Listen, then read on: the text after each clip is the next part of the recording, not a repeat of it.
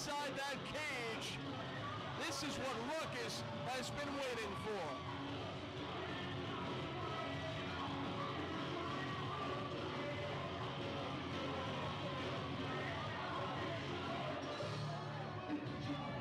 That's what the steel cage does, Jerry. It eliminates all the outside factors. That's why Ruckus wanted this match so bad. He was tired of the interference. He wanted it one-on-one with York.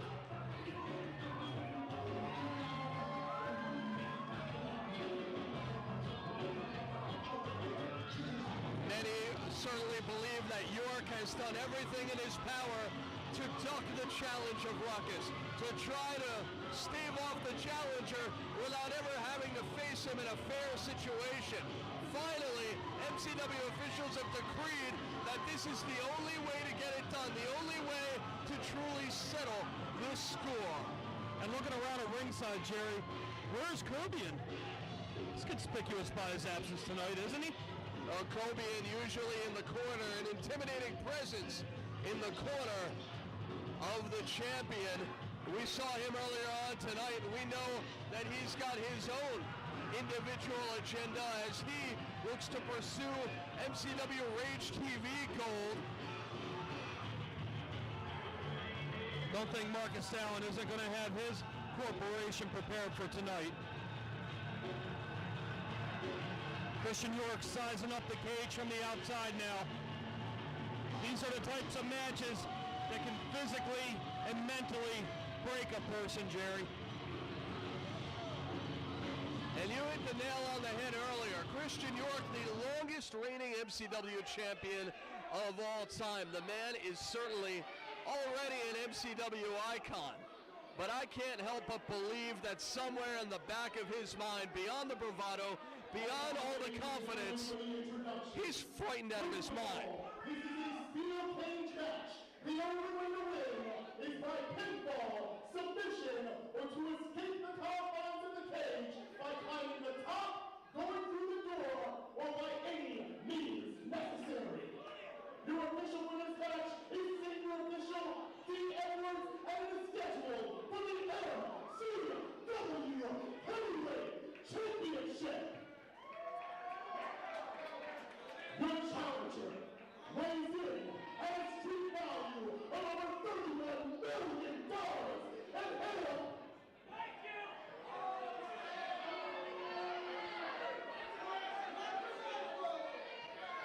Tonight, you're not going to be chanting that and all that kind of crap.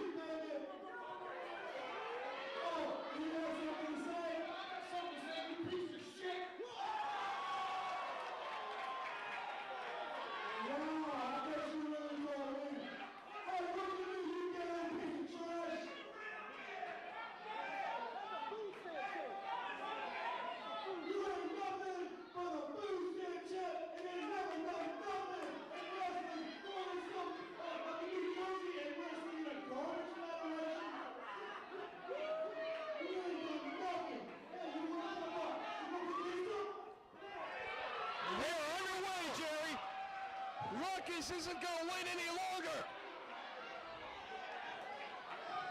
If we had to wait for York to get inside the cage, we could have been here all night, Studley. I was about to ask you, wasn't this match supposed to start inside the cage, not outside? Challenger taking to the champion. There are no disqualifications. There are pretty much no rules here. You got to get the we are going to get a winner tonight, Jerry. We are going to get a winner. You can also win the match by escaping the cage, but first, of course, you have to get inside of it. That's a good point. Oh, no. Oh. York getting into it with the fans and paying for it. And this is a lot more than just the MCW Heavyweight Championship. These are two guys that hate each other, Jerry. Ruckus has caught it all. He took a chance early on and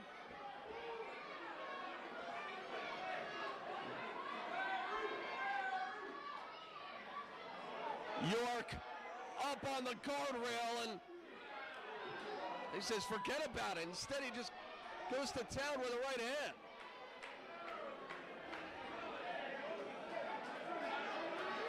If York has been humbled by the possibility of doing battle inside this cage, he certainly isn't showing it.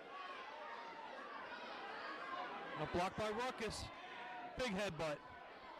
It's a street fight-like environment, and that's exactly what Ruckus has been looking for. He wants to tear into this man, and Christian York, chair in hand, Ruckus with the heads-up play. Back and forth, and York. These guys are going to pull out all the stops tonight, Jerry. The champion, so savvy.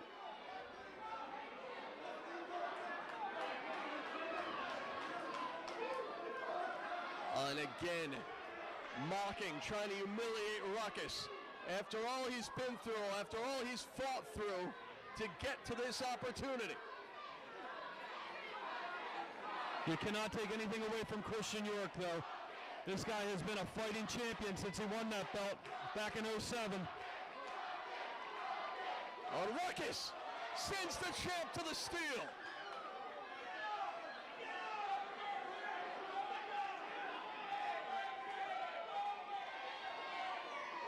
Ruckus is nothing if not a fighter. And now he's got Christian York where he wants him, Jerry. And the cage door just slammed shut. The champion is anything but happy about it. He's trying to escape already, and Ruckus is not going to let that happen.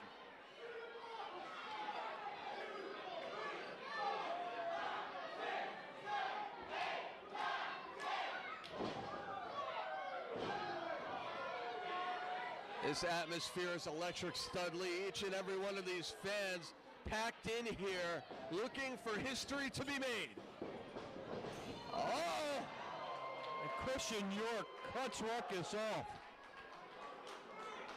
The intellect of a champion. He had Ruckus's signature move scouted, and he had just the answer.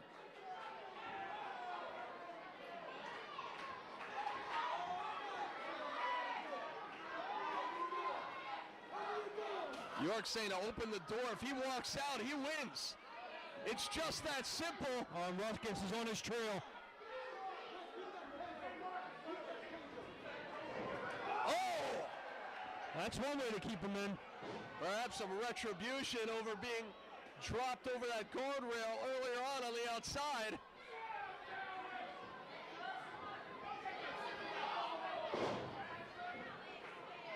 Dropping the knee.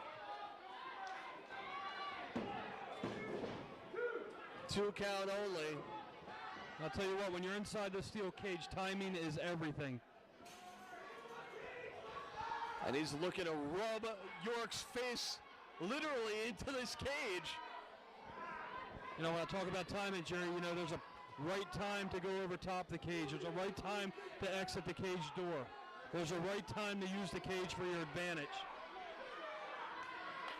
A whole lot of strategy that both of these men are certainly searching for in the unfamiliar.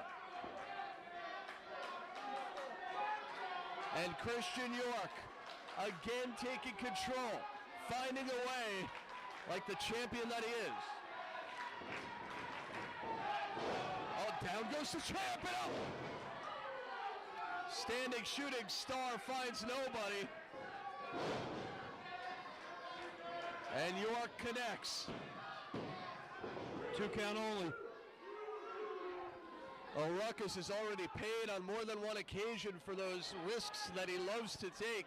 He's going to have to find a way to more decisively beat down the champion, I believe, if he has a chance in hell of walking out of here champ.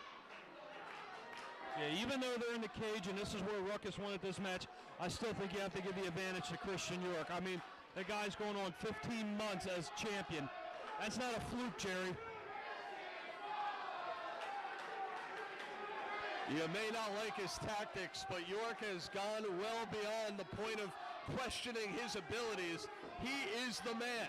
Ruckus looking to upend him from his throne, and now York taking a bad risk. Oh, and did he pay for it? York hits the steel, and Ruckus on him like a rabid dog.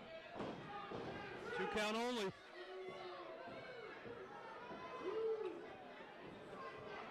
Christian York checking his face, his lips. Has Ruckus drawn blood? What is this? A small package rolling up into a... Looked like he was trying for a fisherman suplex there, but Christian York with the reversal. York has Ruckus so well scouted, but wait, Ruckus has done some homework of his own.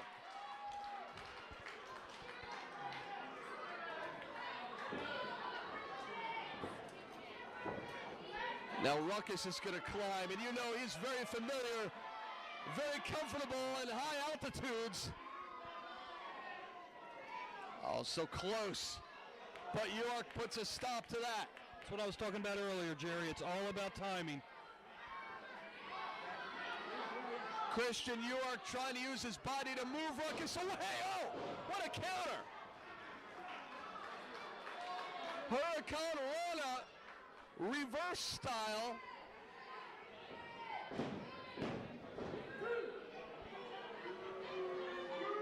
Ruckus back to the drawing board now, and again, pinfall, submission, or escaping the cage, either over the top or through that door.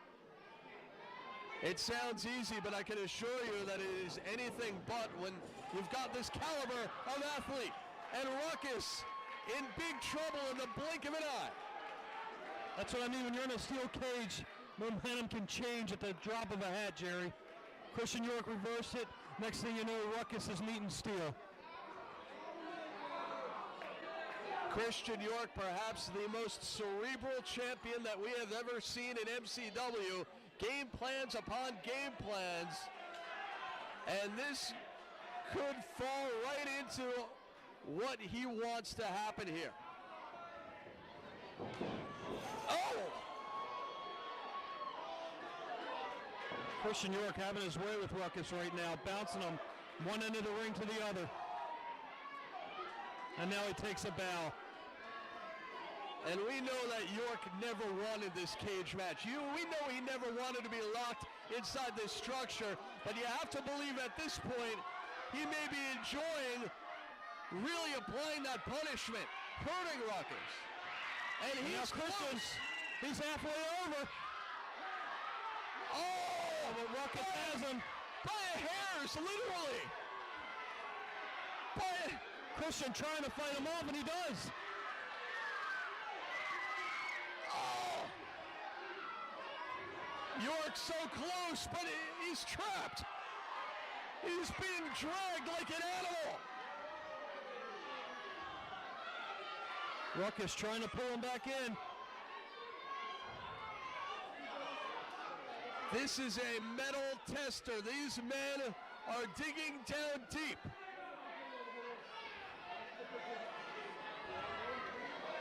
Jockeying for position, and Ruckus went for a German suplex, and he got blocked. And now York's got to get out of the cage. This is his chance.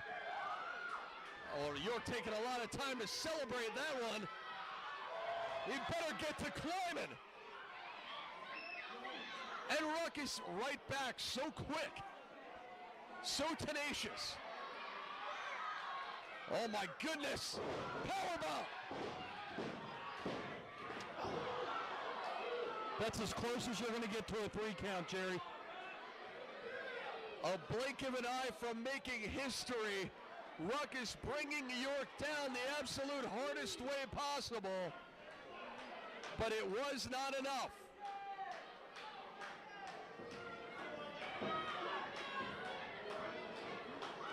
Oh, York finding that split-second opening, jacking his own head into Ruckus's.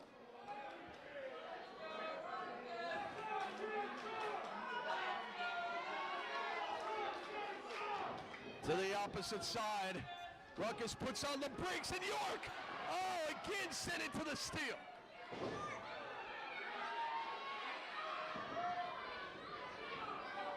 How many car wrecks can one's body suffer before going down in defeat? Both of these men laying everything they got on the line right now.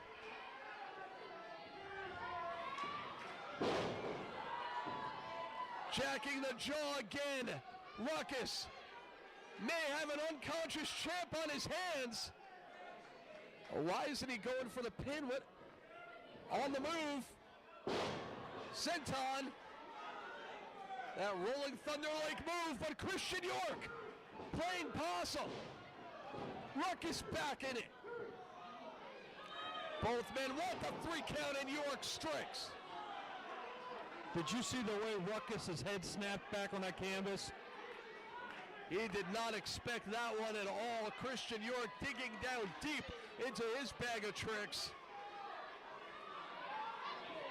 Christian York getting closer and closer to that door.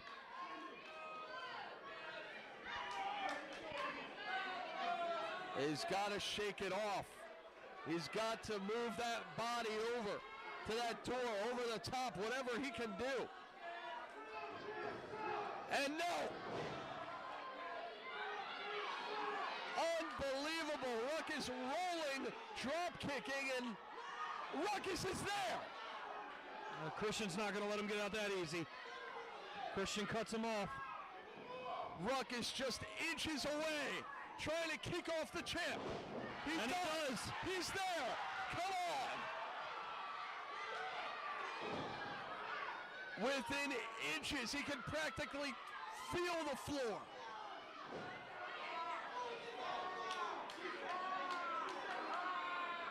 York using an ankle lock. Ruckus. Kick. Another one. Oh, that pinpoint accuracy of those feet. The cage door closes and the war resumes. Backflip twice. Razzle dazzle. Ruckus connecting. Oh! York there to catch him with a leg lariat. York with a dazzling move of his own, and here we go. 2.5.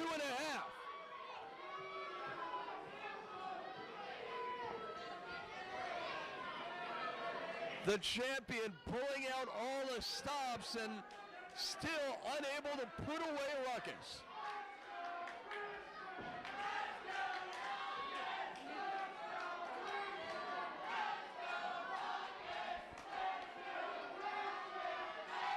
Christian York going to try to climb that cage one more time. Maybe looking for better luck on the opposite side, but no, Ruckus catching up in a hurry. Oh, and they are in high-risk territory. Both men exchanging chops now at the top.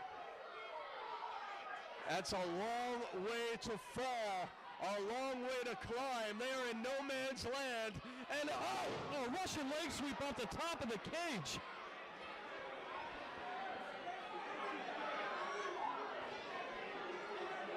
D. Edwards has been taken out of the equation for now. Ruckus is there. Ruckus has hit the floor. We've got a new champion. Wait a second. What the hell? What the? There's Cobian. Ruckus is the new champion, but Cobian on the attack. What the hell is going on?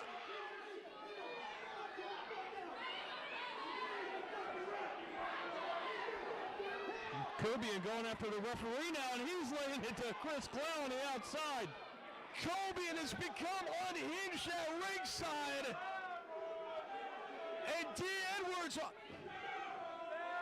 Looks like somebody released a monster from the back. Official D. Edwards has stated that this match has been continued. Oh, wait a second now. That's a great call by D. Edwards. D. Edwards is the official match inside the ring. He never saw Ruckus escape the cage. And Kirby looking to bring a ladder into the cage. Oh, come on. This is supposed to be one-on-one. D. Edwards never saw Ruckus escape the cage. I'll give it that, but there is no way we can allow this. Ruckus has been mugged outside the ring, and all of a sudden we've got all kinds of hardware entering the cage. You almost get the feeling like Ruckus's golden opportunity just slipped right out.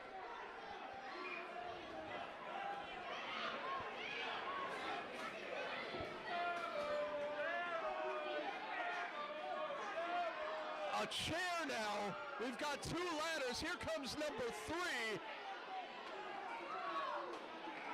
And this has become absolutely ridiculous. Yeah, this ring's starting to look like a Home Depot now.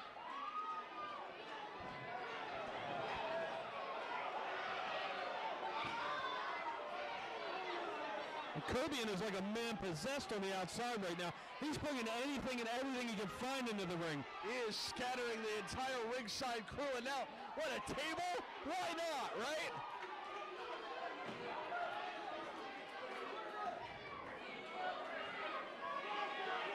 All of a sudden, this cage match is starting to turn into a TLC match.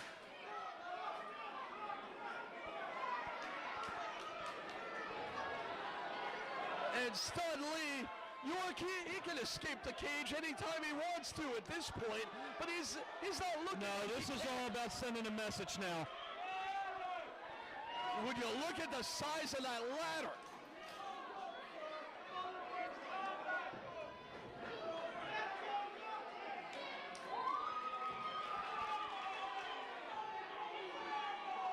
Christian York trying to rip the eyes out of the socket. He is trying to destroy Ruckus here tonight. And it looks like it may just be a matter of time until he does so. Again, no disqualification, no rules really. There's nothing that D. Edwards can do. No, he just has to sit back like an innocent bystander right now. Christian York waiting on Ruckus. Oh, straight to the side of the skull, the ribs.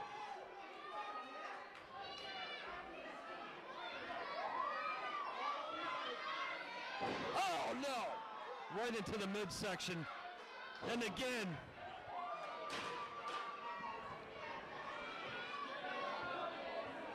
This is too much. This is absolutely too much. And I have to wonder if D. Edwards has any ability to stop this match, because maybe he should think about doing so.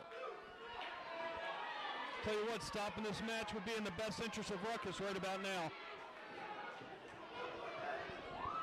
York looks like a man possessed in that cage. Oh no, Ruckus, oh wait! York's stopping himself. Ruckus! Oh, oh no! Oh! Did you see the way his back hit that ladder? There was no give. None.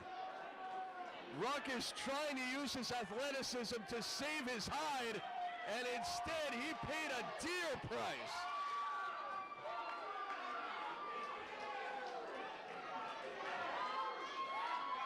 I'm really surprised Christian York is taking his time leaving the cage right now. Oh, York's got all the time in the world. We're talking about a man who's been mugged, beaten, and he's still getting to his feet.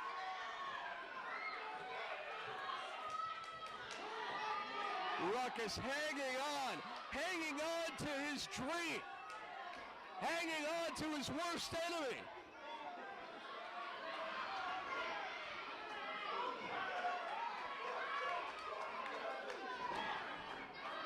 Kick to the head by Christian York. Still teetering along the top rope.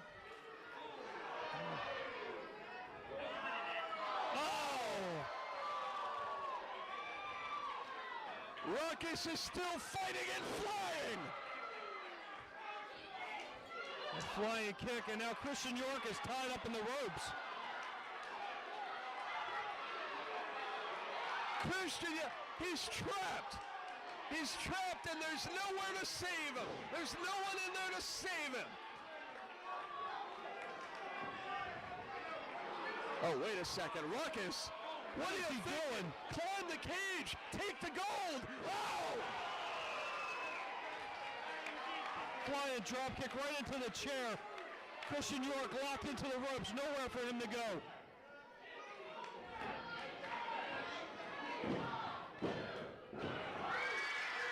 How'd the champ find it in him to kick out there? I have no idea, Jerry.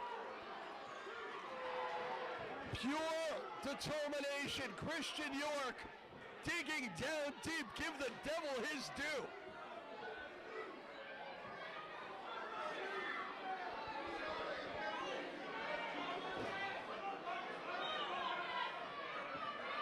And what's going through Ruckus's mind now? Is it victory or is it punishment? I'm going to guess punishment right about now, Jerry. It certainly looks like he's in no hurry to escape this cage, no hurry to end this war. So much emotion, so much hatred between these men built up over the weeks and months. Oh, what the? What is Ruckus doing? I have no idea what he is setting up with those ladders in the corner.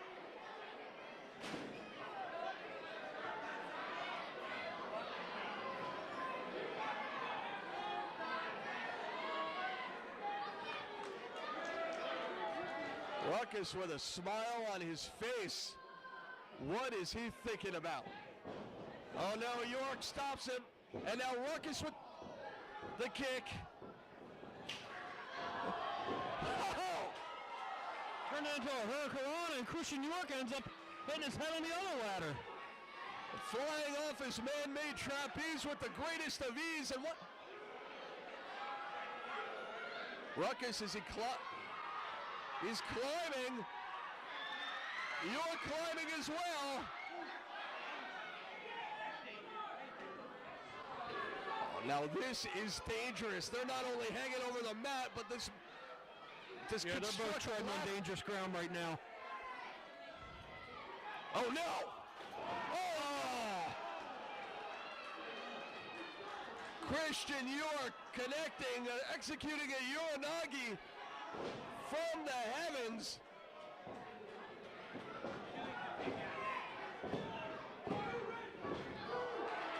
You've got to be kidding. These guys, neither of these guys have any quit in them tonight, Jerry. Ruckus does not want to go quietly into that good night. But how much longer can his body last? How much more can either of these men take? This is just a testament to how important that MCW Heavyweight Championship is. Christian York looking to retain it. Ruckus looking to capture his dream.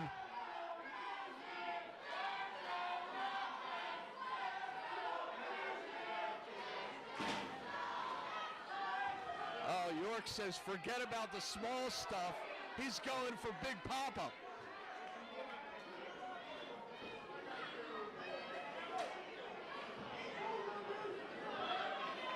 And Ruckus back to his feet. Way too much time, the champion paying for taking his eye off the ball, and Ruckus just like that, rolling neck breaker.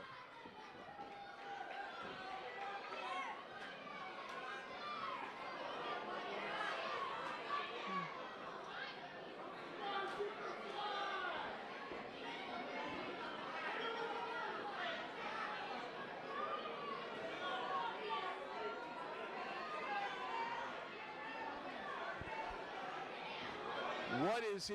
I mean,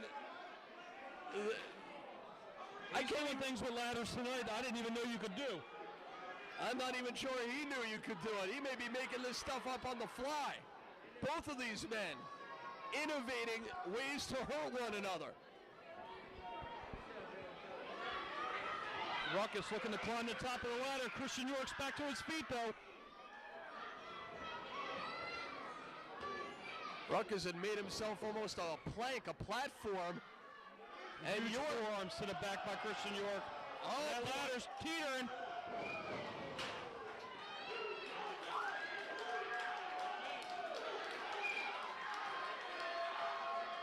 Ruckus coming tumbling down.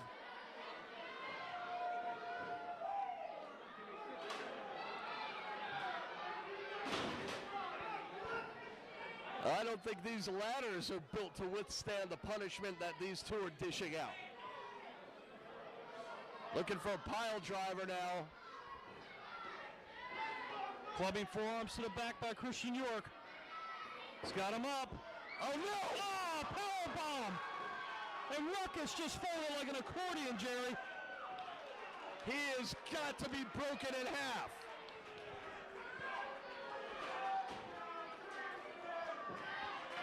That's got to be it.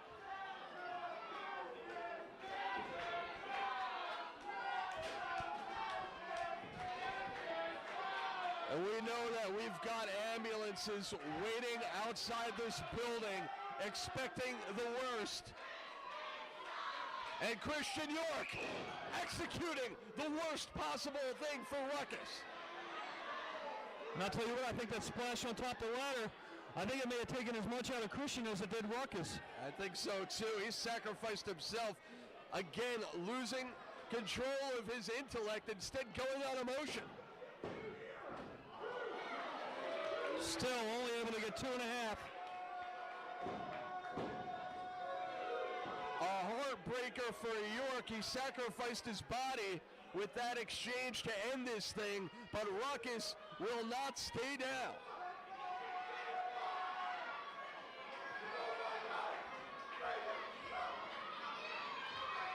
And now York picking up what's left of that ladder. Oh! And a spinning kick by Ruckus. And that ladder caught York right in the center of his head. He knocked him into next week. It's a metaphor for this entire rivalry. York continuing to try to keep Ruckus down. Ruckus continuing his way back. With all the gold on the line. The richest prize in MCW. How much further can Ruckus continue to push himself?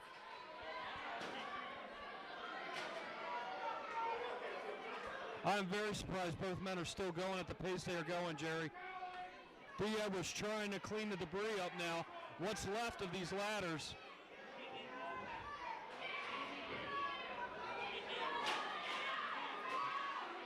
And now Marcus Dowling, he just wants a check.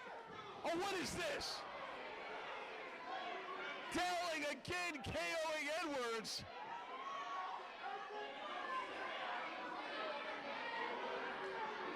Not quite sure what that was all about, but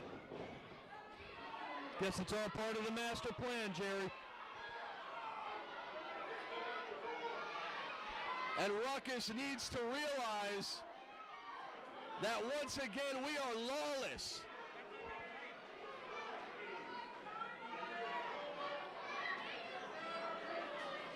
Ruckus pondering his next move with that table. And York catching him from behind. German suplex by Christian York.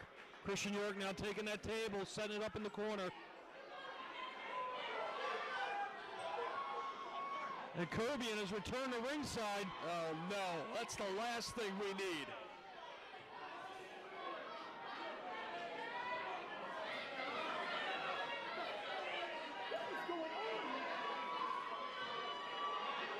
Cobian and York, what are they doing up there?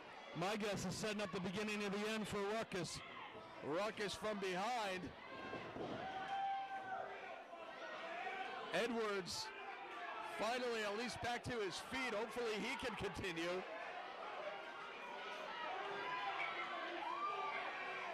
And Ruckus slugging it out with Cobian way up high. Oh, Cobian, a monster, sending Ruckus down again. Oh, no.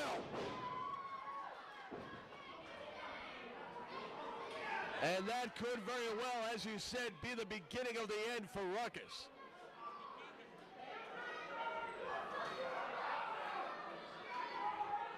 It looks like Christian York has big plans for that table.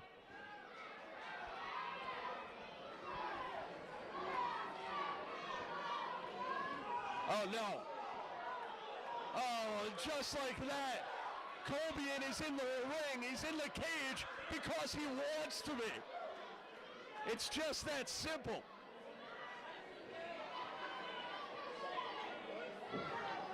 Oh, no. Another mugging. Oh, hold on.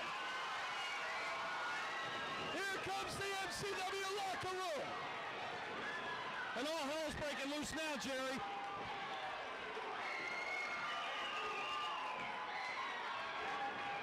Stigma and McBride leading the pack. And look at Kobe, he's fighting them all off. Oh, this is unbelievable.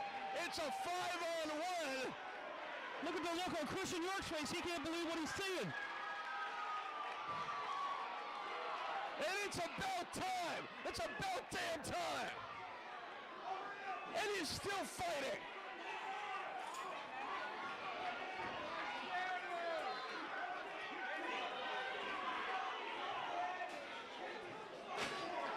Oh my goodness. Christian York doing his part from inside the cage.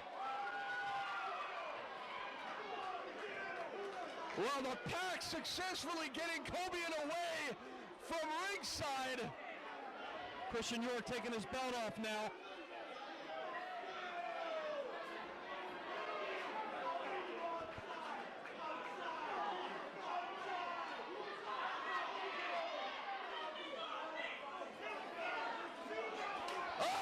Christian York just wasting that belt away at Stigma and McBride. This is chaos. The champion is spoiling for a fight with the tag team champions of all people. Somebody needs to get these guys out of here. And wait a second.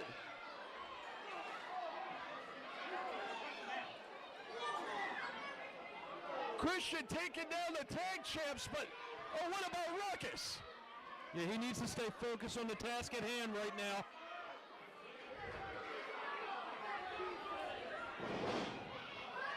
And York sends Ruckus out as well, and he's almost over. Oh, would you look at this? Oh, no. Oh, no. This is bad. What is he doing? Christian York. Oh!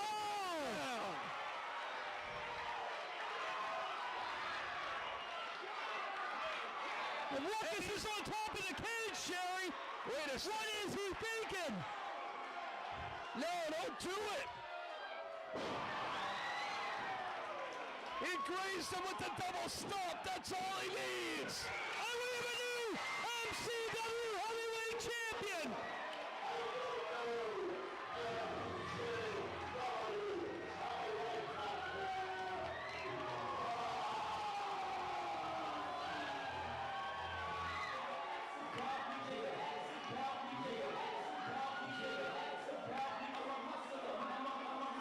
That was a gutsy call at the end there, Jerry. Ruckus had his chance to go over the top. But once again, it came down to what this whole match was about, inflicting more pain than the other man. Who is willing to put their body on the line? Who is willing to take it further than they ever had before?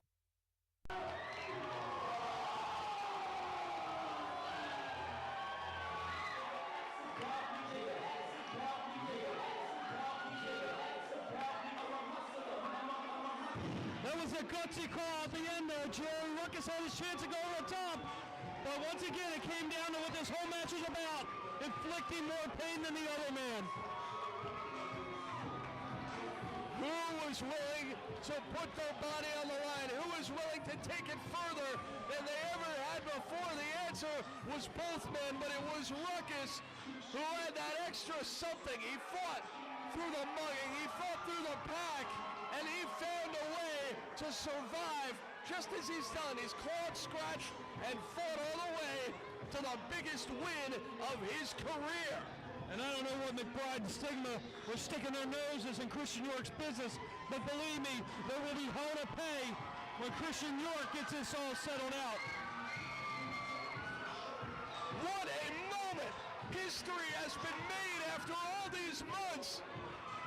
After all this time, we finally have a new Maryland Championship Wrestling Heavyweight Champion. Oh, look at this. Now they're all grabbing Marcus Dowling. This man did nothing wrong. He is an innocent bystander in all this. Oh, you go! Oh, and Pete Edwards just cracked him with a chair.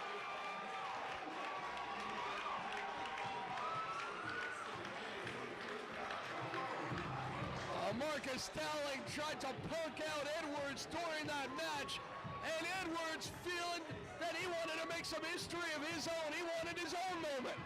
And Ruckus might be celebrating with his friends right now, but I'll tell you what, as MCW Heavyweight Champion, as Christian York proved for 14 straight months, there is no rest for the weary. It will be interesting to see what MCW has in store for the new champ come April 11th.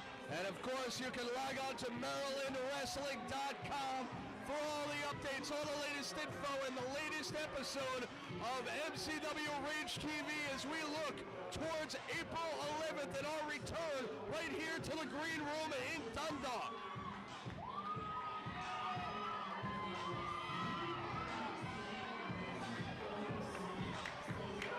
This celebration will continue, you have to believe, well into the night.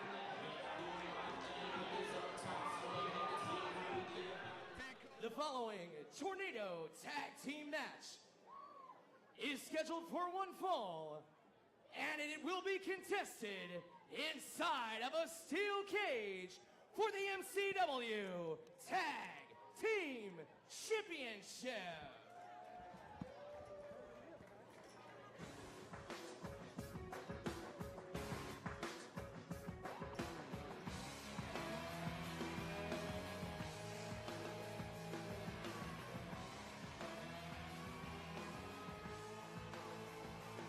Here we go, Brent, for the first time in over 7 years, a steel cage match here in MCW, and it is for the Tag Team Championship. From HE double hockey sticks at a combined weight of 380 pounds, Jimmy Stars, Sexy Steve, the Hellcats. Well, they may have come and stayed for the MCW Superstars, but the name of the game tonight, the real superstar here, is 10 feet high and made of unforgiving, flesh-tearing steel, my friend. That steel cage is unforgiving. And it will determine who will walk out MCW Tag Team Champions. Challengers already in the ring. Here come the champs.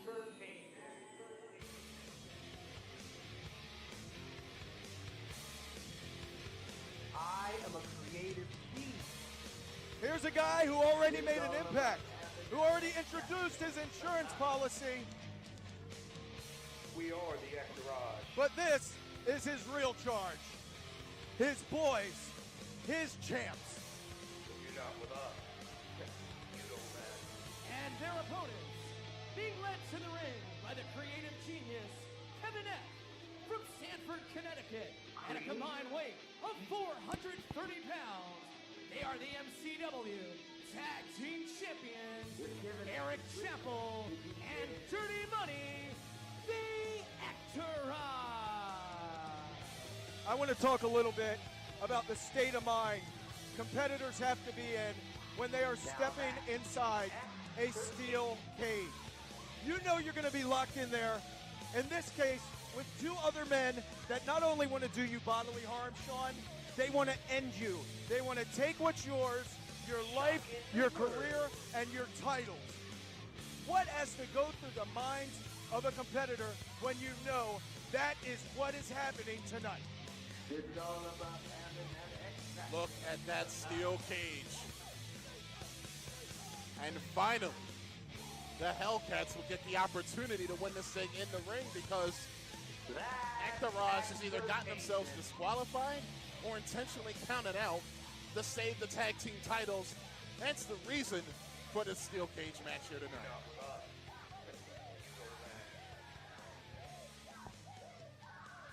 Hellcats not wasting any time. And you got to believe voluntarily that Dirty Money and Eric Chappell, the Entourage, the tag champs, would not have gotten in that ring. Listen to this sound, Sean. Here it comes. Oh, look at this. And they have shut the door, and they have locked Dirty Money out of this thing. And remember, they can win the titles this way. Dirty Money trying to climb in, and he gets knocked off here. Well, I got to tell you, fair is fair, and turnabout is fair play. You got to think this is a smart game plan after everything that the Hellcats have been through. They are now in a 2-on-1 situation with Eric Chappell, which ironically is how Entourage got the championships back. And at in a rare moment for the creative genius, his team, the champs, the Entourage, find themselves in a precarious position, 2-on-1. Dirty Money finally got in and breaks up that count, and now all 4 men are inside that cage. Dirty Money's a difference maker. We just saw that. Dirty Money, if I'm going to war, is a guy I want on my side, no doubt about it. Cage door being locked. Pinfall or submission will win the match. And remember, everything is legal, as you saw right there. No disqualification, no count out. The only way to win this matchup is to incapacitate your opponent to the point that he either says, no more, I submit, or is down for the 3 count. And the person, the team that does that to their opponent will leave the tag team champions. So Entourage ramming Jimmy Stars into the cage. And remember, no tags necessary, tornado rules. Well, I mean, you can't have... This is no country for old men right now. There's no law and order inside that steel cage. Look at this. And Kevin Eck, look at him, the creative genius, right in the face of Jimmy Stars as Sexy Steve being pounded on over there. Jimmy Stars' face being almost pushed through the cage. Dirty Money, boy, he enjoys winning, doesn't he? He enjoys embellishing and having that spotlight on him. Hold on. Inverted atomic drop kick there from Steve. And now, Eric Chappell and Sexy Steve going at it. And Sexy Steve goes into the cage. I got to think too here, Sean. I want to pose this question to you. Yes. The Hellcats, what brought them to the dance is that innovative tag team maneuvering. Yes. Those certain offensive maneuvers that I've never seen before except out of them, out of THC. Right. Do they have enough elbow room, enough space to execute those inside the confines of the steel cage? That's an interesting question because you got to think the steel cage might negate 50% of the offense for the Hellcats that we're used to seeing from them. There'll be no planchas out to the floor. So we're going to see if there's another layer to the former tag champs because you got to brawl. You got to fight in a steel cage. I'm not saying they can't hold their own, but Entourage is that's kind of their MO. Never question the toughness of the Hellcats. We've seen when the chips are down how tough they can be. They had to be tough when they won the tag titles originally. The tag team landscape here in MCW and on Rage TV, I don't think it's ever been more competitive. And we're talking about a company that comes from an era of THQ, York and Matthews, the Hardys. Yes. Some of the greatest tag teams to ever exist in independent professional wrestling. Look at that nice kick. Oh, beautiful kick. This crowd reminding Kevin Eck that he got fired. I think Kevin Eck's got other things on his mind right now, not the past, but the future. Oh! Eric Chappell ran himself in the cage. Wow, Hellcats almost took advantage of a huge mistake by the tag team champions. Well, that's what's on the mind of Eric Chappell there. I think that steel fence going right through his head. Eric Chappell is hurt. And now, can the Hellcats take advantage? Double Irish whip, and they're both trying to get out of the cage here. Trying to book. That's not going to win you the match, gentlemen. Oh, but it might cost them to lose the match. Crucial mistake by the champions. What sick, twisted sociopath with a personality disorder ever thought of building a steel cage and putting two professional wrestlers inside of it? I'd like to know that. 4. Who thought of that? Because they are an extremely disturbed individual.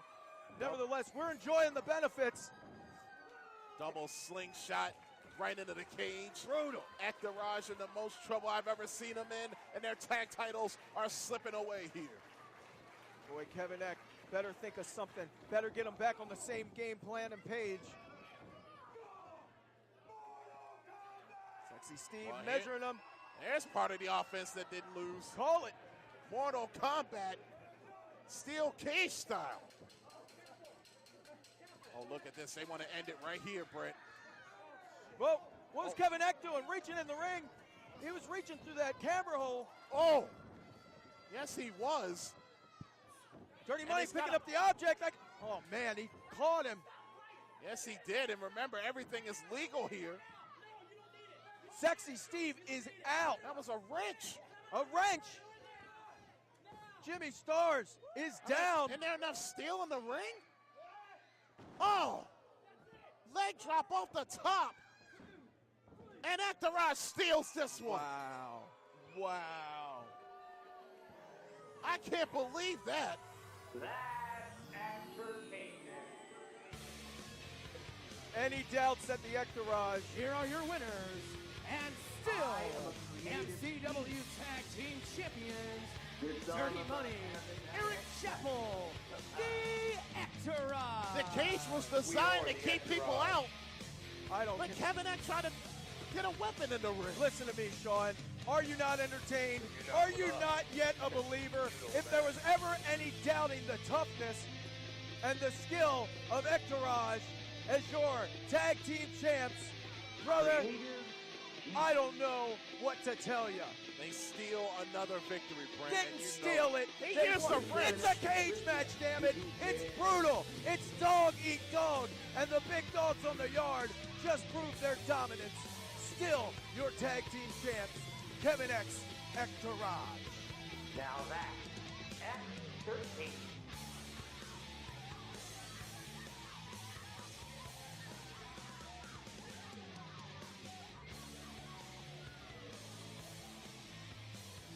Shocking the world.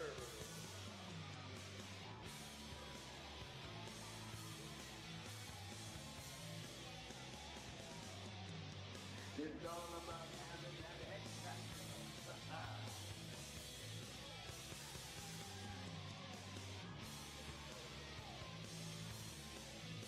Ladies and gentlemen, this is your main event of the evening. It must be won by pinfall or submission, and it will be contested inside of a steel cage for the MCW Heavyweight Championship.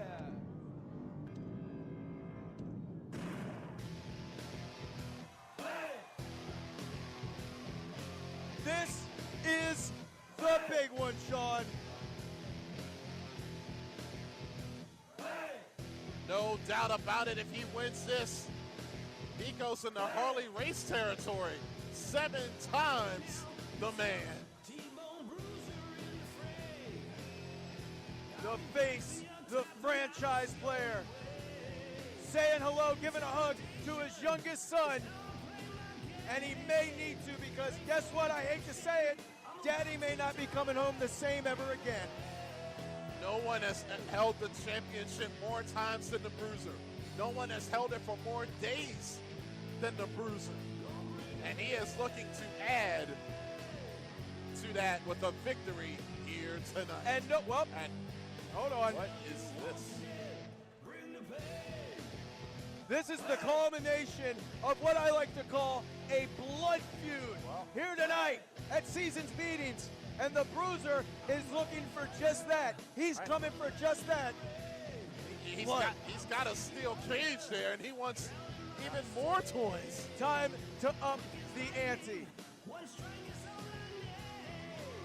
He's been in a foul mood ever since, well, I think he was born in a foul mood, but an even fouler mood since losing that MCW Heavyweight Championship. I tell you what, Danny Mays might want to get out of the cage. Get the hell out of there, Danny. Get the hell out of there. He might be trapped in there. You ever heard of an incidental, a casualty of war? Oh, yeah. That might be what Danny Mays is about to turn into. There will be no friendly fire in this one. No love lost and blood spilled. Bruiser looking to take home his 7th MCW heavyweight title. Have you ever seen anything like this before, Brent? The cage loaded with weapons before the match even begins. And he's looking for more weapons. I would not want to be the champ, the King McBride, at this very moment. Oh my goodness, what else is underneath this ring? There's more chairs. How many chairs does he have in there right now? I tell you what, there's nobody that's going to throw them back out. No, I don't think we're even safe up here. I think there's about 20 chairs in the ring. Somebody could die here tonight. I'm just going to say it. Let's hope not. Somebody's career is going to end here tonight. Somebody is going to get seriously hurt. And we are going to determine once and for all who's the rightful MCW heavyweight champ.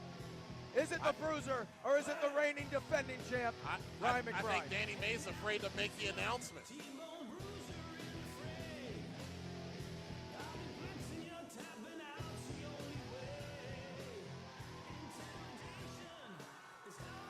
All serious.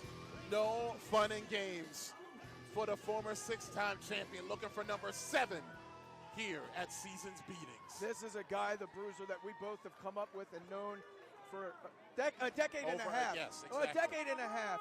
I've never seen him in this state of mind. And he's a guy who has been in wars before. Rise, peasants, and bow to your lord and master, the king of Maryland wrestling. Get out of there, Keenan.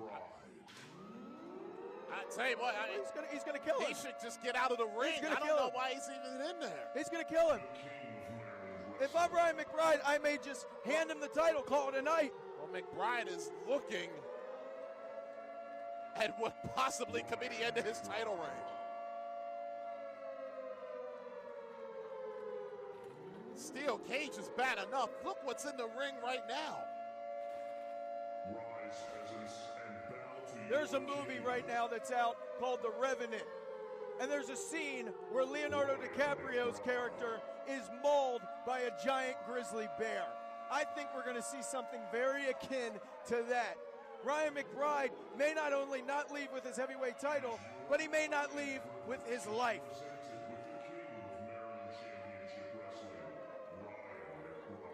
The stakes have never been higher, and the blood has never boiled more bitterly than between Ryan McBride, the king, the champ, and the franchise player, the Bruiser. It's obvious that McBride does not want to get in the ring right now.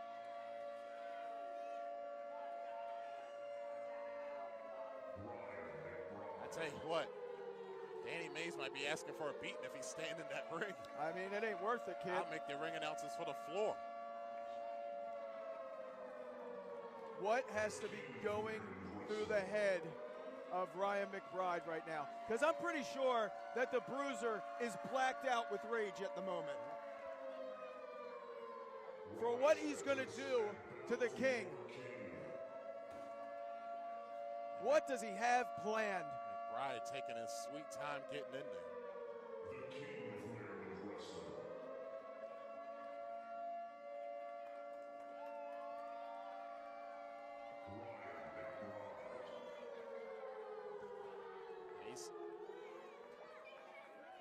He's entering the danger zone right now.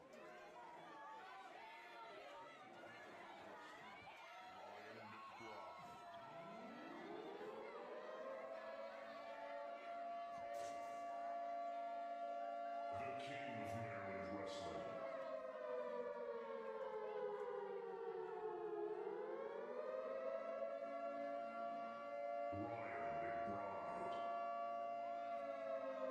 Look at McBride. He's what? Scared for his life? He's stepping in a ring with a caged animal. He's stepping into the 9th circle of hell. He's stepping into Dante's Inferno, and at the epicenter of his pain and torture is the Bruiser. Look at the Bruiser. He's just waiting. He can't wait to get this thing started. And it's not going to start until McBride gets in there.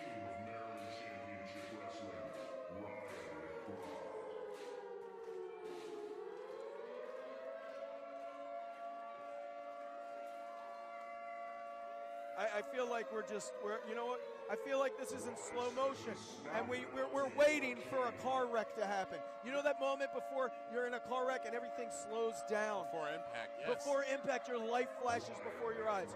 We know this is going to be ugly. We know. Right now! Get your butt in here, punk! We know it's going to be ugly. How bad? How ugly? We know they're not going to be the same. How much are they going to leave in that ring, in the cage?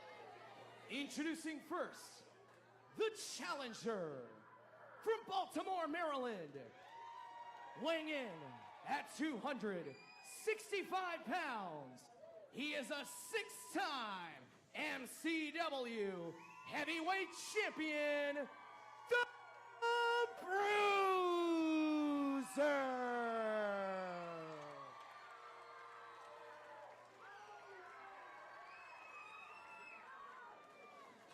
And his opponent, currently residing in his winter palace in Huckabee, Washington, weighing in at 200 pounds, he is the MCW heavyweight champion, the King of Maryland Wrestling, Ryan McBride.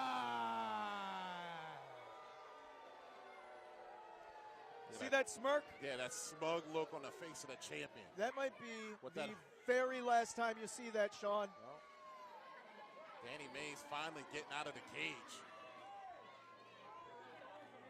Is this match for the MCW Heavyweight Championship? And again, not only may that be the last time we see Ryan McBride smiling with all his teeth, that may be the last time he puts hands on that heavyweight title. You're right about that. Foreign territory for both men here. Cool. As the MCW Championship is about to be put on the line. Put on your seatbelts, folks. This one is gonna get ugly. Prepare and brace yourself for a collision. There's a referee now locking these two men in the cage. This match can only end by pinfall or submission.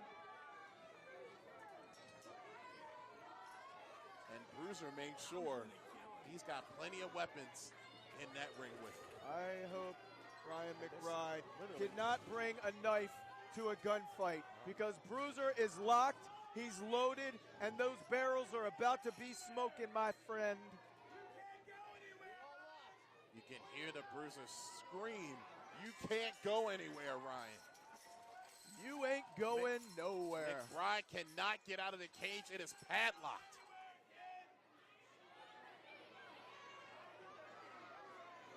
And the Bruiser, he's soaking it in. He knows he has McBride where he wants him. Finally, one-on-one inside the cage. Bruiser looks like you could roll him out of bed and into a steel cage. He looks right at home, doesn't he?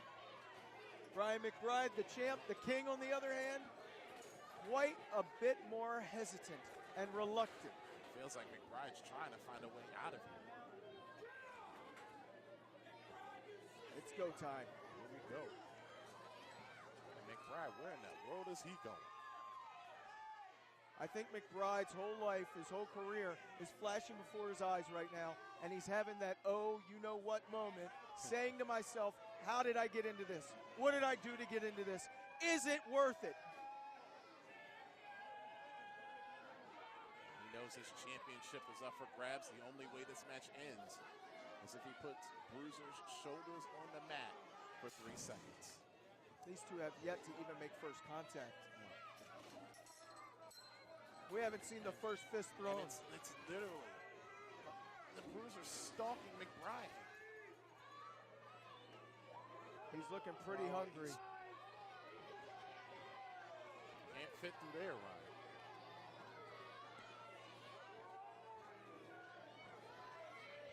These people are so anticipating this match.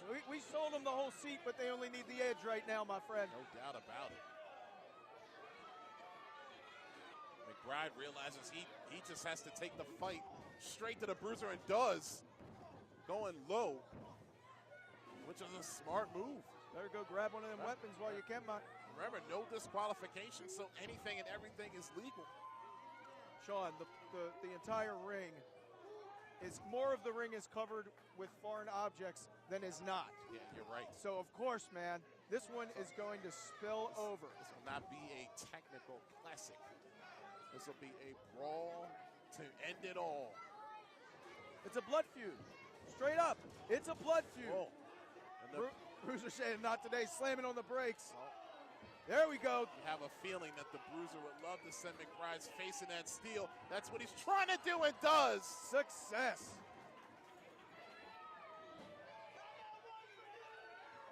And now to the other side goes McBride. And you gotta wonder.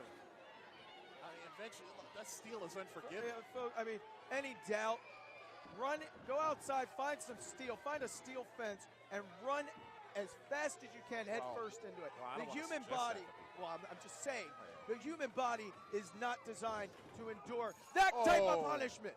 And now his whole body just went into the steel. First cover of the match. And a 2 count. I mean, you got to realize McBride's body just went into the steel. Yeah. And now, Bruiser grabbing one of the 25 chairs in the ring right now.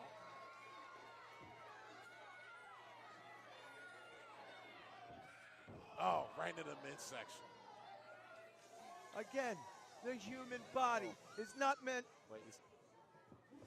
to endure that kind of punishment. You just have this feeling that the Bruiser's enjoying himself right here. As a cover.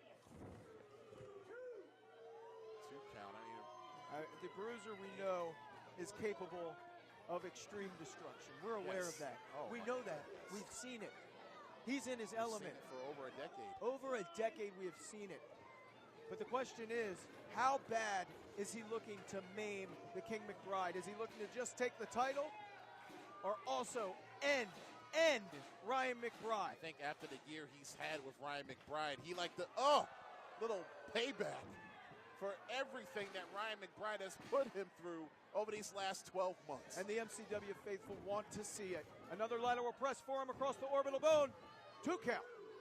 Kind of strange with the Bruiser not hooking a leg there, but I think he wants to keep I think he's enjoying himself right about now. When you realize that you have the man that you hate so much caught in a predicament like Ryan McBride is caught in right now, you can do anything you want and take all day to do it.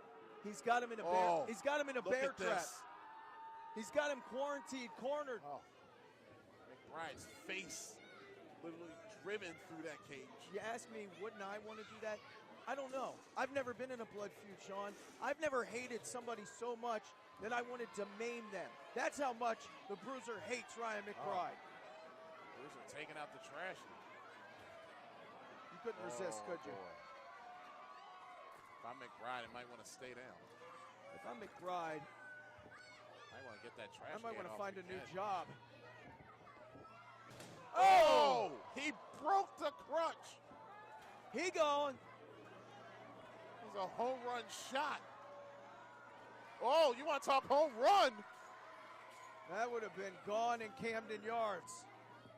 Oh, a baseball bat.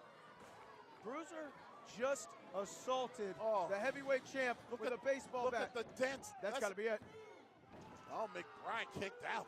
Do you realize what these two men are doing to one another are the type of things that could get you sent to jail for 20, 25 years? Yes. The assault and battery, the maiming that is going on, and it's coming only from one direction right now, and that direction is the Bruiser. Referee got hit right there. Ref in the way. That's a, dangerous combat out here. Close quarters. Come on, ref, watch out. Oh, and the King taking advantage. I mean, the referee got hit. I don't know who that, or maybe he's a little inexperienced, but wow, drop kick. This isn't the time for an inexperienced official. No offense to the brass here in MCW. You want your best man on the job. Well, he was assigned this contest. Well, guess who's paying for it now? Well, yes, the Bruiser. As the King taking advantage of a mistake. Yeah, but you better believe he'll take advantage. He'll doubt. He'll take it. That man was just in a position where he feared for his life, and now the tables have turned. And you better believe that the King McBride has a mean streak, and it's about to be shown live and in living color here on MCW Rage TV. I mean, the King realized that he's in big trouble, but he's in control right now. I mean, think about what's happened to the Kings already. They lose the MCW Women's title. There's a cover. First one out of McBride that could do it. And Bruiser kicking out. They lost the Women's Championship tonight. They have lost the Rage Television Championship tonight. Will the Kings go 0-3? Will they strike out and McBride lose the heavyweight title? That's a great point, Sean. Their stock was just cut by 2/3 in one evening.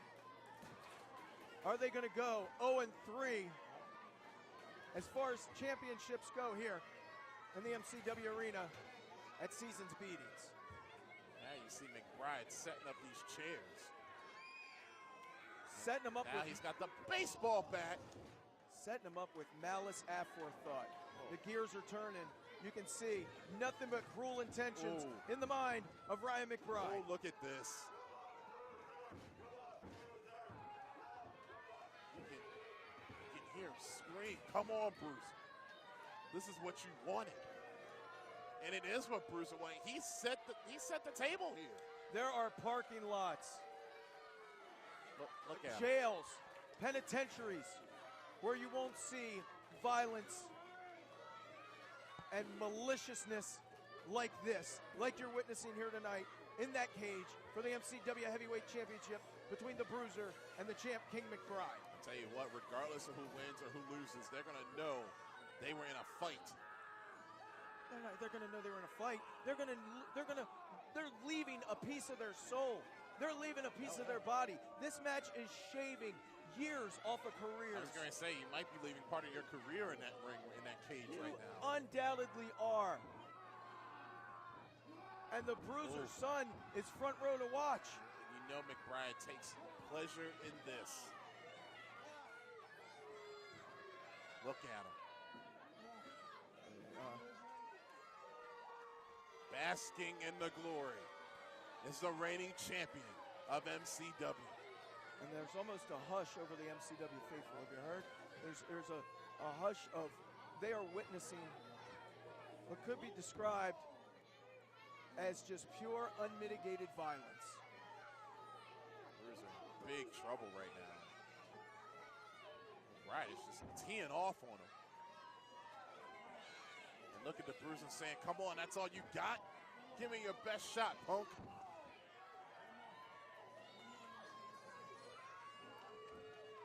And look at the Bruiser. And McBride continuing to tee off on him here. Not a place where you see the Bruiser often. Tell you what, McBride might break his own hand trying to hit him. Whoa! Oh my God. You want to talk about broken hand? That might be it right there. Oh my God. McBride, How did McBride fight out of that? Broken hand, broken skull. Bruiser buys himself some very valuable breathing room. Both men are down with the MCW Championship up for grabs here. And the Bruiser trying to find the will to get up here. So much to lose, so much to gain. Who will leave the MCW heavyweight champ? Bruiser up first. Oh, McBride got the first shot in. There's that trademark haymaker-esque uppercut by the Bruiser. Oh, what a shot from the Bruiser. Nobody does it better. How are these men standing after these shots? Back and forth, brawling. Both men, though, Look at this. still vertical. I think Bruiser's shots are getting through. That one certainly got through. Another clothesline shot. And the Bruiser using the greatest weapon of all, himself. Uh-oh. Bruiser drops him. Long fall, rough landing.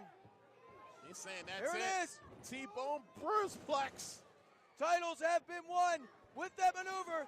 Cover, 2, 3. Oh, McBride kicked out. I don't know how he did it. That was a close one, though. Yes, it was. I don't know. I'm not in that cage, so I can't call it, but The match continues. doesn't really matter what our opinion is. No, the only opinion that matters is the referee right here. Oh, look at this. Yeah. There's nothing but evil intentions here. Yeah, this is going to be bad. This is going to be really, really bad. Ryan McBride has no idea what's coming up, or does he? Puts the brakes on, and the Bruiser face first into the chair that he himself set up, and here comes the DVD. Connects. With authority. His Oh, Highness, no. the cover. That's it. No, he kicked out. What is ushering these competitors to muscle out of some of the most brutal punishment we've ever seen here in MCW? McBride is wondering, if I can't beat him with that, what in the world do I have to do to beat this man? McBride gave him his best shot, and the Bruiser still kicked out. All in the interest of settling the score. All in the interest of the MCW Heavyweight Championship. Look at McBride here. What is he thinking? I can tell you what, he's not thinking anything good. He might be thinking of a harder landing for the Bruiser here. Get on out of here. Uh-oh, look out. Into the cage! Oh! And dumps him! Oh! Right on his head! Right on his head and neck, and McBride could be hurt. Landed high and tight. He could Cover! be out! No, and a kick out. I don't know. I don't know what to say. I don't know what to say. These counts are so close, Brent. My respect for the Bruiser, my respect for Ryan McBride. Listen to the people. They're screaming that was 3. Referee Through saying the it's roof. only 2. And this match continues here. How far are we going to let this go, though? Obviously, till we have a winner, but I just worry about the well-being, the safety, the health, the long-term effects for both the Bruiser and Ryan McBride. Right. What is the Bruiser thinking? Oh, this game. This is a dangerous, dangerous situation here that the Bruiser is setting up for Ryan McBride. Oh, but he didn't see. Took a little too long. Yes, he did. Oh, God. Oh, God. Oh, no, not a DVD. Right on the stop sign. Somebody's got to put a stop to this. The cover. And again, the Bruiser kicking out. There's no words for it, Sean. The fight, the competitive spirit, the ability to go to war and do horrible things to another human being. It's off the charts. It's off the freaking charts. Bride's wondering what in the world does he have to do now? That facade of pure pain. And Bruiser's still running off adrenaline. Ryan McBride still running off adrenaline. Listen to these people. They want to see a new champion crowned. At this point, I just want to see. What is this? I just want to see both men be able to walk tomorrow. What? McBride just set Bruiser up on top of 2 trash cans. Somebody could leave in an ambulance. If McBride has his way, it's going to be the Bruiser. He wants to smash him through the trash cans, but he doesn't see that the Bruiser's on his feet. Oh! What's the Bruiser thinking? And now both men are fighting on top of the cage here. Dangerous situation for both champion and challenger here. Beyond dangerous. Oh, God. Oh, God. This? Oh, my God. Holy God. Side Russian leg sweep off the top. Jesus. They're done. Oh, they're done. Through 2 trash cans. Doesn't matter if you win the title. Look at the Bruiser. He's got an arm on him. We got a new champ. Wait. What the hell is this? Wait, he didn't kick out, did he? What is this? No, he didn't kick His out. shoulders are still down. You're telling me this ref has a trick shoulder? What is going on here? What is going on? What is going on in the name of Jesus is going on here? McBride's shoulders never left the mat, and the referee just stopped counting. These men are killing each other, and your shoulder's going to go out, ref? Oh. He's saying it was 2, but McBride never got his shoulder off. The Bruiser continuing the onslaught here. I guess the Bruiser's realizing he wants to win that title, and he's got bigger fish to fry right now. Well, I got to think that the Bruiser may have a thing or two to say to that referee if he survives this matchup. I think we're going to, whoa. Well, he almost hit the referee. Don't want to do that. I think the Bruiser wants to ensure that there's no issue whatsoever. Mistakes after happen. this. Mistakes happen, injuries happen, sometimes- but high risk. Look at me. That was crap. That was bull crap. Bruiser's not going to cry about No, it, Brent. you fire that ref. And Bruiser, you finish the job. Right now, he's got a job to do, and that's referee this championship match. Yeah, he's doing a crap job at it. And look at this. Oh, my God, he's building another level? Don't tell me we're going to need more chairs. Do we have any in the building left? Unoccupied? This is dangerous. Dangerous ain't the word. This is borderline I'll tell you what, homicide. When he drives McBride through this, there will be no controversy. Look at this. How many chairs does he have set up right there? You're the numbers guy. 8, 10, Well, there's 12, 50. There's 6 on the bottom, 3 in the middle, and 6 on the top. Chair right into the back of McBride. Just for good measure. Going for it. As we said, Going for it. There will be no doubt about this one. And what is this? Oh! Well, they have no influence in it. Oh, watch your fingers, boys. Well, that's what that cage is designed to do, to keep people out. And McBride's last gasp of retaining the title might have ended just there. The Bruiser is hell-bent and hell-bound on leaving with that MCW heavyweight title. Look at this. And now Ken Dixon climbing the cage. And he's, oh boy. It was at that moment. He's got him by the beard. Dixon realized he screwed up royally. Oh, dumped him right on the Dixon line.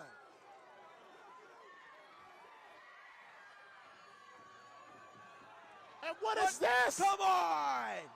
Get that crap out of here. What the hell was that? The referee! Oh my God! Jesus. Oh no! Oh no! I am not believing this. This is a load of garbage. And now I the am insurance not believing this. The insurance policy, Kevin X insurance policy, Paul Jourdain.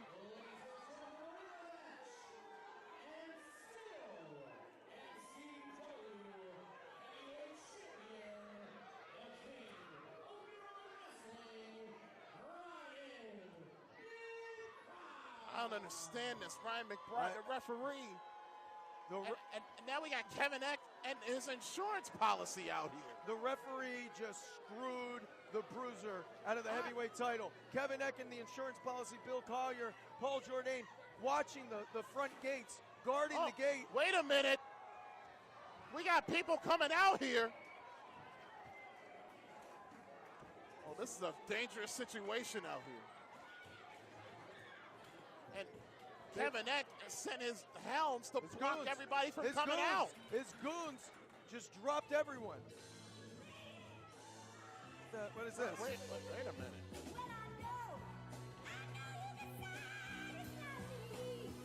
Black Wall Street. And now, oh my God, this is going from bad to worse. I don't like where this is going, Sean. Oh my God. You said it. If the Bruiser thought he had trouble before. Bad to worse. And look at Kevin X saying, come on. Is everybody in cahoots here?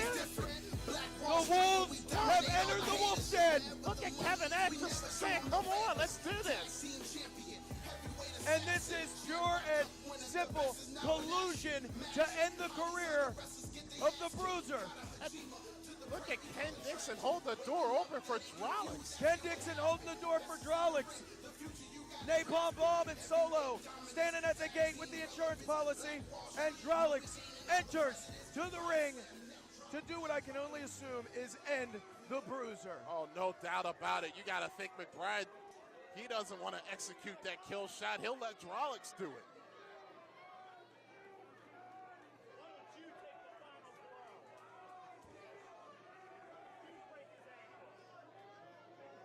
They're not friends, but Brent, they have a common enemy. And they have history, so Drolix taking off the coat. No. This is going to be bad. This is not so bad. Good at all. The Bruiser. Oh no. Well, it was a hell of a career for the Bruiser. It's going to end. I mean, you hate to see it end like this. Yeah, I would have liked to see it end on his terms, but I know he's made a lot of enemies. well, this is plain and simple. This is an execution, Sean. This is a public execution. Is this the last time we see the Bruiser? Well, look at McBride saying, let me go ahead and do it. Oh! What? What is that?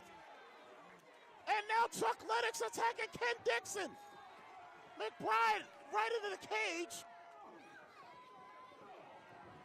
Uh-oh. This is insane. Look at the big men. Oh, Look at the big God. men. Oh, we got a showdown here in the rampway. It is going down. And it is going down here. Black Wall Street. Oh. Dismantling the Dixon line. That's the war. kingdom. And the insurance policy. Black Wall Street going after the insurance policy and the Kings. Look at this. Never in my life did I think I would see this sight.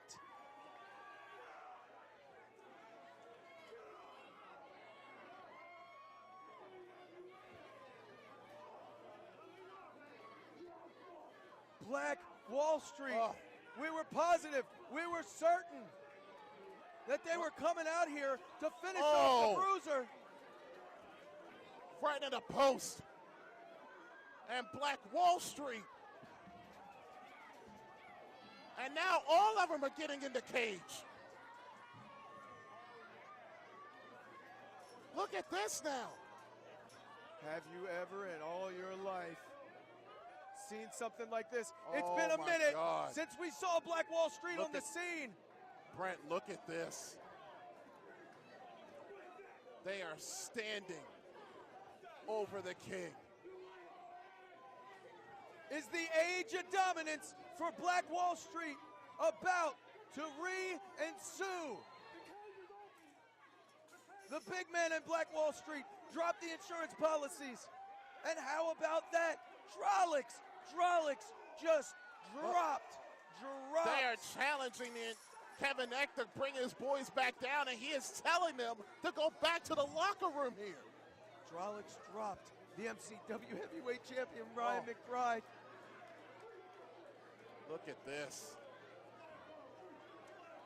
Never in my wildest dreams would I have imagined this happening.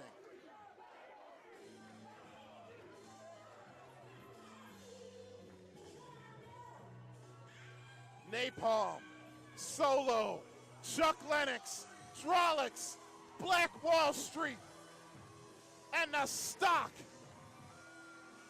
has risen again. You know what this is, Sean?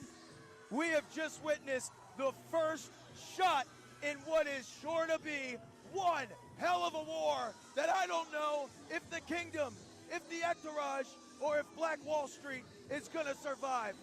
Nothing here in MCW is ever going to be the same again because Black Wall Street is back. What a night. And ladies and gentlemen, we thank you for joining us here on MCW Rage TV for Seasons Beatings. For Brent Herring, I'm Sean Cradle. We'll see you next time. What a war. Body slam, neck drop, leg drop the weaker. We play to win, not to be. The MCW Rage TV Championship.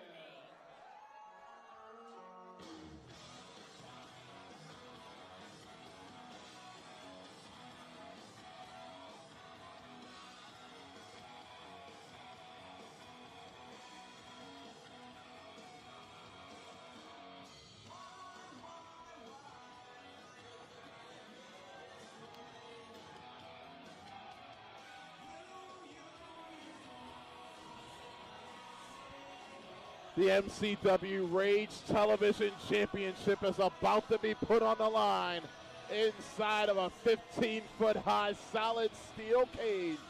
And here comes the challenger and former Rage Television champion, Brandon Scott. As a matter of fact, Brandon Scott has a lot of good history in this building, including the night he won the Rage Television Championship right here in Hollywood. Can he do it again? Will he become Rage TV champ for the second time? But to do it, he's got to beat Ken Dixon.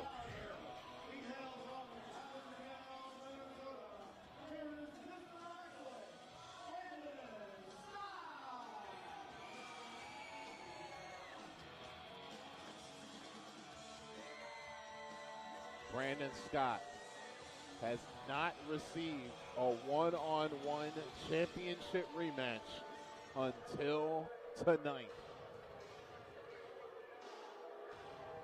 as he's battling the man who took the title from him in December of last year.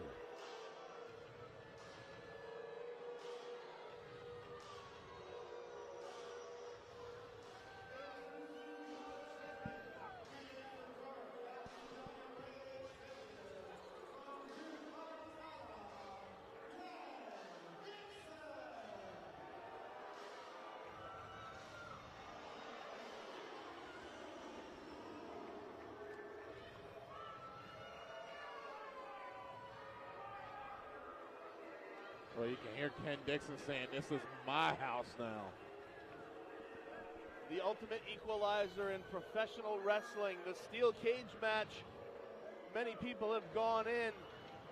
Quite a few have left. Oh my God! Brandon Scott not wasting any time. And we're not going to start this match off in the cage. We're starting off outside the cage. Wow, face first right into the cage goes Ken Dixon. This match has not officially started yet. Brandon Scott but a lot of pent-up frustration. As we stated, Ken Dixon defeated Brandon Scott to win the Rage Television Championship in December of last year. An awful lot of shenanigans went into that title change. Oh my God, pile driver on the floor. Wow, Ken Dixon hit it hard. Face first into the cage. These guys haven't even gotten into the ring yet. No. The match hasn't officially started, but Brandon Scott already given it to Ken Dixon. Now Ken Dixon and thrust back in that cage. Brandon Scott in, and now the match can officially begin with the Rage Television title on the line here. Champion Ken Dixon, former champion and #1 contender Brandon Scott. And the variable in this match is that unforgiving steel structure around the ring. It literally chews at the flesh as your body hits it. As they have locked that cage door. These two men go to war here. Ken Dixon looking to hold on to the gold. Brandon Scott looking to get it back. We'll hope that with the steel cage up here, that will keep some of Ken Dixon's cohorts from getting involved in this match. Well, he said he doesn't need any of them. He certainly needed them the night he beat Brandon Scott to win the title. And again, for the third time in this match, Ken Dixon goes face first into the steel cage. And one more time. When that eats at your flesh, knocks the wind out of you. And a little bit more, it might cost him the Rage Television Championship. Oh, what a kick. Wow. What a kick. There's a cover, and Ken Dixon barely kicking out in the first cover of the match. Strikes in the head like that have ended careers. Just goes to show how serious Brandon Scott is about regaining the Rage TV Championship. Well, for some reason, listen, I'm not knocking the matchmakers here in MCW, but it's very odd that Brandon Scott had to wait 10 months to get his one-on-one rematch, but he's got it here. Well, there's certainly no gray areas in a steel cage match. There will be a winner tonight, and Brandon Scott is coming in hoping that this will be his ultimate opportunity to regain that after 10 months. Ken Dixon letting the world know that he is the champion. And just the fact that he's been the champion for over 10 months does tell you something about his reign so far. Very dominant as Rage TV champion. I think Ken Dixon trying to escape the cage here. And Brandon Scott puts a stop to that. Both men now fighting on the top rope. Very dangerous up there on that top rope. This cage is very unforgiving. It has ended careers of not only wrestlers, but referees as well. Absolutely. We're looking at Brandon Scott holding on look for at dear this. life right now, though. Look at pulling the fingers off. But striking back on Dixon, exchanging strikes. Who will get them? Who will be worse aware? Amazing. And now Brandon Scott jumped down. Nice suplex. Nicely executed there. Will that be enough to defeat the champion? That didn't hook a leg. And now Brandon Scott climbing up to the top. Brandon Scott attempting to escape the cage here. He might do it. Well, that's one way to win this match. Ken Dixon realizing that his title is slipping away. And back on that top rope, battling back and forth, exchanging blows.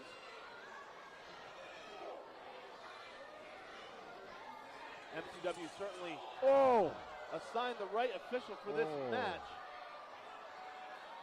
A lot of damage done to both men. Brandon Scott might have gotten the worst of that, though. I think they both got it pretty good. Ken Dixon able to get to his feet first as Brandon Scott still straddling the top rope. And now Dixon taking advantage of the situation here. Keep in mind that that would not be grounds for a disqualification. In this match, there are no disqualifications. Mike Keener is there to count pinfall submissions or to declare one man the winner if he scales the cage and gets to the arena floor. Yeah, anything goes in this cage match. And Dixon realizing Brandon's in a bad way, looking to escape the cage over the top. Brandon Scott grabbing the foot of the champion. Oh, and now he's going to make the champion feel what he felt earlier. You're right. As Brandon launches his body like a weapon. Ken Dixon is hurt. It just goes to show you how important the Rage TV Championship is to both of these men. They're willing to put their bodies and their livelihood on the line just to win this match and be able to call themselves the best. Brandon Scott measuring him. Oh, cannonball in the corner. Covering awful close to the ropes. Ken Dixon kicking out. There are no rules in a steel cage match. Anything and everything goes. You can win by pinfall, submission, or escaping the cage, either over the top or through the door, and both feet must hit the floor.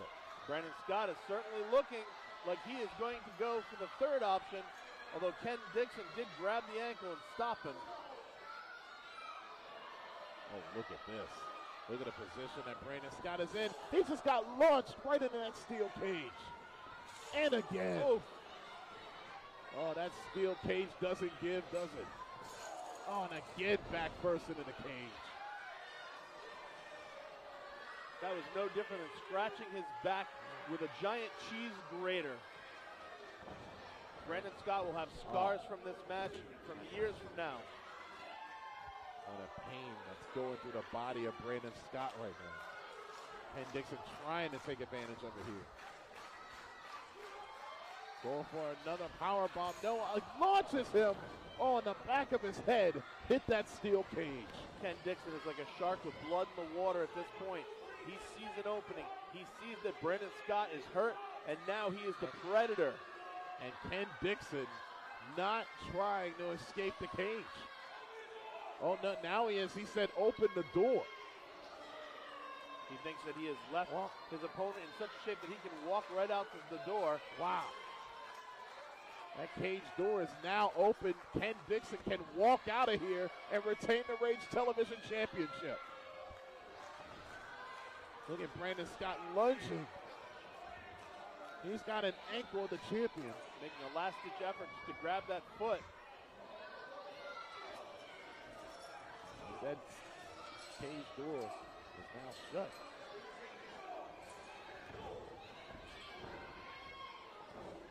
Brandon Scott throwing some punches of his own, trying to, oh, there we go, throwing Ken Dixon back into the cage, trying to take back over. Oh, and again.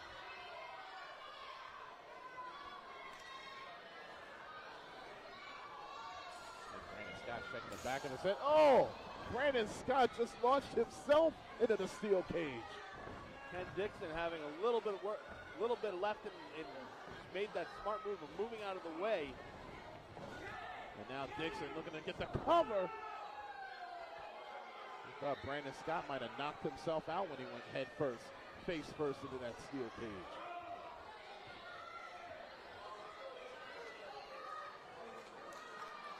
Once again, Ken Dixon getting to his feet. Noticing a prone Brandon Scott, deciding which way he's going to attempt to get out of this ring. Look at Ken Dixon, seeing that Brandon Scott is down. He couldn't get the cover, but he could damn sure get over the top. And Brandon Scott is not moving here. Ken Dixon is on the top of the cage here. He's got that leg swinging over the top. He is halfway out of the cage. Oh, he couldn't hold on. Ken Dixon, he's halfway over the top. But now Brandon Scott face to face with him at the top of the cage. Both of these men fighting on top. That's 15 feet above the ring. That's 22 feet above the floor. That is a long fall, either in the ring or out of the ring. Oh, Brandon Scott got knocked back in the other way. Oh, Ken Dixon. Oh, mental lapse right there. He had a golden opportunity to get out of the cage. on a rake of the eyes. Now he should just climb out. He's as close as he is to the top. He's on that top turnbuckle. But looks like he's had to change his mind. I think he wants to inflict a little bit more damage. Nobody home on that shot. And now Brandon Scott using the momentum here. With that kick, there's the uppercut.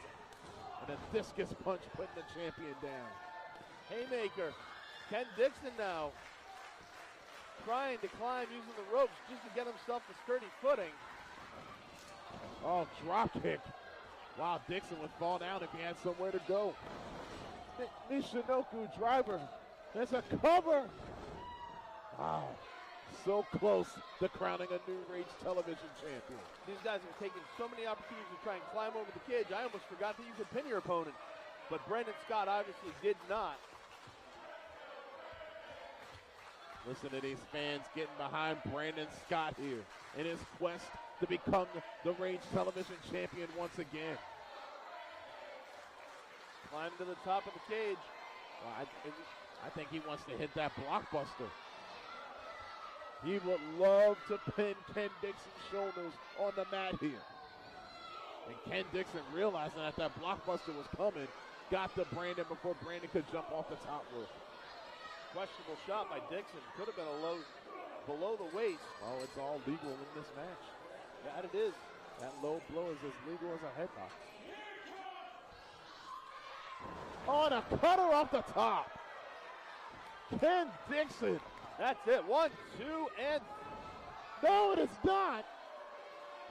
How did Brandon Scott get the guts to kick out just before 3? Ken Dixon hit a picture-perfect cutter. Look at Ken Dixon yelling at himself. He can't believe it. Frustration must be starting to bleed into the mind of Ken Dixon.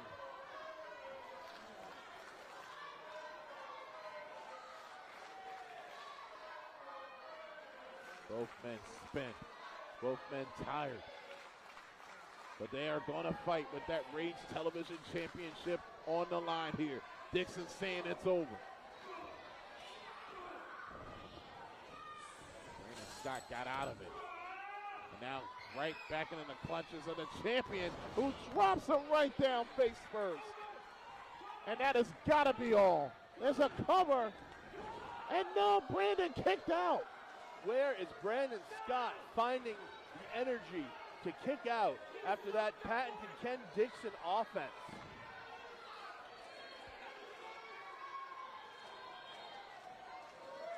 Brandon Scott is digging deep. He's gone past first win, second win. He's digging into heart, guts, courage. And Ken Dixon's wondering what in the world I have to do to beat Brandon Scott. I just gave him my best move.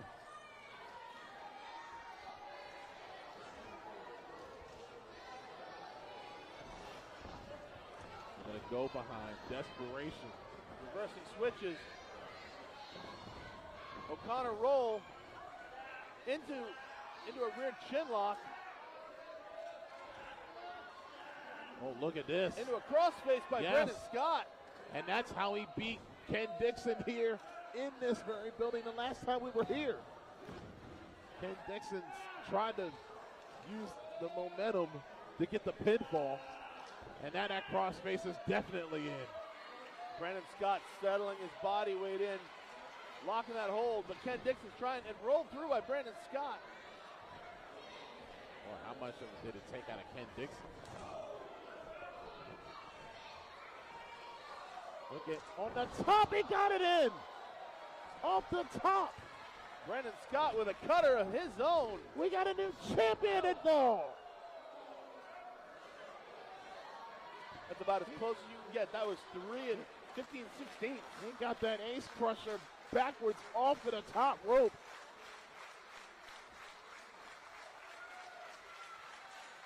And now Brandon Scott. What's he thinking here? Escape?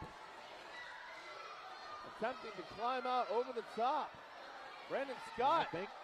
Boy, he's got a clean shot to go down, and we've got a new Rage TV he champion. could just jump down right here. Why is he waiting here, though? Wait, what's he thinking? Oh, wait a minute. Why is he doing this? Because the people told him to go back up.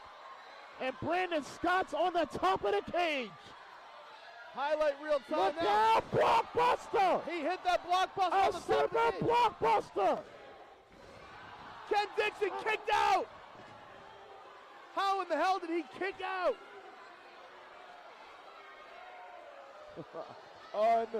Unreal. Brandon Scott launched himself off the top of the cage with that blockbuster neckbreaker on Ken Dixon. Hit 100% of it, and Ken Dixon kicked out. Boy, that might, you saw the expression on the face of the challenger. And he might regret not escaping the cage when he had the opportunity to do so. Now he's trying to escape here. Oh, you can see the fatigue on the face of Scott. Oh, no doubt. He landed. Oh, look at that low blow. Normally that'd be a DQ, but it is legal in this match. And Ken Dixon muscling Brandon Scott up. Roll through, he's got him. Look at the leverage. He's got the ropes, and Ken Dixon steals this one. Oh, that is not a decision that the fans here are happy with.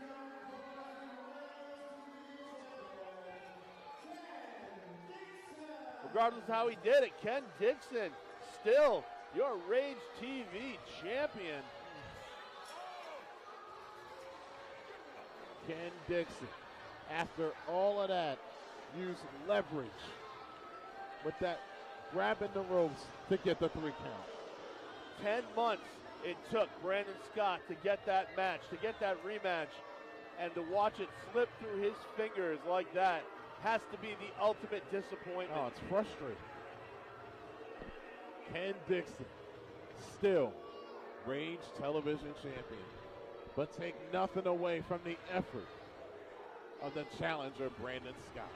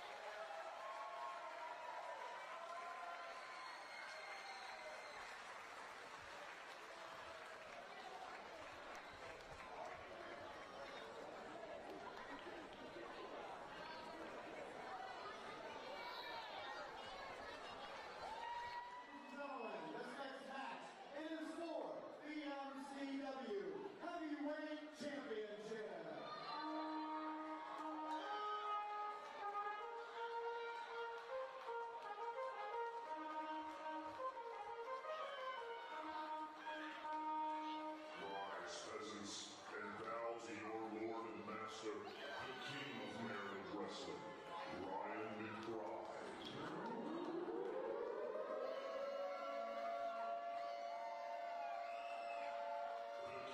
Maryland Wrestling.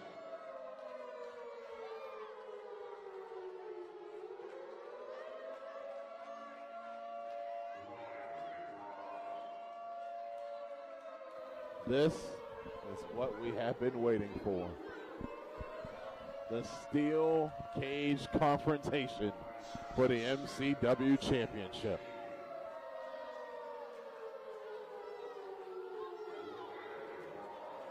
And can the King get back on his throne?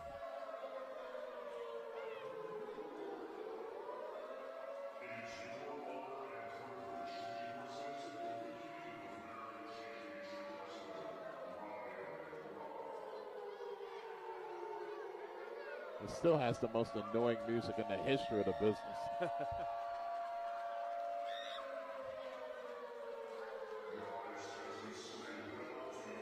But should he be successful here tonight, and he will become a 4-time MCW champion. And he has already dented that chair.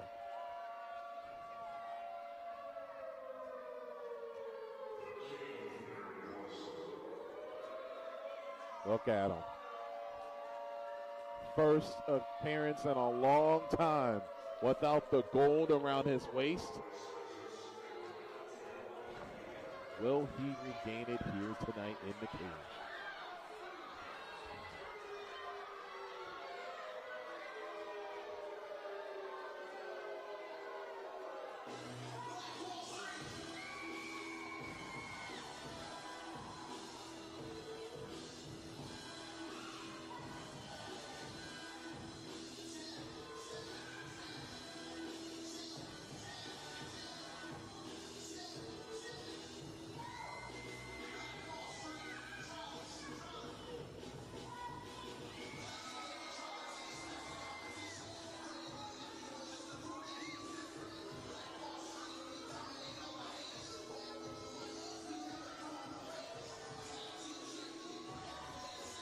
And there he is, walking down the aisle.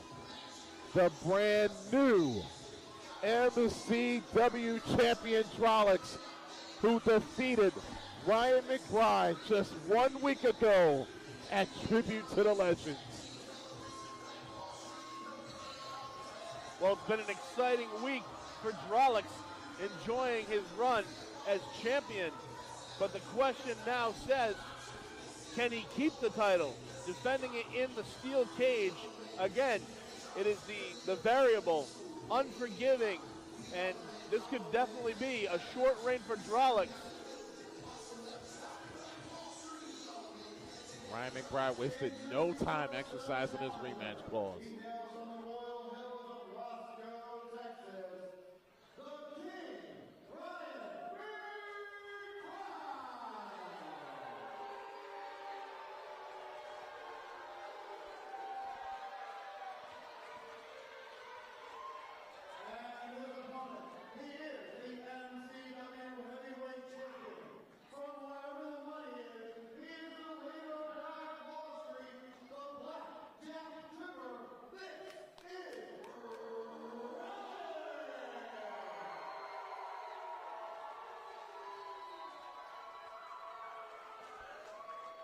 So much history between these two men. This goes all the way back to when we had a championship tournament and Ryan McBride defeated Drolix in the finals of that tournament. You can go back almost a year ago to when Drolix made his return. Ironically enough, after a steel cage victory for Ryan McBride against the Bruiser, and declared that he wanted to be the MCW champion. That war would rage on until just 1 week ago when Drolix finally took the gold away from McBride. And now we have the rematch. Both of these guys know exactly what is at stake in this match, which is why they're willing to step into a steel cage for the title. Wait a minute, McBride is blocking the closing of the door here.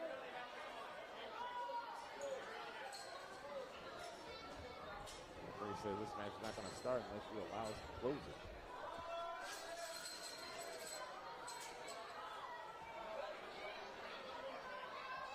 And here we go. These two men careers so similar. Both men former tag team champions. Both men three-time MCW champions. Both men Shane Shamrock Memorial Cup winners. And now about to go at it inside the steel cage for the first time.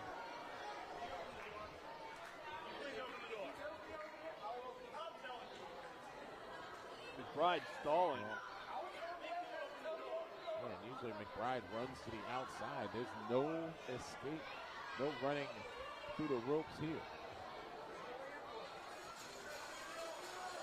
And look at Drolix reminding the challenger. And it's been a long time since I've called Ryan McBride the challenger. Drolix is like a caged animal. The intensity just waiting to lock up.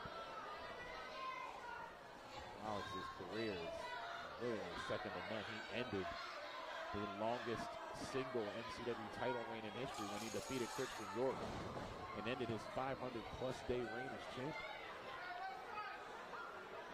to win his first title, defeated Matt Hardy to win his second championship. And of course, defeating Ryan McBride just 7 days ago to win his third MCW title. Ryan McBride finds himself in good company in the men who Rolex has defeated for his championship runs. No doubt.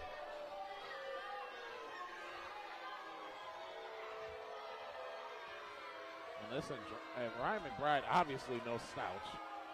He's the king of Maryland wrestling, self-proclaimed. For the men he's beaten to win his titles, I mean, his first title reign, he defeated Patrick Brink to win his first title, defeated Drolix in that tournament final I talked about earlier, and then ended the 6th reign of the Bruiser to win his third championship. But the question stands, can you really call yourself the king of Maryland wrestling if you are not the MCW heavyweight champion? He beats Drolix here, he will become the champ again, as he's trying to shake the hand of the champion here. Certainly hoping to follow up on the success of his buddy Ken Dixon, hopefully bringing more gold back to his crew. Oh, and look at this, going right after the leg. Well, the King no wasted motion by the King. Or as he demands that I call him Mr. the King. Look at Drolix now.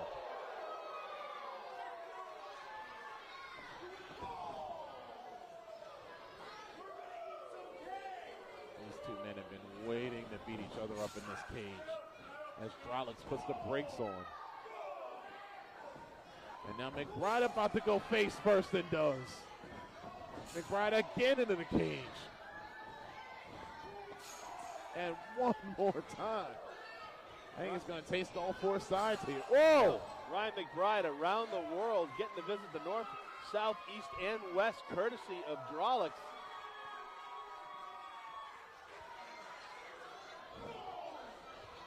Boy, is Drolix ready for this championship defense or what?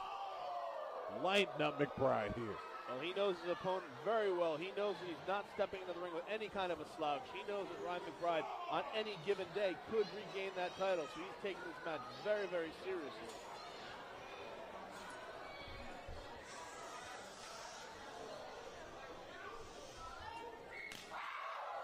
Oh. I don't know if that was the crowd screaming or was that McBride screaming? It sounded like the scream of a young woman, but I do think it came from Ryan McBride. Snap, man. And the champion in control at the moment as he buries that knee right in the chest. Drolix wisely trying to grind down Ryan McBride. Oh, yeah. Using the cage when he has to. Thinking man's wrestler is Drolix. Suplex. Planted. And McBride kicking out again. High angle suplex by Drolix. Looks like it may have knocked the wind out of Ryan McBride. You never know when one of those could produce the fatal three. And look at Drolix using the cage as a tag partner here.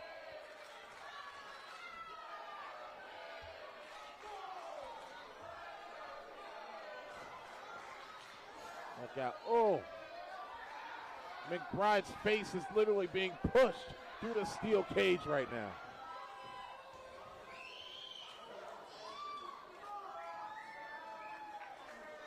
MCW realizes what's at stake with these two gentlemen, putting them in the steel cage. They know that these guys, there needs to be a winner tonight. There can't be a disqualification. There can't be a count out. And again. Right, kicking out. He realizes what's on the line here. He's been here before. Don't count the King out. I mean, many people thought he couldn't beat the Bruiser in a steel cage, and he did that.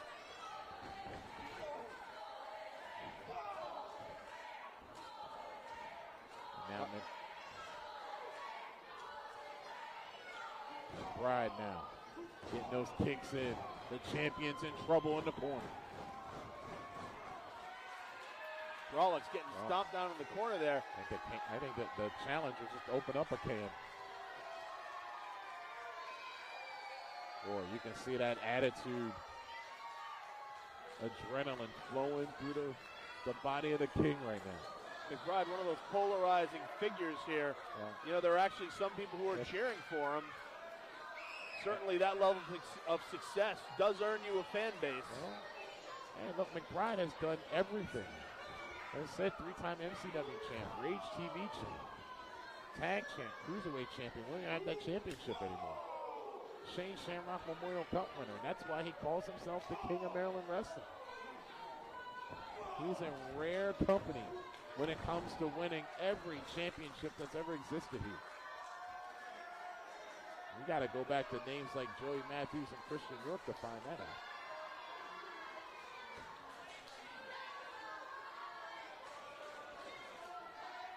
Well, he'll certainly be in good company because that's one thing that the King, Ryan McBride, has done. He has already established quite the legacy here in MCW history, but it's not just a question of what his legacy is like, it's what his future is going to be like.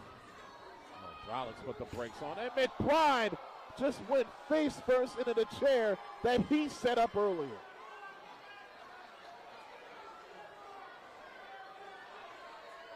McBride has nobody but himself to blame for that. He was the one who brought that chair in the ring in the first place. He set it up.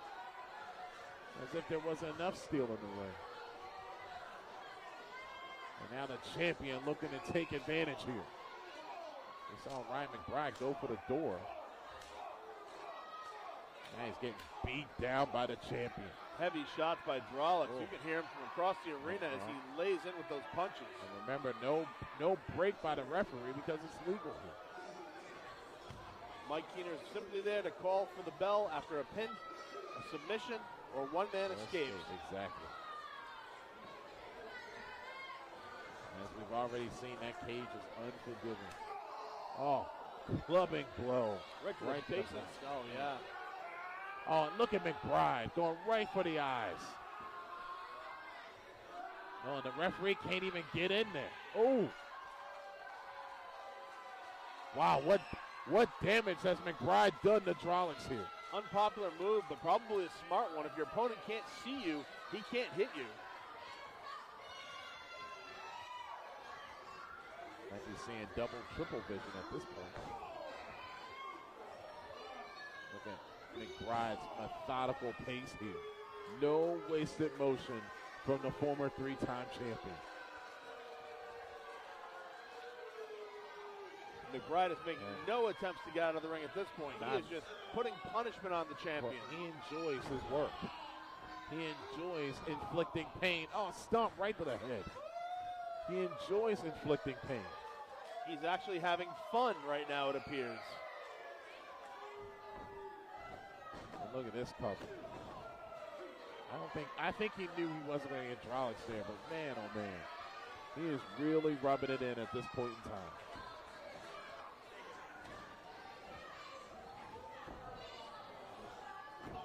Big stomp by McBride, just trying to knock the wind out of his opponent. Although he's not making any sort of, as I said, no efforts to get out of the ring. No, not at all. Inflicting punishment. Look at it. But from his history, his history in cage matches and title matches in the cage, he certainly does know what he's doing. So he may be working on a very well planned out strategy that's worked for him in the past. Oh, what was that? Oh, come on. He's just adding insult to injury right now. Look at the King. He has this match well in hand and is enjoying every minute of it. There's another cover. And again, Drolix kicking out.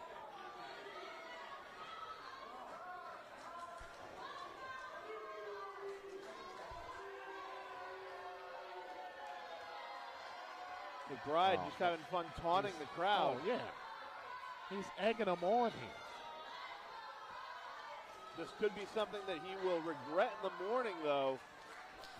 Giving a guy like Drolix an opening. Drolix with that overhand chop.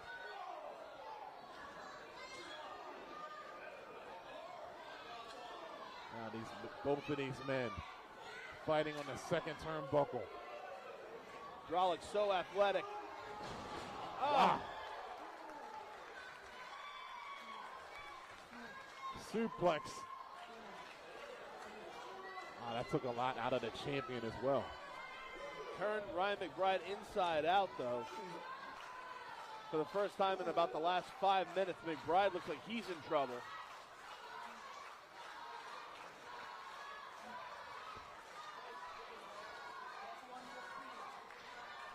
Drolix trying to make his way to his feet.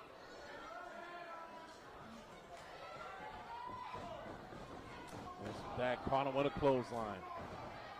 And now the champion, he's got the momentum now.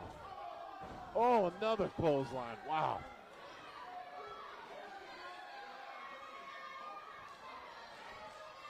Drolix looking like he's picking his spot here with McBride, locking up.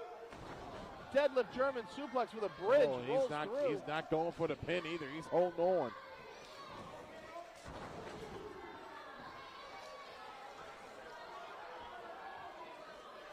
Still holding on to him.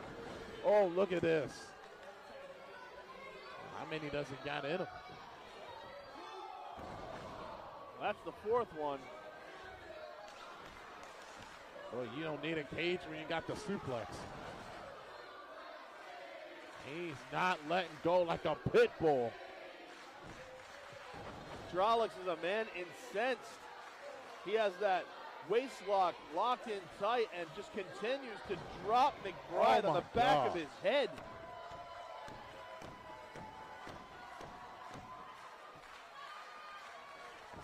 And Drolix shoots the half. There's a cover, and McBride barely kicked out, and I mean barely.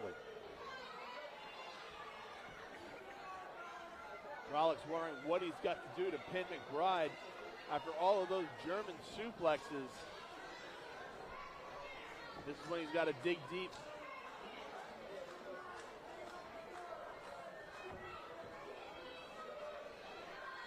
And the champion stalking his prey here. Laying strikes right on that back where McBride repeatedly landed on the ring. Oh, a rabbit punch right to the back of the head. McBride! Blue Thunder Bomb, would that be enough? There's a cover! Oh, so close. Nearly new champion. And this might be the first time in the match we're sensing frustration from the King of Maryland Wrestling. Ryan McBride trying to figure out what it's going to take to grab that gold back from Drolix, to get that title that's so precious to him back around his waist.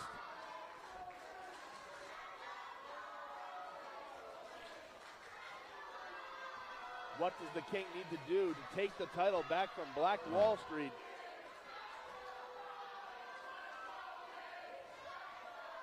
I tell you what, I think this crowd might be split 50-50. Certainly recognizing the legacy of Ryan McBride.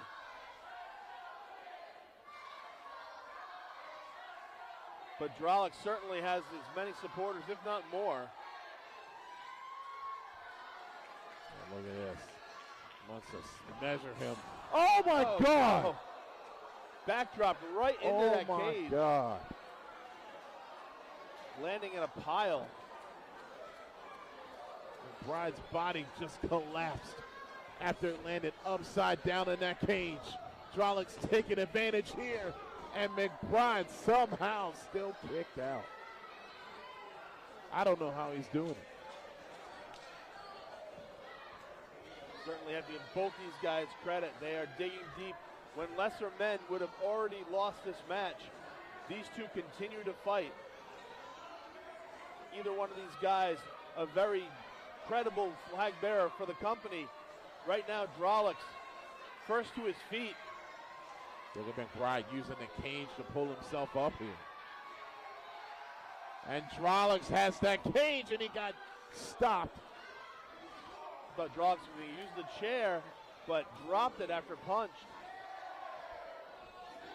Look at these right hands, back and forth, champion and challenger here. Both men on wobbly legs. I think they might have knocked each other out almost. Both looking punch drunk at this point. Look at the will of both men refusing to go down here. Oh, and a thumb to the eye. That works every time, doesn't it? Bobby Heenan called it the great equalizer. Might be the only move that works 100% of the time.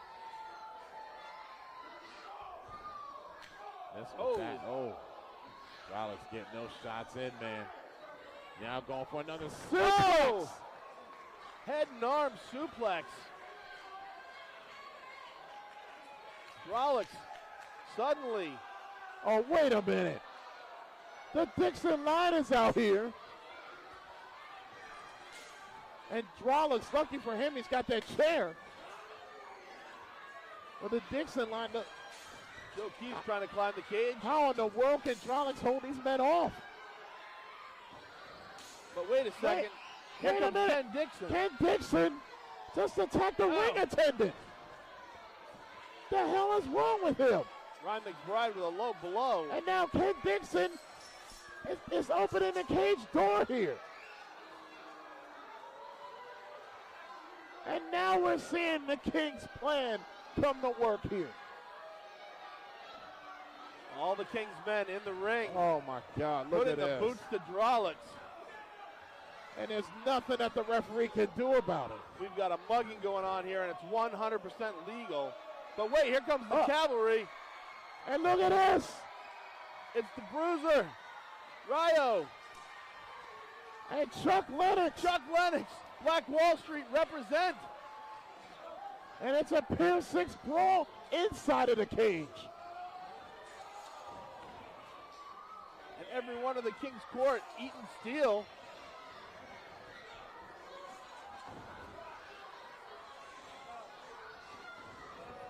And the King's plan, I'm sure he wasn't expecting this.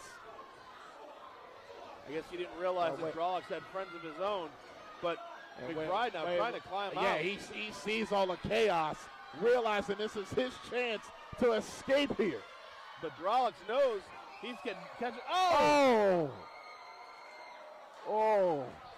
This match is broken down to pure pandemonium. Mike Keener trying to keep the focus on the two men in the match. Rollins setting up for a superplex. He's got him up. Can he get it? Hit him with the hind. Does he have enough to cover him? 1, 2, and yes, he got him!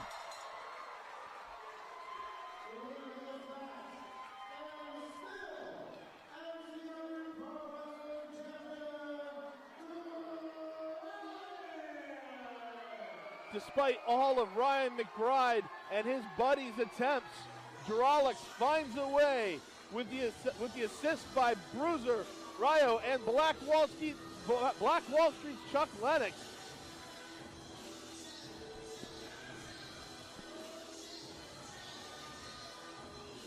Rollins has slayed the dragon here. He has defeated the King once again. And he is still the MCW champion.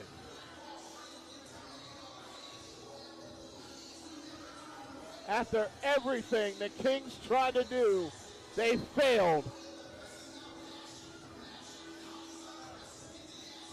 And Rollins is still the champion. What a night. What a kickoff to the Autumn Armageddon Tour. Well, all I can tell you, Sean, is after my first night witnessing MCW, I am a fan. This was top to bottom, fantastic wrestling, and Rollins with a brutal cage match coming out on top. Fans, we thank you so much for joining us here. The Autumn Armageddon Tour continues. Log on to MCWProWrestling.com for more information. Good night, everybody.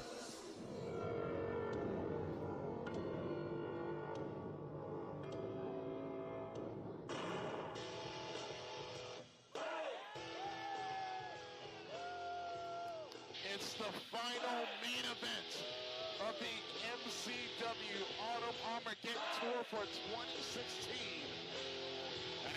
think of a better man more deserving of being in that main event than this man, the franchise, the leader of MCW Pro Wrestling, the Bruiser, who's bringing out, wow, he's bringing out more toys to go with the biggest toy MCW has to offer, that 15-foot-high solid steel cage. Like this match isn't already dangerous enough when you got the Bruiser in there in the first place. Now he's added a whole bunch of extra furniture, let's say.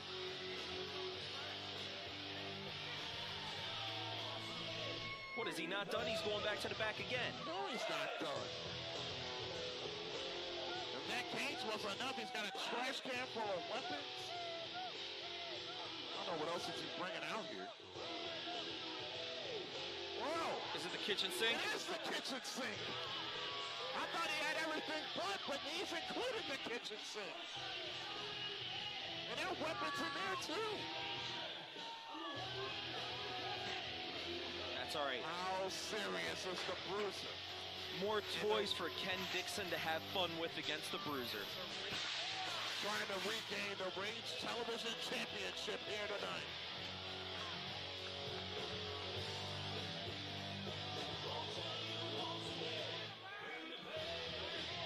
Oh, this is getting ridiculous.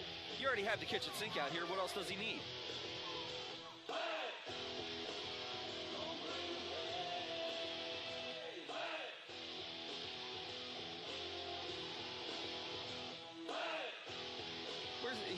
Where's he at? He's not done. Oh, no. Oh, my goodness. And a table. He's got a table. Ladies and gentlemen, this is your main event of the evening. It will be contested inside of a steel cage, and it is for the MCW Range TV Championship. Introducing first the challenger from Baltimore, Maryland, weighing in at 265 pounds, the Bruiser. Do you think he has enough yet? I think he's got enough now. This is ridiculous.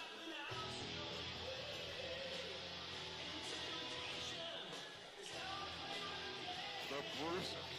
Can he become a two-time MCW Range Television Champion? Look at where his other billion accolades here in MCW. Well, he's got a pretty tall task ahead of him. Ken Dixon is nobody to trifle with, my friend. Well, right about that, he's got one hell of a challenge in front of him here.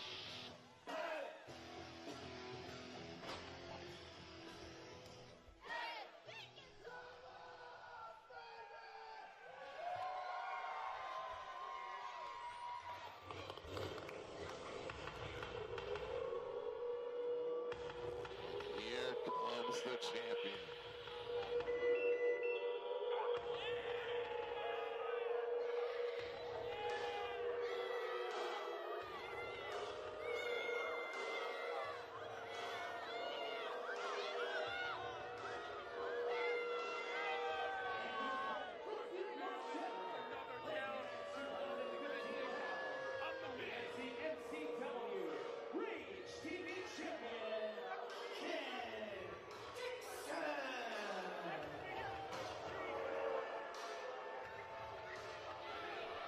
Second time tonight we have seen the Range Television Champion Ken Dixon.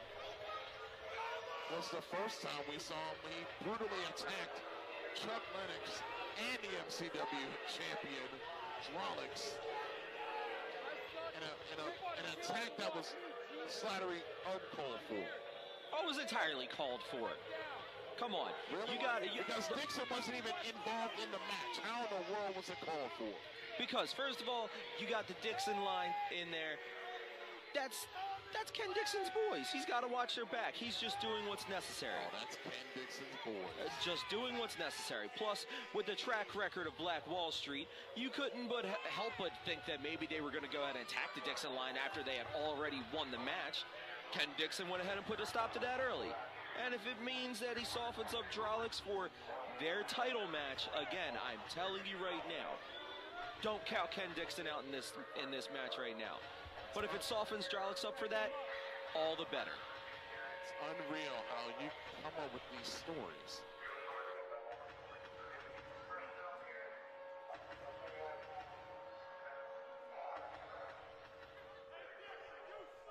Hey, Bruiser, last time I saw him, he called me a fairy. As now, Ken Dixon and the Bruiser about to go at it for the MCW Range Television Championship. Your main event here on the final stop of the Autumn Armageddon Tour. This crowd's really giving it to Ken Dixon right now. This is As ridiculous. they should. I don't blame him. Now where's the Bruiser going? Keep it back, that corner. Well, that cage door has not been locked yet. Yeah, the match hasn't started yet, so what's going on? Ah, see, Bruiser must be running already. Oh, right for the weapons. What do you mean he's running? When have you known the Bruiser to run? Well, never, but I mean, I think maybe there's a first time for everything. Hey, Ken! Stop!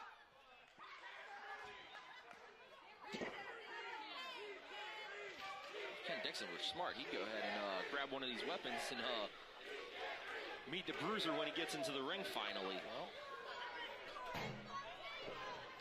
Bruiser not stopping there. Well, a crutch, more chairs. I mean, why do you need this much? You don't need this kind of hardware in here. Ken Dixon starting to dispose of some of those weapons. You do realize this is no disqualification, no count out. And every weapon Bruiser's throwing in, Ken Dixon's throwing out.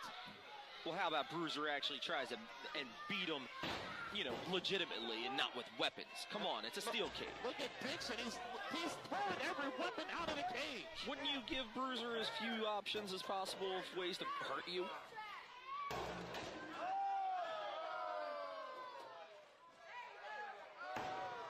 Oh, we got trash cans, chairs. No, you got to use just the singular on that one. And Dixon continuing to empty the cage.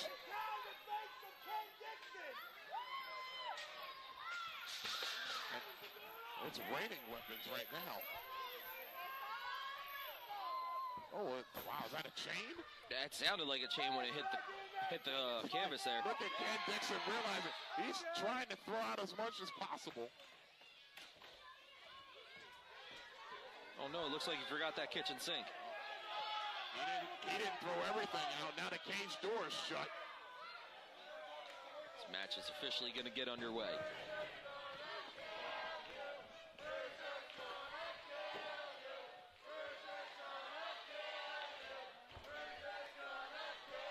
These fans might be right. The oh so familiar chant. The prophecy might come true. These fans. These barbaric fans. Bruiser's gonna kill you. What do you mean barbaric fans? They're calling for the death of Ken Dixon.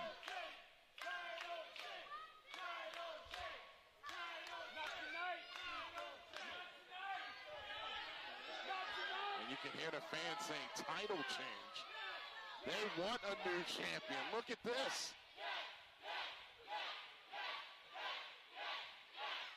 Oh, don't get your hopes up, fans. Ken Dixon is the man. Future MCW heavyweight champion. Well, in order to get that moniker, you got to win this match first. Future MCW champion. He's got to retain the range title to get that opportunity. Well, I have all the confidence in the world.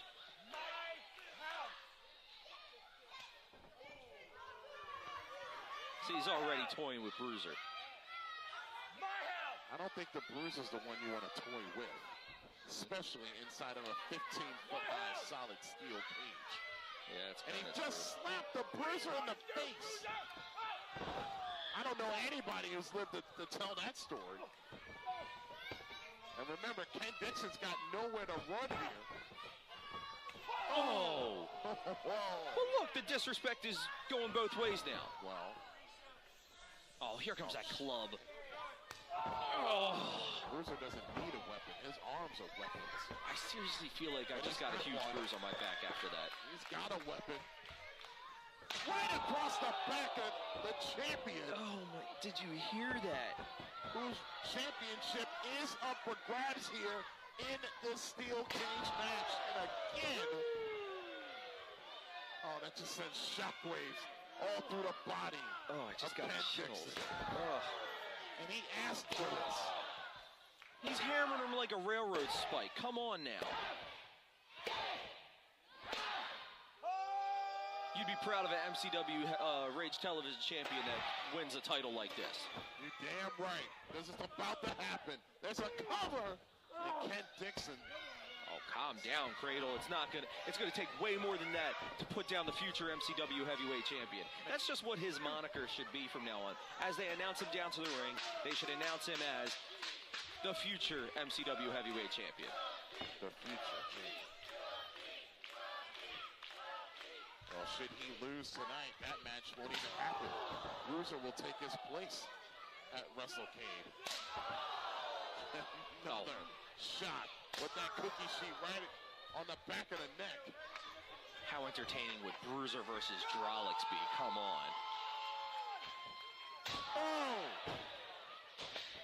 That might have been the knockout blow. No, it is not. Ken Dixon still in this match. Bruiser kind of taking Ken Dixon to the bakery there.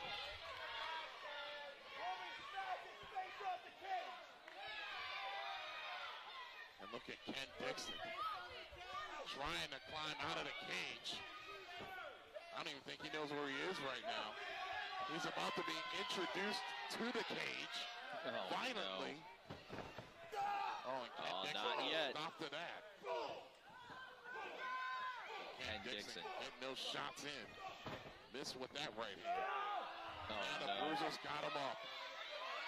And Ken Dixon's got nowhere to go but face first into that cage, which is what a Bruiser wants to take him, and he got out of it.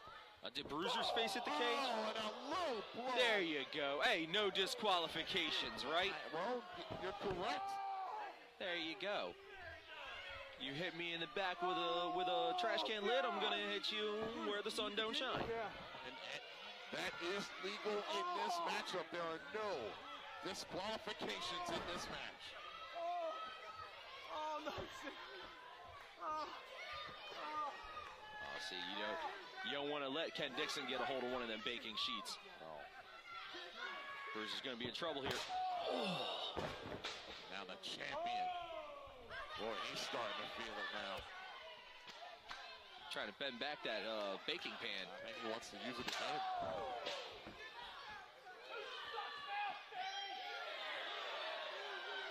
Look at Ken Dixon.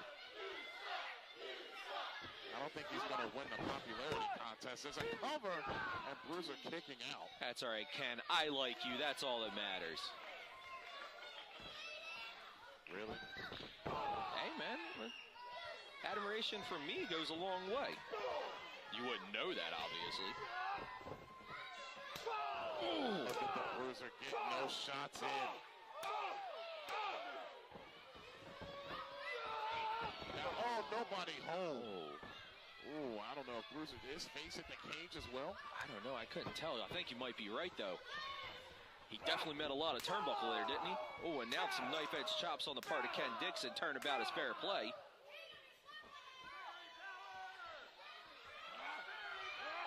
Now Dixon measured him with that clothesline.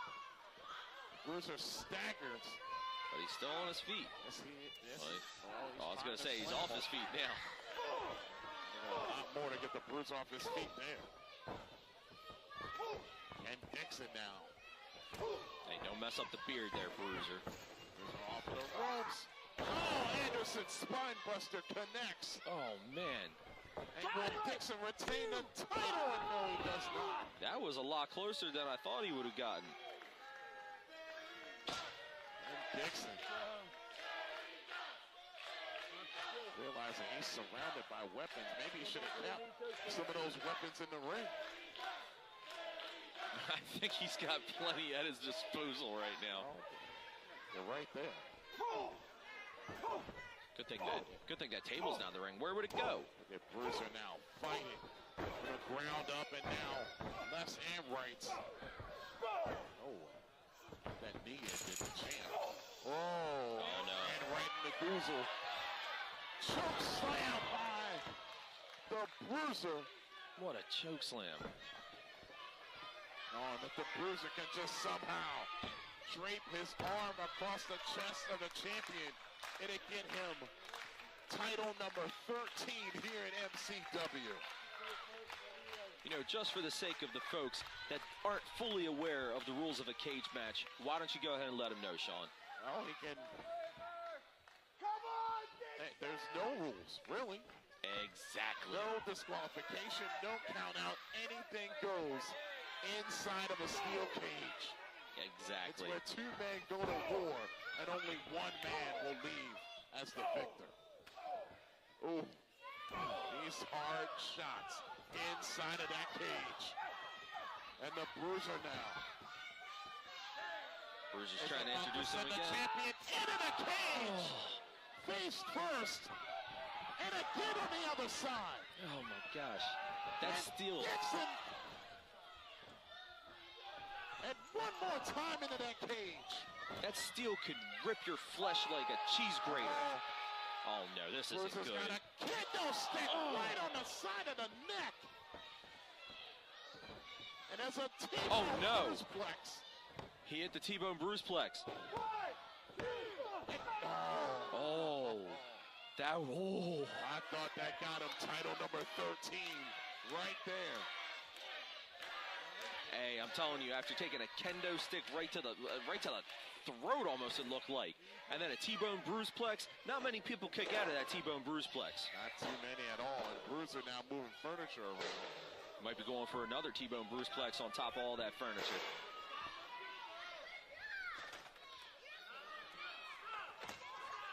No, not chair. Oh, he's got a crutch. He's got an evil plan. That's apropos. He'll need it after Ken Dixon's done with him. Ken Dixon. I gotta stop talking so much trash on the Bruiser. He knows where I live. You might want to stop. Oh, low blow. Oh! Right onto those trash can lids. Here it goes. This has got to be it. 1, 2, 3. Oh, come on, referee. Bruiser got that left shoulder up. Oh, this cage match should be over. Oh, it's not, and it continues. With Ken Dixon's Rage Television title on the line here. Well, this crowd's starting to get behind the Bruiser again. The final stop of the Autumn Armageddon Tour. The final match of the Autumn Armageddon Tour. You're witnessing it right here on MCWRageTV.com. Ken Dixon, the Bruiser, steel cage for the Rage Television Championship. I'm telling you, MCW knows how to do it right. A cage match to end this tour, and this tour's been killer already. I'm not so sure how well Ken Dixon is right now. He can barely stand. This has been a brutal match so far. Got that stop sign.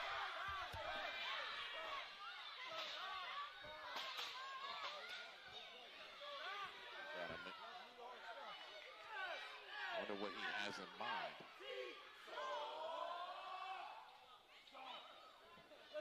These fans are calling Ken Dixon soft. Rarely do I disagree with the fans, and soft may not be an accurate description of the champion. No way. What does he have in mind here? Oh, this isn't going to be good. And Dixon getting those shots into the midsection, down to the side of the face. High risk, weapons in the ring, steel cage around him. Oh, this isn't good. That's exactly what it looks like he's trying for, though. Using the cage to get more leverage.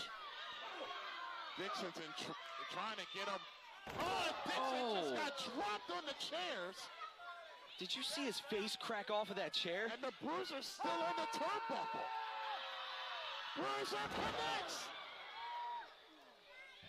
Oh, no. That might be the biggest frog splash I've ever seen in my life. And the Bruiser doesn't fly often. Dixon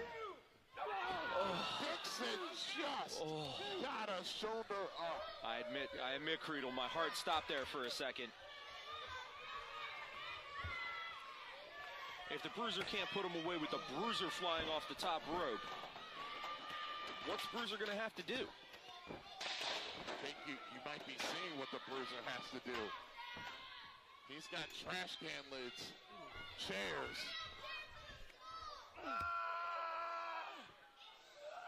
Now pulling up the champion. Perhaps going for that one knockout blow. Oh no, another bruiseplex. Oh, wait a minute, what is this? Oh, it's the Dixon line. You got Joe Keys and Rob Lock climbing up the cage here. And there's no Rayo to help out tonight, is there? And look out. Could not get him over. Bruiser muscles up. Dixon launches him into Joe Keys. That plan didn't work out so far. And right into Rob Lock, who goes down. Oh no, the T-bone. Oh no, power slam on top of the lids. And again, Dixon kicking out. Ken Dixon, tough as a nail. Oh my gosh. Give the devil his due. Ken Dixon continues to figure out how to kick out of this. Yeah, he definitely didn't need Dixon line's help with that kick out. Bruiser realizes he's in trouble here. He's got to put Dixon away and put him away now. Literally, the Sharks are in the water here.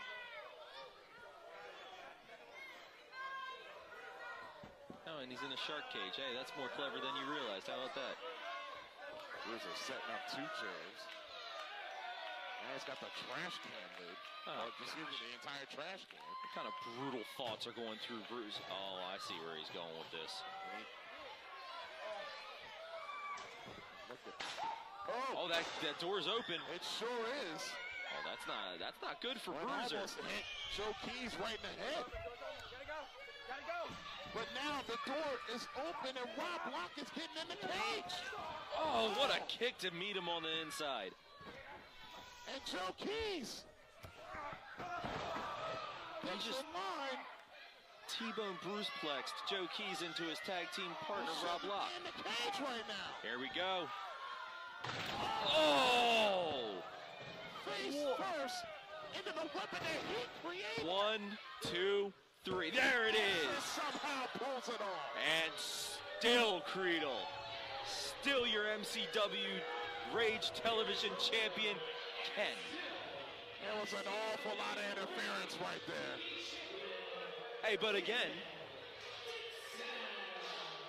no disqualification. You said so yourself. And Bruiser was the one when he hit that door. The cage door busted wide open.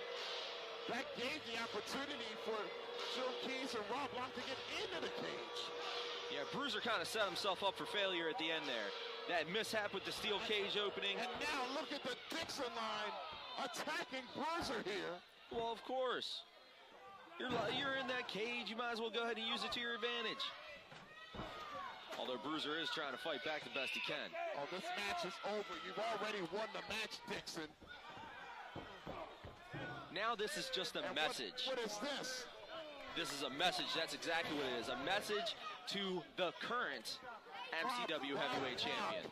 And Joe Keys have grabbed the table from ringside. Oh, they are trying to end the career of the Bruiser. That's what they want to do here. Hey, if ending the career of the Bruiser sends a clear-cut message to Drolix on who's going to go out with the MCW Heavyweight title when those two meet, it's a necessary sacrifice. Oh, come on. We need some help out here. And we got officials in the back. Somebody come out here. No, the officials aren't going to be able to stop this trio. These guys are a vicious pack of dogs. This match is over. Come on, get him up. And they're trying to make sure that the Bruiser's career is over. Away here comes Chuck Lennox. Now, what is their business out here? Lennox is out here. What is their business out here? And we've got a war inside of the cage here. This is ridiculous. Black Wall Street has no business being out here. This match didn't even involve them. Now it's Dixon. Now it's Drolix one-on-one. And we got a melee in the side of the steel cage.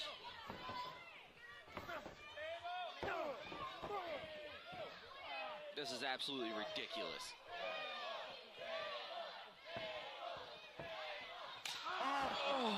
Get here and feel that. There's no need for Black Wall Street to be out here. There's no need for Bruiser to continue this punishment. The match is over. Oh, what do you mean, no need to continue?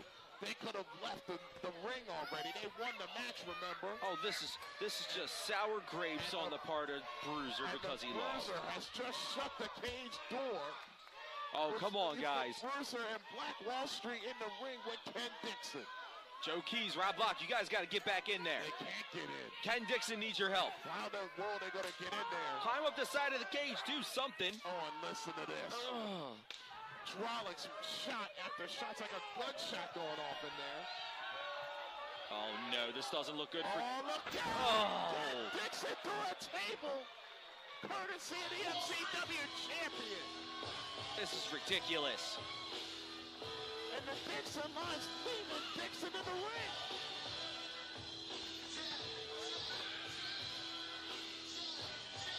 This is not the ending that they were expecting. And is that the sight we're going to see at WrestleCade? Will Drolix walk out a double champion? Oh, God, I hope not. It's title for title. Drolix, Ken Dixon at WrestleCade. Cradle, this is ridiculous. This is absolutely ridiculous. I don't even know what to say. I'm done with this. Drolix has made a statement here tonight, Slattery. Dixon got exactly what he deserved after viciously attacking the champion earlier tonight. The only thing Dixon deserves is that title that Drolix is keeping warm for him until WrestleCade. Well, folks, thank you for joining us for the MCW Autumn Armageddon Tour 2016. And to watch all of the great matches of the tour, check us out right here on MCWRangeTV.com. For David Slattery, I'm Sean Cradle. Thank you very much. We'll see you at Season's Beating.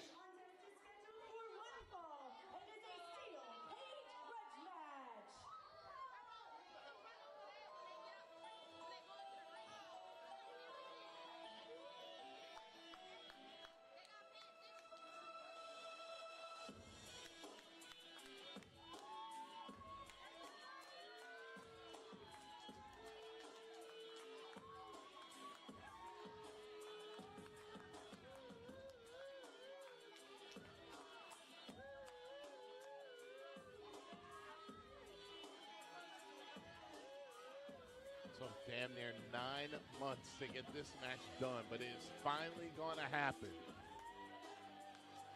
The steel cage match between the artists formerly known as Fed Up, Chris Swan and George Jenkins. They're about to take on the Hellcats.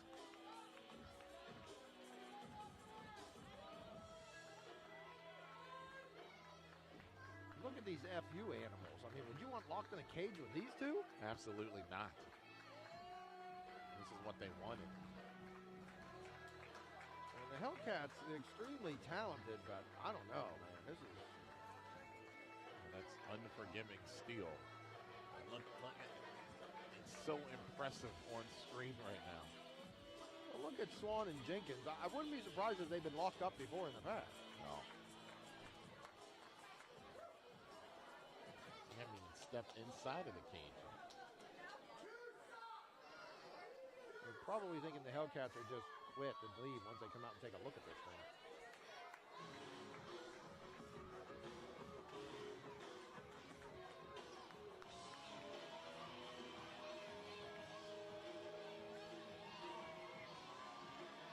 And look at the Hellcats.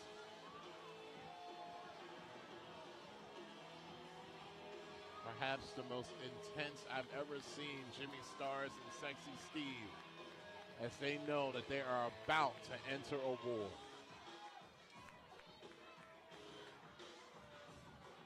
And if I'm the ring announcer, I might want to get out of that cage right now.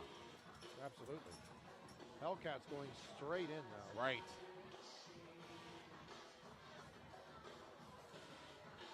The second cage match for the Hellcats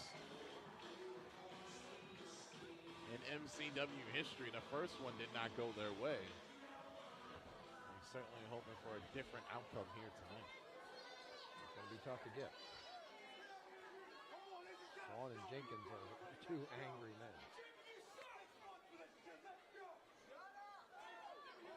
That's what I love about it. Introducing first, hailing from Baltimore, Maryland, at a combined weight of 460 pounds, George Jenkins and Chris Swan, FU! What does that mean, Cradle? What does FU mean? Well, they used to be known as Fed Up. And now?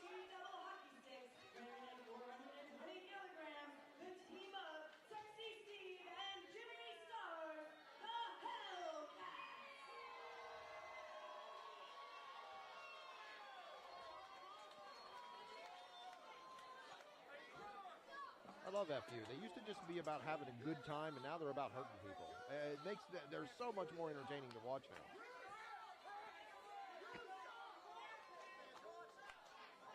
Chris Swan taking his time getting in that cage. Stalking him. And no hurry because he's going back down the steps. You know, they just want to get at him. Think about what FU has done to the Hellcats. Dominated them, destroyed them. And they're going after him. Right on the rampway here. Forget the cage. Did you ever think that maybe that's what FU wants? Well, if they want that, they better come up with another game plan because it's not working right now.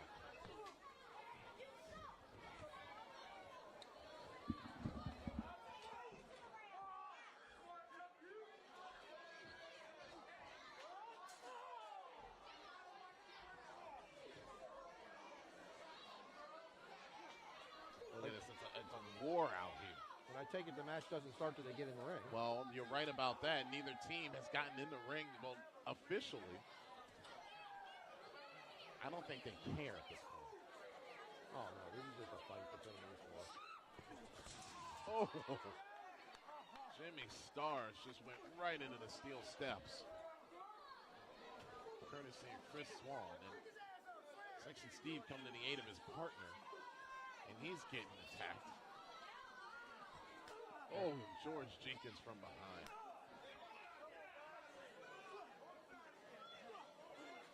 Now they're now playing their game now. That's what I told you. I think they lured the Hellcats out. I think they wanted this on the outside to start. You might be right there. Look at this. Say they certainly have taken advantage of it. Oh, lawn darted him into that cage. Ooh. Flashbacks to Rey Mysterio there.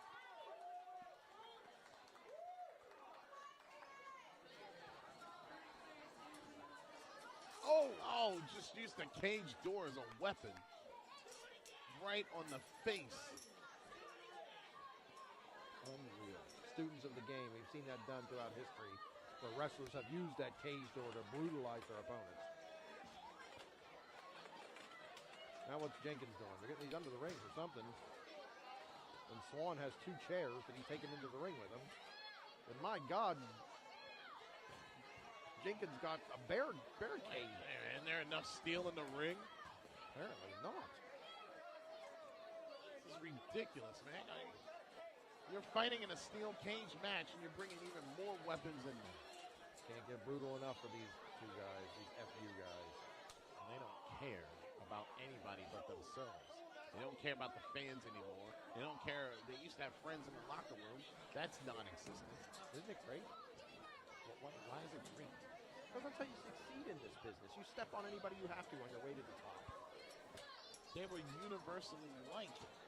Well, They were at the top. What did that get them? Didn't get them nothing. Now look, they're locking themselves in there with just stars. Right. It's a 2-on-1 advantage for FU. Amazing. And they have locked this cage. And it's Jimmy Stars realizing it's 2-on-1 inside of a steel cage.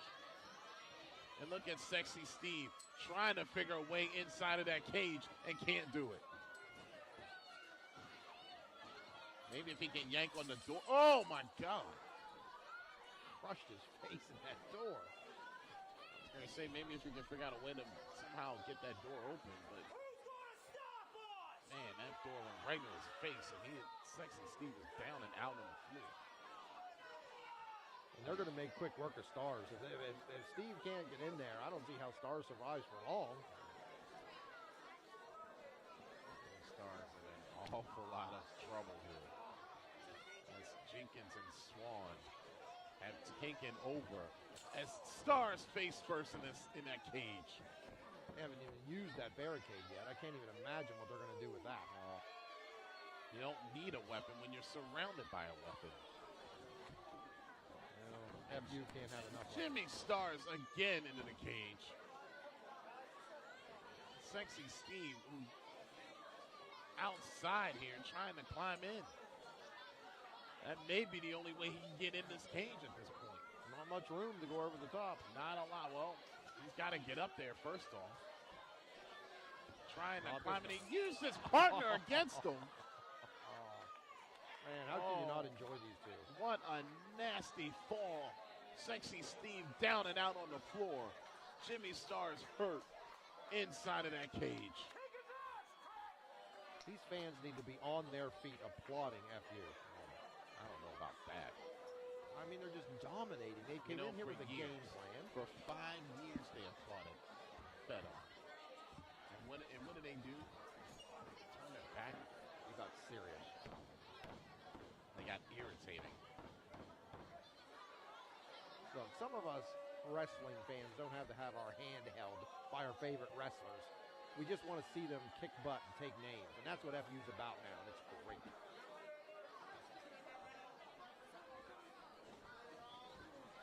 What is this? Oh, no, wait a minute. He's not. Please tell me he's not trying to handcuff him. He might be. I can't get a good view. Oh, this is sick. This is sick. This is how this whole thing started, Adam. Yeah, so shouldn't the Hellcats known this would be a possibility?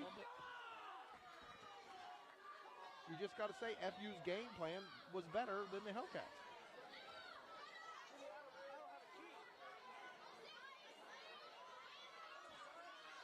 And now Jenkins sees Sexy Steve about to climb in.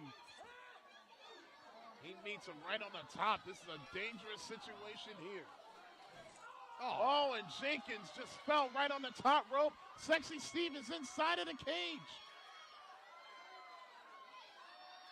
But his partners... And a drop kick to the chair right in the face of Chris Swan. But Star's still handcuffed, so in a way, it's still 2-on-1 here. Steve finally finds his way into a match. I have a hard time calling that guy Sexy Steve. Again, I think he got the key. Oh, come on. Now, I do have to say, FU would be foolish to bring the key with them. They should have tossed the key on their way out. Yeah. Yes, he has freed Jimmy Stars from the corner. And now look at this. The Hellcats are the ones that are standing tall at the moment. At the moment.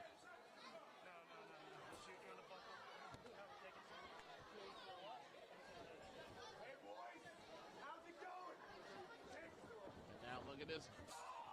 Jenkins face first in the cage. Swan in the cage on the other side.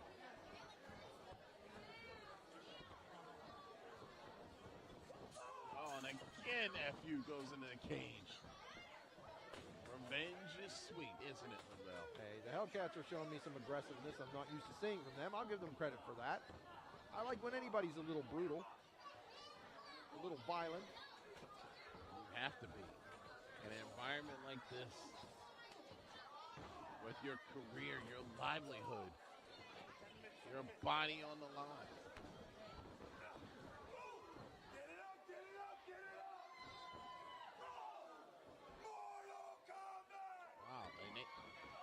combat action inside the cage. Liu Kang kick right there, bicycle kick. I think you had to hold the B button down for that. This could be over. No way. I think it is over. And wow, Jenkins realizing he just got in there and make the save. He did. He had to shake a lot of cobwebs off after the abuse he's taken in these cage shots. Oh. Oh.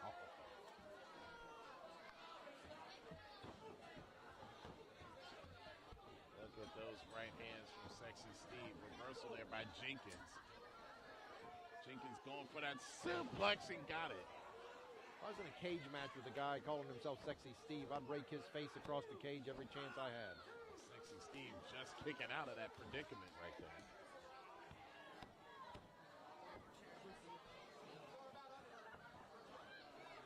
Oh, chair to the back. Brutal. FU has gained control. They've come back. They have the Hellcats down there. They got both members of the Hellcats to beat down here. First time for them, it's actual 2-on-2 situation.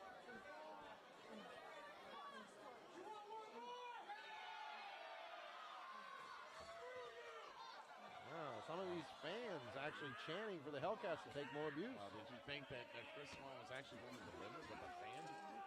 Oh, no, but I got to give him credit for that.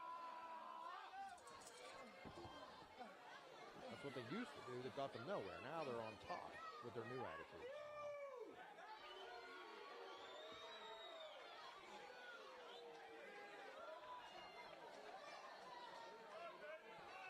George Jenkins and Chris Swan against the Hellcats here inside of a steel cage. As I said, this match literally about 8-9 months in the making. Yeah, these two teams have been working this out for a long time. Oh, and again into the cage.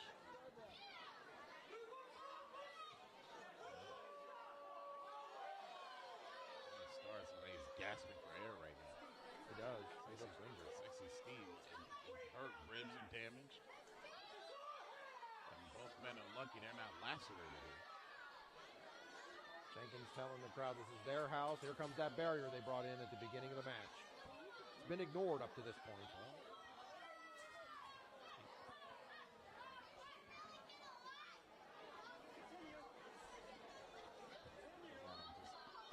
Purposely set up that barricade right in the corner.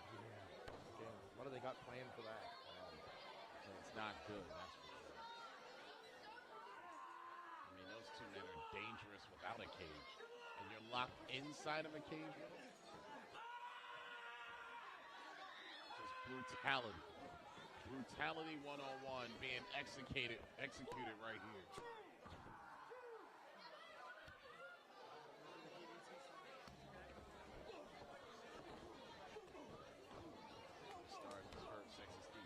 Fight back here, can't do it.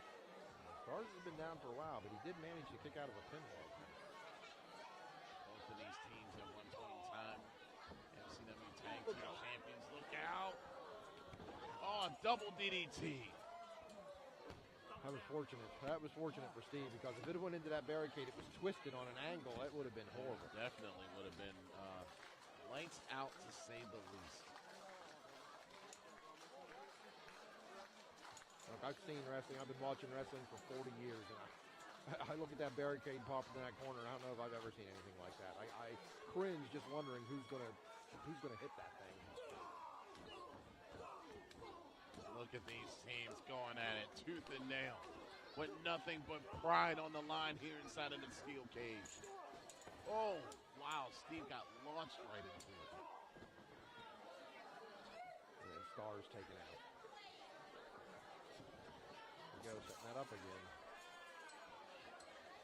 FU was planned for something with that. I mean, they had that under the ring. I wouldn't be surprised if they put it there themselves. And I can't help but think if someone goes into that, it's over. And that's what Jenkins just said. They're getting ready to put someone into that thing.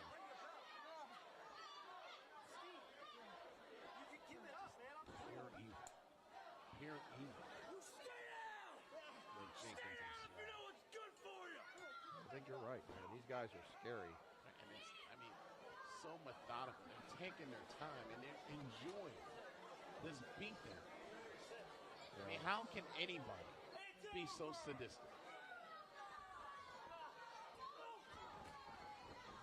And desperation shot right. And wow, Swan just went right in the barricade. I'm telling you, that was as bad as I thought it would be. That thing's bent but not broken, so he took the... Is he out? That's a desperation double kick right there. Swan's barely moving. And I believe Jimmy Stars has... He's got the handcuffs. Oh, here we go with the handcuffs. Oh, what is this now?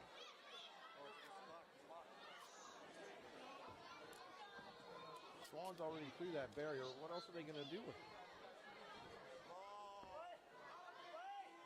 Look, he's got the key.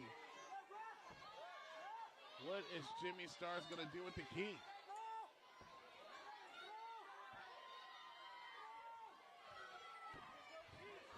Look at that barricade. He's threw the key out of the cage. Which, I said earlier, that's what FU should have done. Well, now Jenkins is in trouble and Swan is in a 2-on-1 situation here. Look at Swan trying to get out of the cage. Well, is it escape a way to win or no?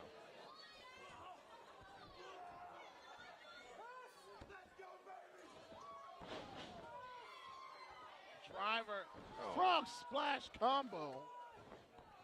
There's a cover. And Fed Up have been beaten by the Hellcats. Wow. I got to give them credit, Credo. I didn't really think they could pull that off. THC finally got the revenge that they had been searching for. Yeah, the fans are delighted. I'm not overly delighted, but I got to give them credit. To withstand a cage match against FU, not only withstand it, but win it, I got to give them credit for that. I really do. They did it. They have exercised the demons known as FU. And Jimmy Stars and Sexy Steve end the year on a high note. They survived this cage match, Adam. They did. And they deserve to win it.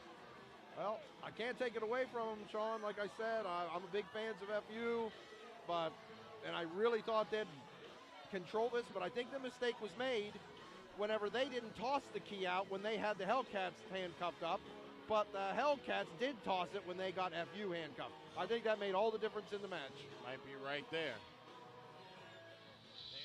I'm standing. The MCW Championship is on the line inside of a steel cage, and there is the challenger.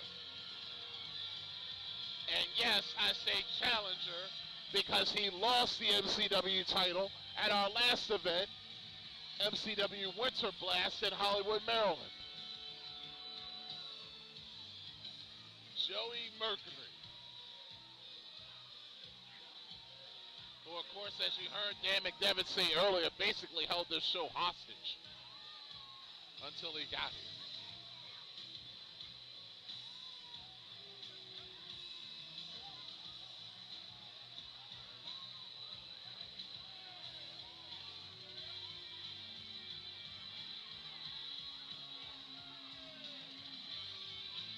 And of course, well, he wasn't here when his buddies lost the MCW Tag Team titles earlier this evening. So I wonder how they feel about that, huh?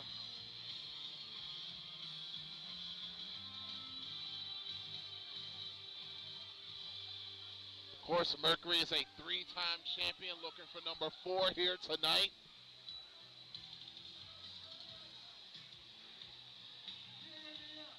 Uh-oh. I'm wearing that same Shamrock Memorial Cup Championship. Where'd you go? Where'd you go? Yeah, I'm wearing this title, right? Your boy ain't holding nothing, Miss Shamrock. Oh, wait a minute.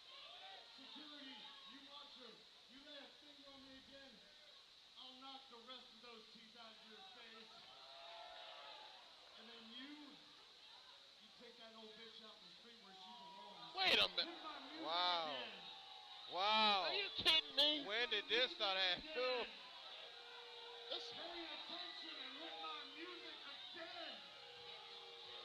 He is out of his mind. What the hell is wrong with him? That's Shane Shamrock's mother. Wow. It's a flat-out disgrace anyway. The fact he's got that championship around his waist that's representing her son. That's beyond disrespect there, Cradle.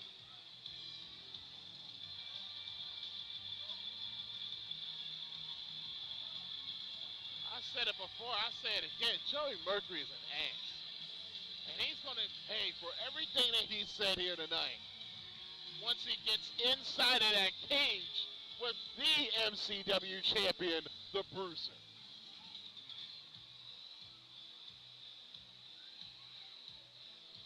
And somehow, someway, Joey must have heard about the edict that there might be more than 2 people in that cage, because he brought down the former tag champs, Joe Keys and Dante Caballero. It's called being prepared, Cradle. Well, when someone blatantly tells you what's going to happen and you don't prepare for that, you think Keys and Caballero are ready for what corporal punishment has to bring down in this ring? Not at all.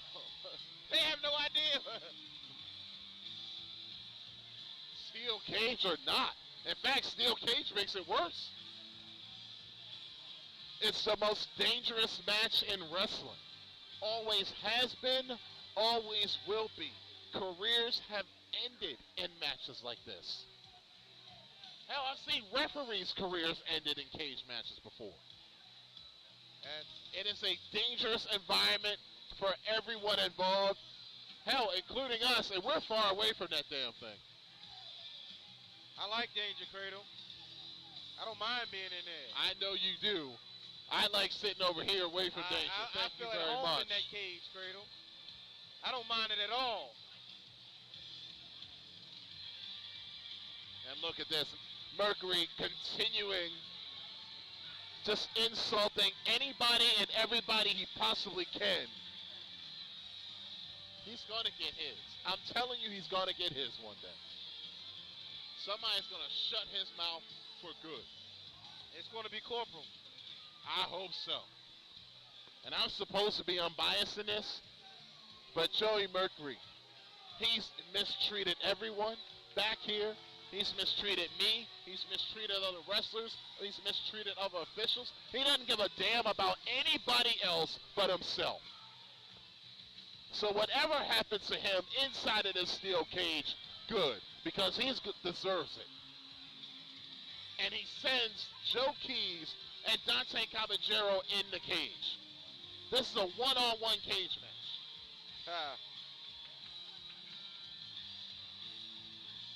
Yeah, he's worried about that cage. Well, Joey's checking out that steel cage right now. This could be the end of the career for him.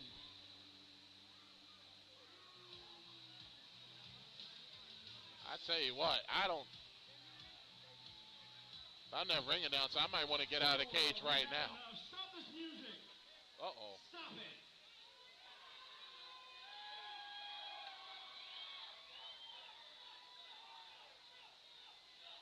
Hey, everybody. You know, as the general manager, I'm looking forward to having this steel cage match. But this is not quite how I envisioned it.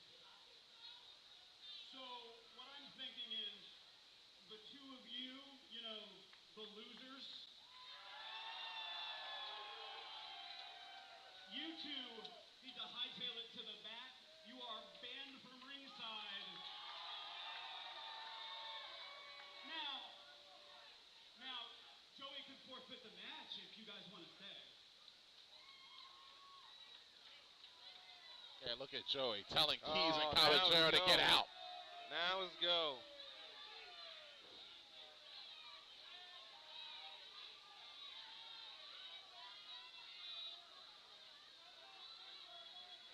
Well, Joe Keys and Dante Caballero are not happy. Why would they be?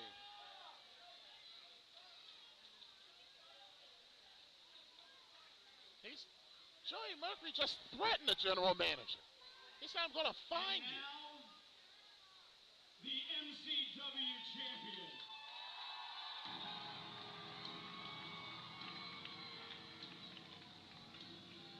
Joey looks a little worried now.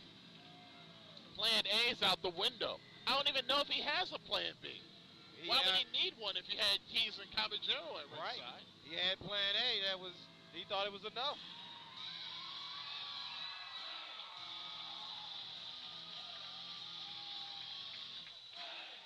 The 9-time MCW champion.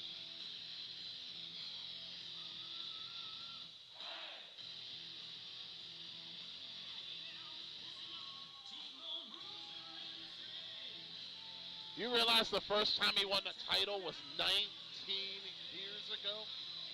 Jesus.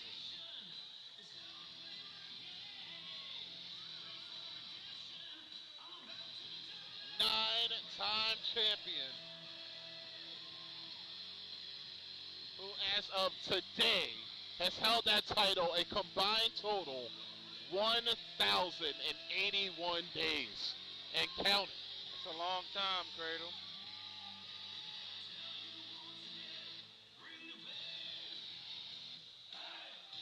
Bruiser checking out that cage. Look,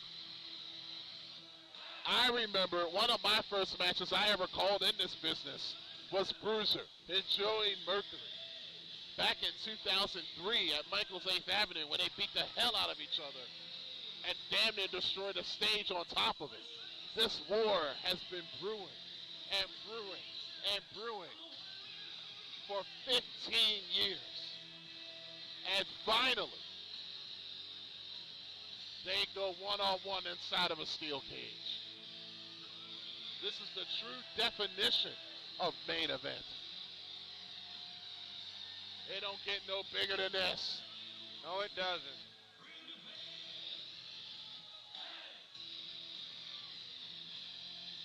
"12 MCW championships between them. Countless main events. And it all goes down inside of the steel cage. As Mercury getting a jump right here on the Bruiser. Ring announcer needs to get out of there. He is now, isn't he? And Mercury taking advantage here. Bell is wrong. Forget about the introduction. And look at Mercury. And now the Bruiser connects with a clothesline as that cage door is being locked. And this is what the Bruiser wants. A one-on-one opportunity to kick Joey Mercury's ass. T-Bone. T-Bone. I know all too well what they feel like. I think this thing might be over. Already? Oh, yeah. Oh. First mission's right there. He's going to tap. Oh, he's biting him. He's biting him, Cradle. Do whatever you got to do to get out of it. That move I'll give it to Joey is as legal as a headlock. You can't fault Joey Mercury for doing that in this environment. Anything goes. Oh! Oh, football tackle there from Mercury. That was like a wide receiver knocking down a lineman. When do you ever see that happening? Ever. Anything and everything goes inside of a steel cage. And we know how sadistic Joey Mercury can be. Look at him. And this crowd is almost in a hush. You think they believe Bruiser's 9th reign as MCW champions in trouble? I think they're a bit concerned. I'm not sure about anything is in trouble, but they're a little concerned, possibly. I know they were real concerned when Joe Keys and Dante were out here. Of course, our general manager, Phil Stamper, got rid of those two. Really quick. Nipped it in the bud before it got bad. Listen, you know Joey Mercury. He says he's always the smartest man in the room. Did he get outsmarted by the general manager here tonight? It's possible. What if he didn't have a plan B? Just think about it.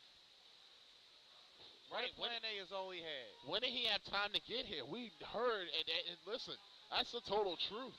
Joey Mercury was on his way here not less than 35 minutes ago.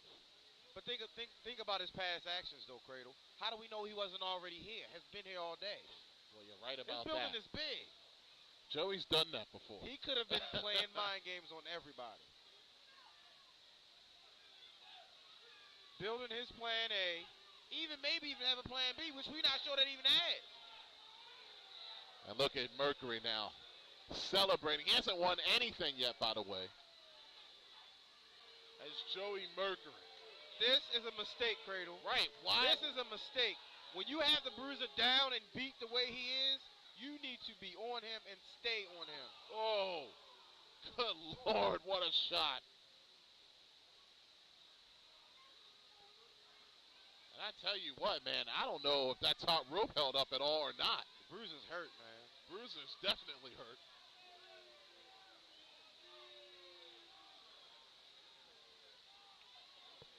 Oh, man, I don't know if that cracked the rib, cracked the sternum or whatever, but Mercury taking his time.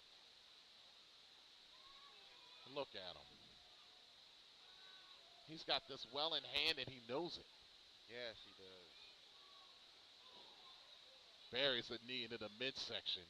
And now since the Bruiser face first, right in front of us here. Taste the steel.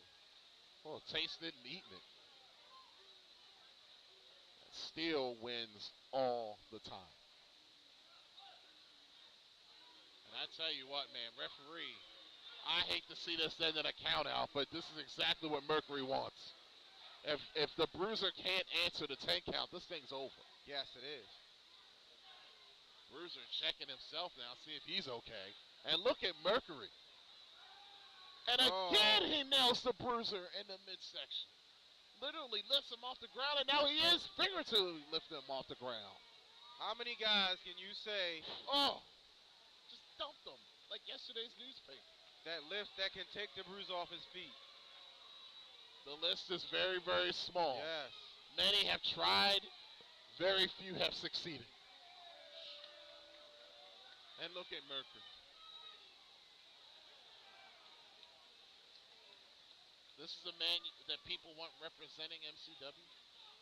I don't think anybody wants it but him. 3-time champion. And if he's successful here tonight, will become a 4-time champion. Well, of course, by the way, he's trying to rip the fingers off of the Bruiser. Started this night insulting the mother of Shane Shamrock. Completely uncalled for. Called her a bitch. Yes, he did. That's Cradle. To her face. Wow. To her face. Wow. While wearing the Shamrock Championship around his waist. I didn't even do that when I disrespected her at the Shamrock No, you did not. I was going to say, if there's anybody that knows about that, it's you. And he's trying to T-bone him, and he does. Again. Oh, look at him. It's like it's a workout for Mercury.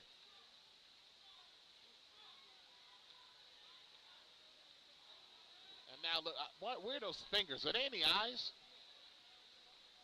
I think they're across his nose, where he can't breathe. It's trying to smother him. No, you got to be kidding me. Mercury with a bruise mission on the Bruiser. Wow. I can't imagine Bruiser tapping out of his own hold. Oh, now the double underhook, double arm DDT could not connect. And the Bruiser sends Mercury face first into that cage. And a T-bone follow-up. And if there's a weak point on Mercury, it might be his face. Yes, that horrible accident, the ladder. And now Bruiser cinching in the Bruce mission here. Is he tapping? But he hit the referee. He hit the ref in the eye. The ref doesn't see him tapping. And Bruiser's looking at the ref.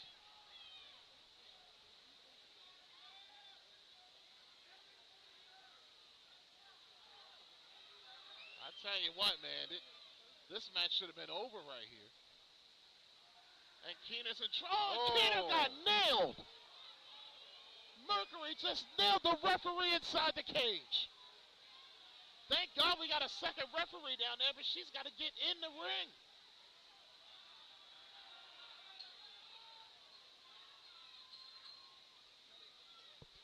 Mercury raking the eyes. Oh, the low blow.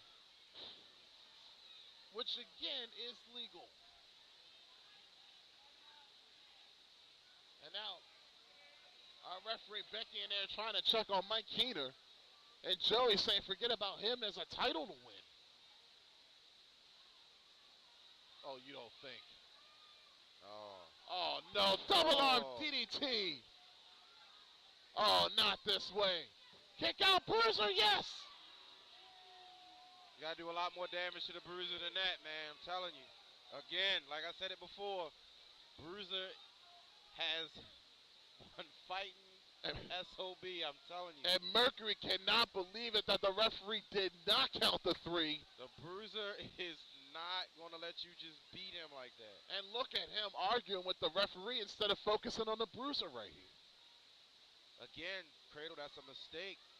When you have the Bruiser the way he has him now, he needs to stay on him. He's telling her to ring the bell. This match is not over yet.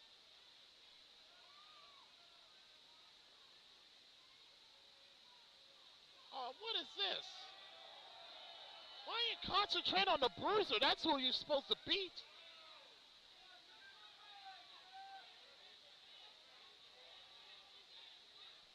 Look at him. Becky telling them that it was only a 2 count. And Mercury trying to plead his case. I mean, we don't have an instant replay here, but that was definitely a 2 count, right? Yes, it was. And he's still demanding that she reverse the decision.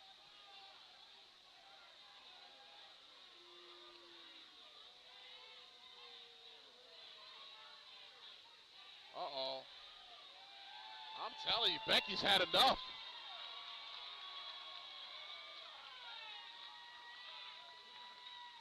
I mean, like I told you, he disrespects everybody in this company. He doesn't give a damn.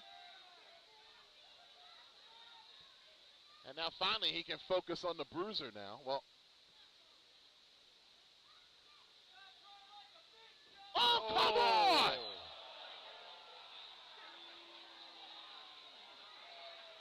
Are you kidding me right now? Wow, Cradle. What the hell was that? I thought I saw some low people. Oh my God. Wow. I never seen you get a man. Are you serious right Wow, now? Sean Cradle. He just punched her in the face. Wow. Not just the fact that she's the ref. She's a She's woman. a woman. A woman. Mercury doesn't give a damn about anybody or anything but himself.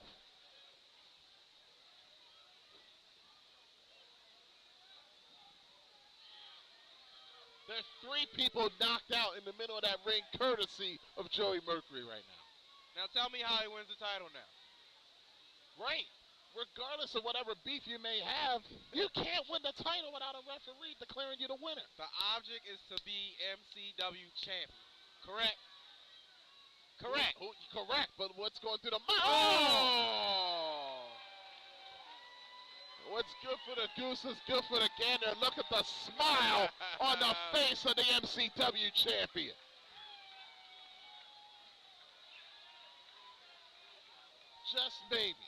Just maybe the Bruiser. Oh! 3 points. Gone. And sends Mercury face first into the cage. And one more time. Mercury again into the cage. And I told you, his face is the weak point. And he's bleeding, Cradle. And now look at this. Mercury has been opened up, Cradle. We got no referee to stop this thing. And the Bruiser is slamming the door shut. Oh, look at this. Oh.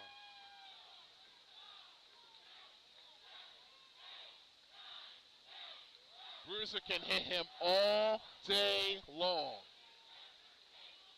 No one's going to stop him at this point. Who can?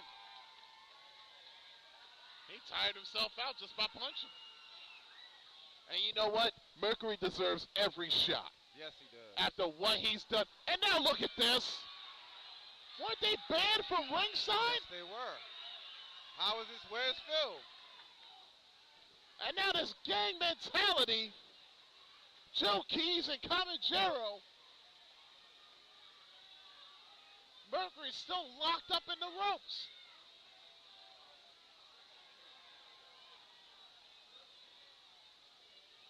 Oh, look at this beatdown. 2-on-1. I guess plan A is back in effect.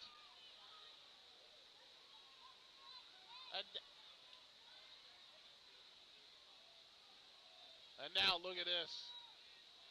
They're about to send the Bruiser face first into that cage. And Mercury, who's still locked up, and now,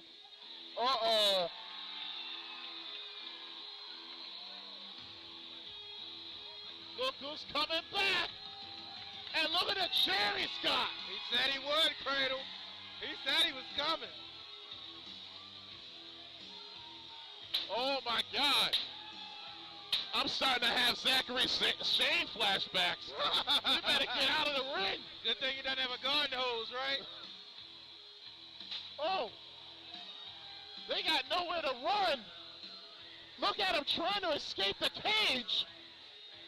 I don't think I've ever seen anybody run out of the cage as fast as those two. And look at what's left. Corporal punishment with a steel chair and Joey Mercury begging for his life. After the way he disrespected Shamrock's mother. After the way he disrespected this entire organization. And now he just read him last rites. Oh, look at this. This is going to be great. What?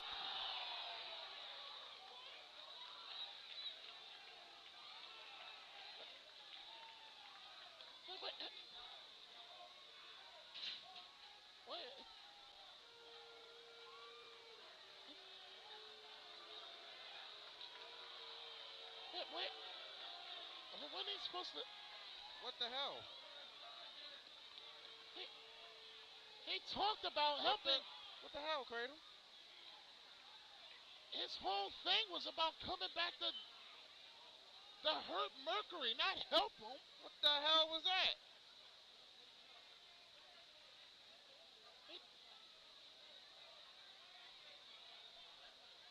Oh my God. Oh no.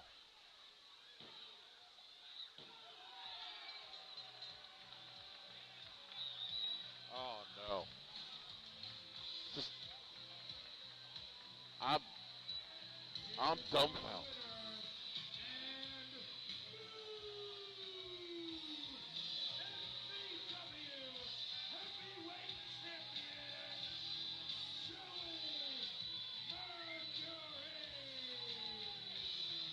What the hell? I don't even know what to say. I mean, Danny he just talked about what he was going to do to Mercury. And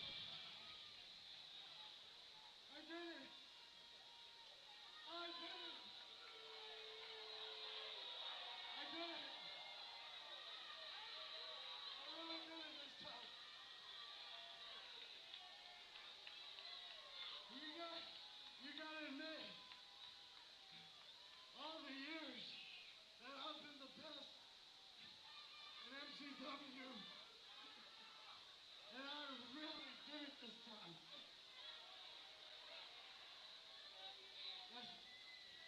Let's show the proper respect to the new champion, Joey Mercury. With the music, play it out. now he's producing the show too. Wow. I'm at a loss for words. I've been like that all night. For months, Dan has been training to come back to fight that man. Lost how much weight? That this whole night was about. And Corporal Punishment gets back in the ring to help Joey Mercury regain the title.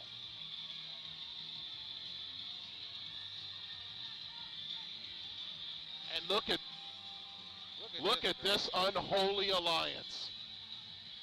Oh my God, I can't believe this. They're hugging. They're actually hugging.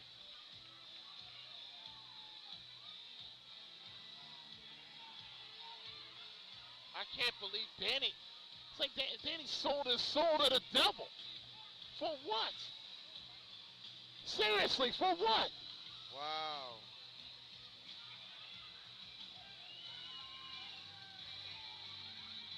I don't.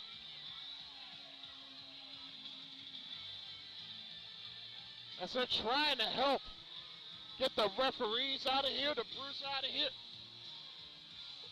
What's going through the mind of Danny McDevitt right now? Who knows? And look at Mercury going right back at Shamrock's family.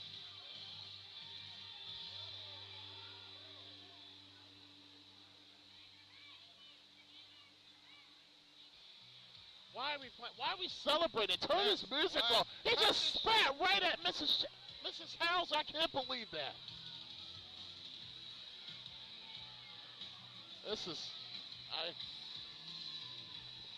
We need to get out of here. Cut. I'm out. Folks, I'm Sean Kratos. This is Drolix. This is MCW Breakthrough. I can't believe what we've seen. Joey Mercury's the new champ.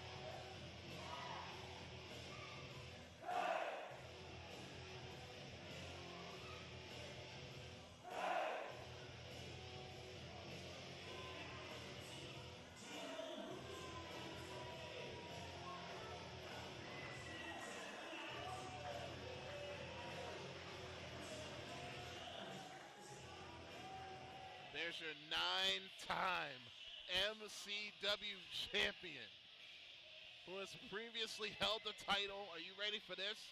1,083 days. But you know what? He doesn't have the title right now.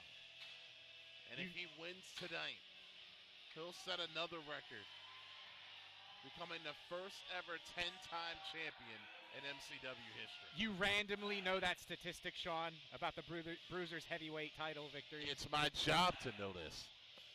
So you are good at something. Why are you here?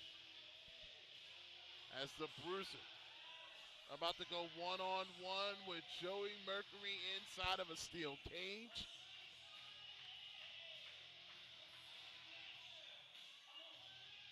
And after everything that went down, and right here in this building, as a matter of fact, at MCW Winter Blast, when the Bruiser defeated Joey Mercury to become the 9-time champion.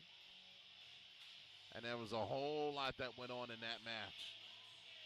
Of course, that would lead to the rematch back at the MCW Arena in Joppa, where Joey Mercury would, I shouldn't say he shocked the world. I think we were more shocked at our illustrious owner, Dan McDevitt, Corporal Punishment, what he did to ensure that Joey Mercury will regain the championship.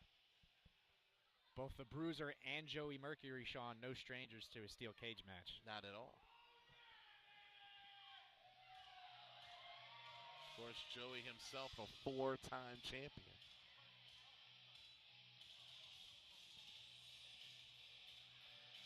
As he's got Tara in his corner right now. And I know you're keeping score at home. 259 days and counting for the reigning MCW champion, Joey Mercury. You are good for something, Sean. Oh, thank you. I'm glad I meet your approval. And where's he going?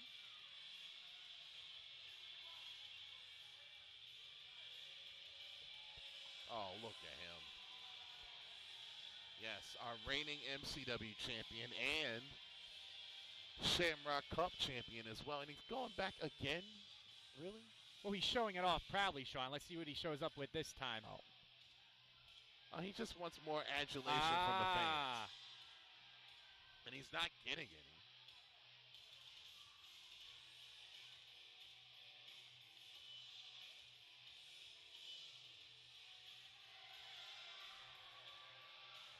Boy, that steel cage is so unforgiving.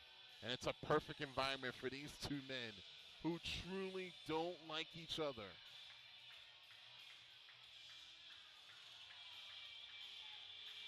Joey Mercury, a man I used to have a lot of respect for, and so do these fans. And the things that he's done ever since he's returned to the company. Used to have respect for, Sean? Well, think about it. I mean, look at him. He came in. We thought we were going to get a dream match with him and Leo Rush at the Shamrock Cup. It turned into a low blow. And what was the result of that, Sean? That Shamrock Championship That's that he's holding right. in his hand right now. Then he went on the steal the Bunkhouse Stampede and cashed it in on the Bruiser before Bruiser could even grab the championship. And what was the result of that, Sean? That championship that's around his waist at this present time. You are really good at statistics. So right now, Joey Mercury, yeah, you could say that he has, maybe he's always one up on the Bruiser. But can he stay one up on him? That's the question here tonight. As he takes his time walking around the ringside area here.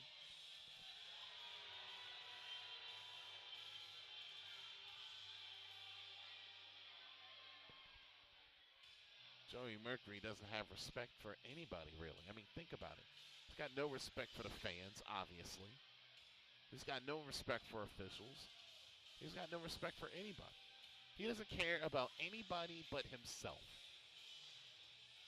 Staring down the Bruiser here. Yeah. Bruiser's ready for him. He can't wait to get his hands on Mercury inside of this cage. Now, Joey Mercury has Tara by his side tonight, Sean. But how big of an asset could she possibly be once he steps foot inside the steel cage? None. And they close and lock the door.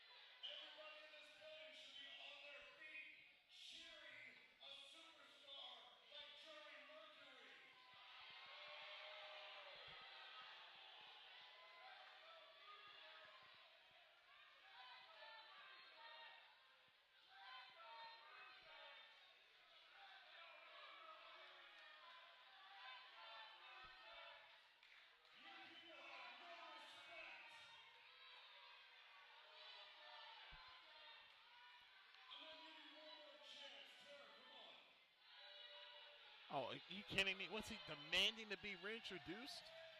He didn't get the proper respect that he deserved.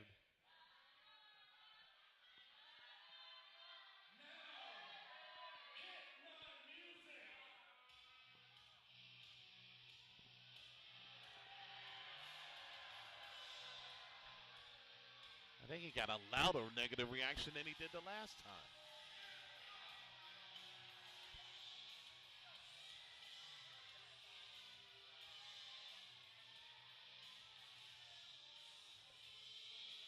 And there he is, the reigning MCW champion, four-time champion.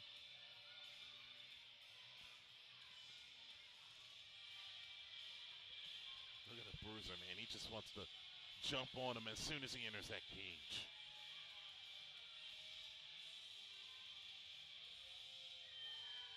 And there he is in all of his glory. The reigning Shamrock Cup winner and the reigning MCW champion. I'm confused by the negative response he's getting from the Hollywood crowd here, Sean. He was just spitballing some truth earlier. Well, if it wasn't for his actions, especially right here in this very building, the last time we were here at MCW Winter Blast, he punched a referee right in the face.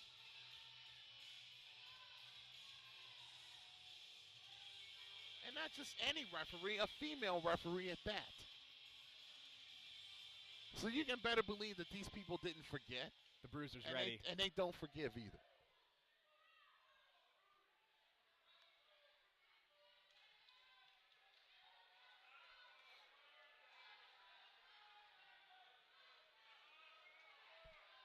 Look at Mercury. Introducing first, the challenger from Baltimore,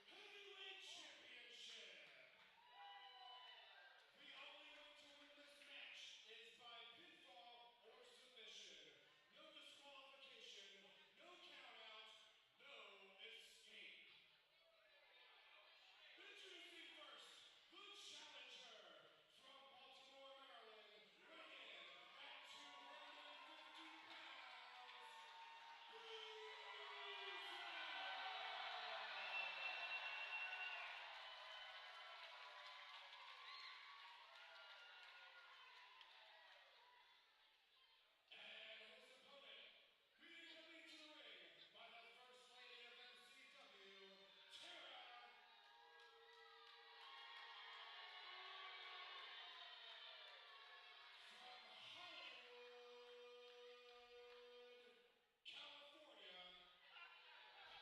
Hollywood, California, weighing in tonight at 223 pounds, he is the 2017 Shane Shamrock Memorial Cup champion and the reigning MCW Heavyweight Champion, Joey Mercury.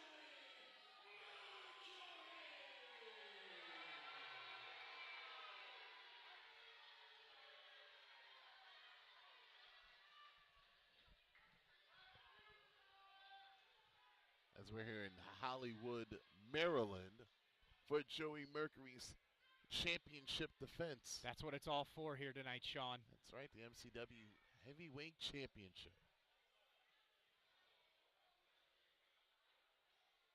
As we are set to go, they're about to lock that cage door. And this thing will be underway.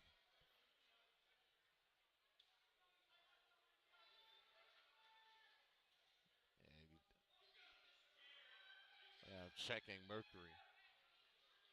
And if you heard correctly, there's no escape in this match either. Pinfall or submission victory only. Right. Usually, you know, the stipulations added where if you escape the cage, you go over the top. 1 second, please. Mike Keener, you've done an amazing job all night. You do an amazing job at MCW, but instead of being in the ring tonight, I need you to come outside. Cheyenne, if you would please pass the keys to Mr. Keener. Ref Keener, I would like for you to be the guardsman at the door. The reason for that is because I have a very special guest referee. Oh, yes! Your guest referee for your main event, Ref Becky!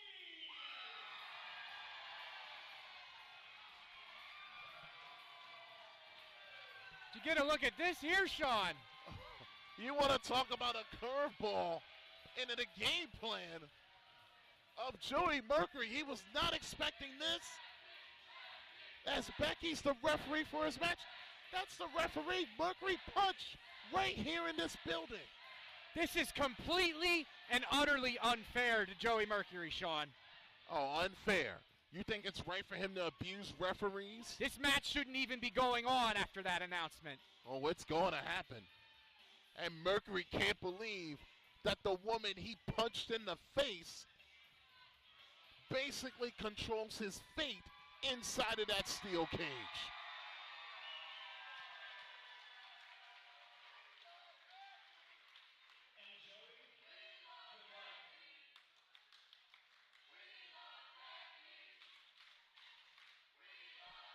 I tell you what, these people didn't forget.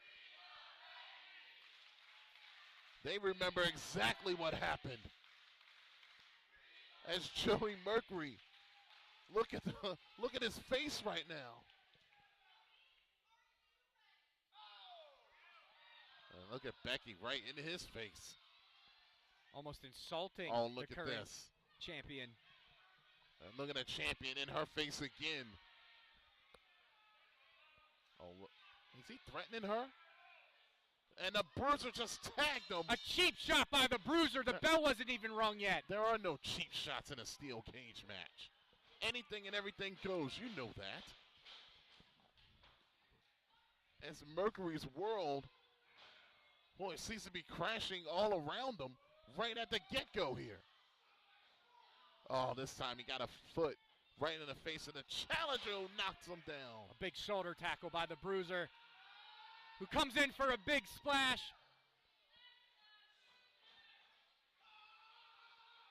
Oh, and again caught him with a clothesline in the corner. Big foot right to the face. The current champion is reeling here, Sean. Oh, going for it early. T-bone, yes! And he hits it. We can see the Bruce mission right off the bat here. This could be the fastest title change in history. Look out, he's got it on. Oh, almost. Oh, he's biting him right on the hand. Very smart strategy by the current champion. And hey, I'm not going to fault them for that. It's the, wow, Bruiser. Shoulder first, head first into that steel cage. The cage coming into play as a weapon already here, Sean. I'm not going to fault Mercury for what he did. It's like I said, anything and everything goes inside of a steel cage. There are no disqualifications in this match. You can even use your T-shirt and that's exactly what to he's choke using. your opponent out. Very convenient that he never took the shirt off once he got in the ring. Going for a neck breaker. With a whole lot of assistance from that shirt cover, and the Bruiser kicking out. Mercury again into the face of Ref Becky here. I'll tell you what, Mercury better watch it. It is the job of the MCW official, Sean, to call every single match down the middle and to be completely and utterly unbiased. And that's what she is.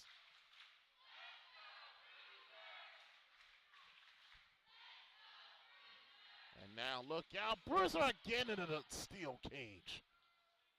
Oh, that cage does not give an inch. But unfortunately, the body of the Bruiser does.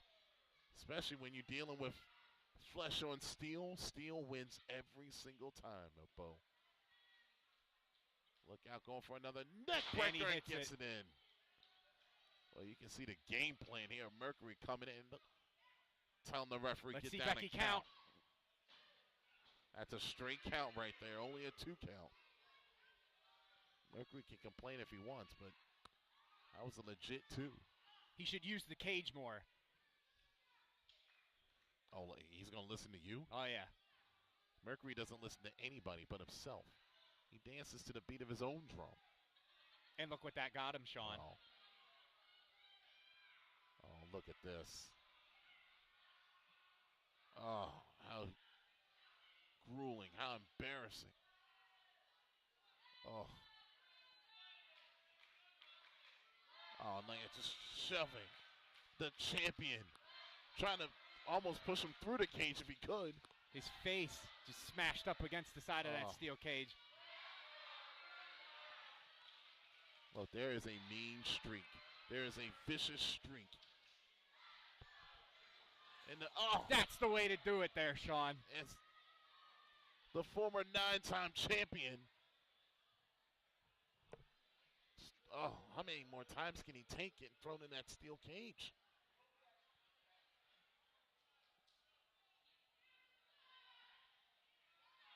The Bruiser's almost out on his feet, going for another. Oh, no, not another one. Come on, Joey. Hits the neck breaker. Oh, just cover him and get it over with. There's a cover. 2. And the Bruiser kicking out. That was a little bit of a slow count there, Sean. Again, the champion on top, and again another kick out from the challenger.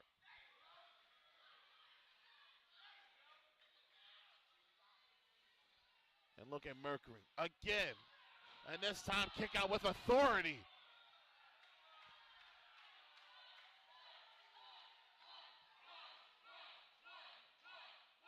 And look at Mercury now. On top of the Bruiser, just going right into the open wound. Hard right hand straight to the face of the Bruiser. And look at him continuing to argue with Ref Becky here.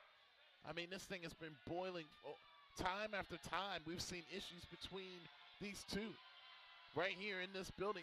And Joey, there's no way. I'm never, ever going to condone hitting a woman. And he did it in a public setting twice. Listen to this crowd now, Sean. Solely behind the former champion, the Bruiser. And look at this. Telling Ref Becky, be there for my 3 count because it's going to happen right now.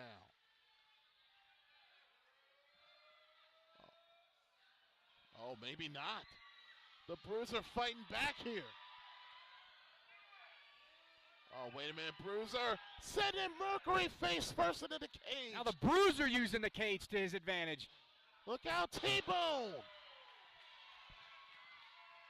Boy, Mercury in trouble right now. Is getting in the cage again. That's 4 times. And another T-Bone suplex by the Bruiser. Oh, my God. Mercury again face first. And now he's feeling what the Bruiser felt earlier this evening. Another T-Bone. How much does Bruiser have left? Bruiser coming alive here in Hollywood. Oh, look at this. Going for the Bruise mission. Look at Becky right there. And what the hell was that? That Dante Caballero came down and knocked out the referee.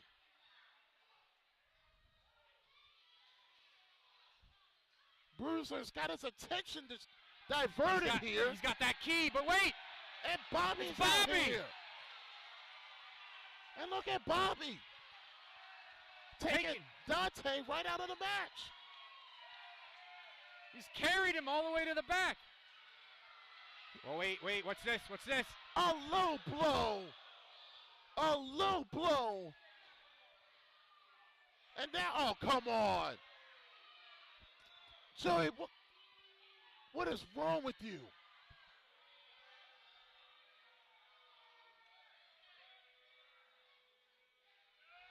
And now, oh, Tara's got the key. Tara's got the key now. And now she's trying to get into the cage. She's opened the door. The cage is unlocked. And what is this now? They're bringing chairs into the ring. Oh, you got to be kidding. Uh-oh.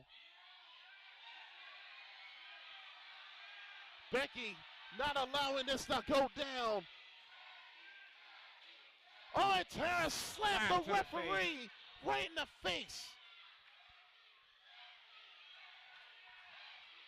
They have no respect for officials here.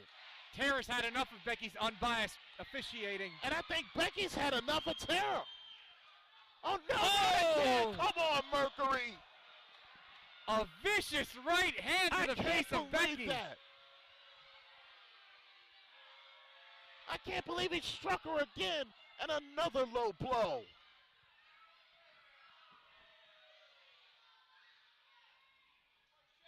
Oh, you gotta be kidding. The champion's thinking of something. I can't believe he did it again. He doesn't care about anybody or anything. Sizing up the Bruiser. Oh, what a vicious and vile chair shot from the MCW champion. A direct hit.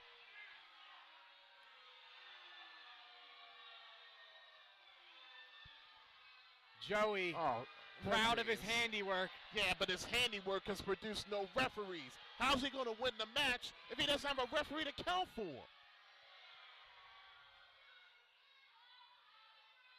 Oh, wait a minute. Is he just told Tara To get ready for what? Picking up the lifeless body of the former champion. Oh, no. Come on. Bruiser's out on his feet. It's just a formality here. Oh. Double arm DDT. And look. He's telling Tara to bring the ref over. Oh, come on. That's a 1 count, Sean. How's that a 1 count? That is a 1 count. Her hand hit the mat twice. This count shouldn't happen. Oh. Oh, there was no 3 count. Becky's hand didn't go down for 3. Joey can't believe it. Tara damn sure can't believe it. Look at Becky here. Oh, stunner. Stunner to Tara. Oh, now again, come on, Mercury. Have you done enough here? Oh, a low blow. A low blow by Becky. How's that for unbiased officiating, Cradle? Look out, Becky with another stunner. On a low blow. A 3rd stunner. Mercury's knocked out. And we've got a new champion. The Bruiser does it here tonight in Hollywood, Maryland.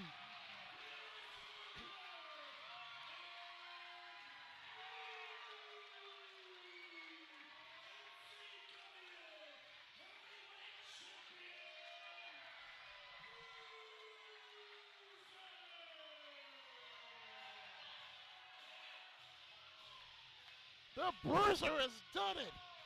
Battered and bloodied.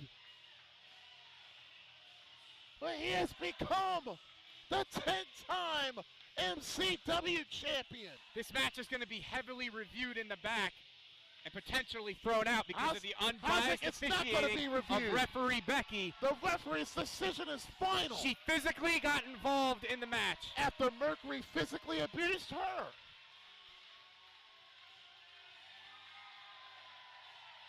Joey Mercury's got nobody to blame but himself.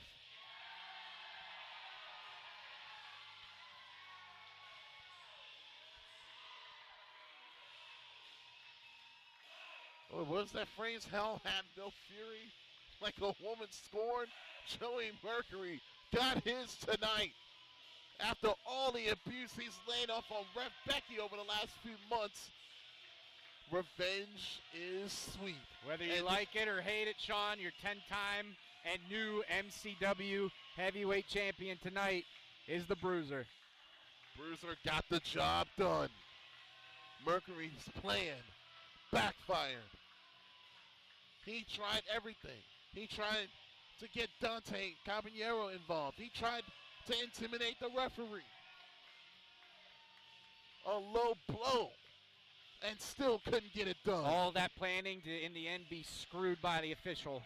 Well, maybe if he didn't attack the official, she would not have done what she did. A stunner to Joey Mercury. And then a big stunner from the Bruiser that put the lights out for Joey Mercury. And for the first time ever in MCW history, we got a 10-time champion, and his name is the Bruiser. History indeed made here in Hollywood, Maryland. That's it for Spring Fever 2018. For Bo Nakota, I'm Sean Craner. We'll see you at Tribute to the Legends.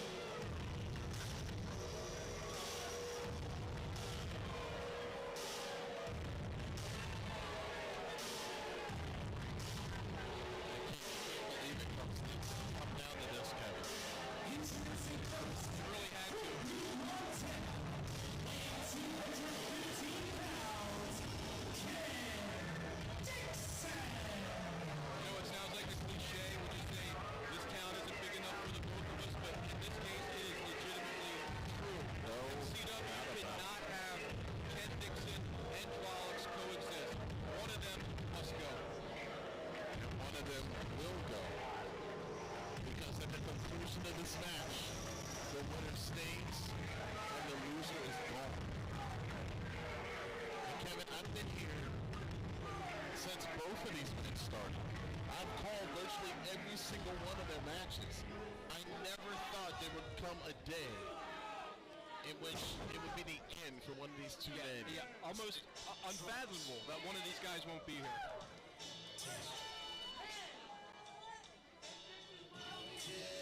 Ken Dixon has said he may go down, but he's not going down alone. He's taking Rollins and this entire company with him.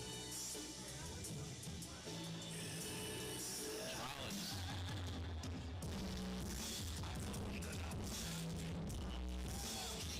He lives by the code. He lives by his code. It is what has taken him to the mountaintop on multiple occasions. And tonight's the night that we find out that the OG has one more in the chamber.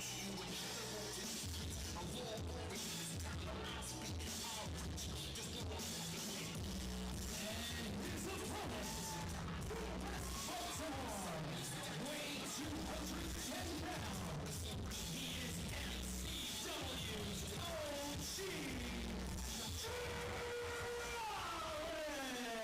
And the fight is on in a steel cage match.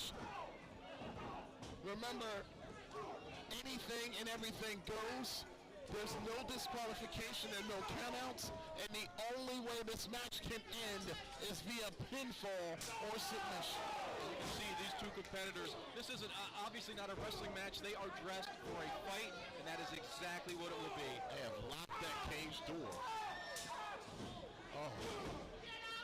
I tell you what, there's Drolix with those shots. I would not want to be Ken Dixon right now, especially in this environment inside of that steel cage. Well, look, you wouldn't want to be locked in a cage with either one of these guys ever. Look at this. Oh, both men trying to ram the other inside that cage. Joe Cradle, I think both of these guys are at home inside that cage. Oh, no doubt. Nice suplex there for Drolix. Listen, I'm excited to call this match, but I still can't believe this is it, Kevin. It is. For one of these two men, their career ends right here, right now. Oh, and Drolix hit the steel cage. Well, Creed, I'll go so far to say that, yes, one man's career will end, but the man who stays, his career will never be the same again after being through this brutal war. No doubt. They're both going to be changed by this. Being inside the cage, it changes an individual. And Ken Dixon going for a cover. I think got to do a little bit more than that to beat Drolix. Well, look, Ken Dixon's smarter than he looks, okay? He understands.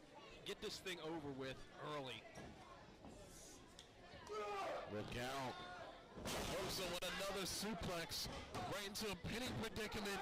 And Dixon just kicking out. I mean, well, see, both guys here, Cradle, they're both going for these quick pins because they know what a brutal war this can be. Right. So let's get it over with. And Kevin, these are normal pinfall situations. Your shoulders are down for 3 seconds. Your career is over. There's another cover from Drolix, and again a kick out by Ken Dixon. It is amazing to think all that these two men have accomplished over the years in WCW, and it's only going to take 3 seconds for it all to end. Ken Dixon, multiple-time Rage Television champion. Drolix, you want to talk about somebody who's done it all? Rage TV champ, Tag Team champ, MCW champion, and Shane Shamrock Memorial Cup winner. If ever there was a first ballot Hall of Famer for MCW, he is it. There's no doubt about it. Don't talk about like his career's over. Oh, both of these guys. You might want to put Ken Dixon on that list. Absolutely.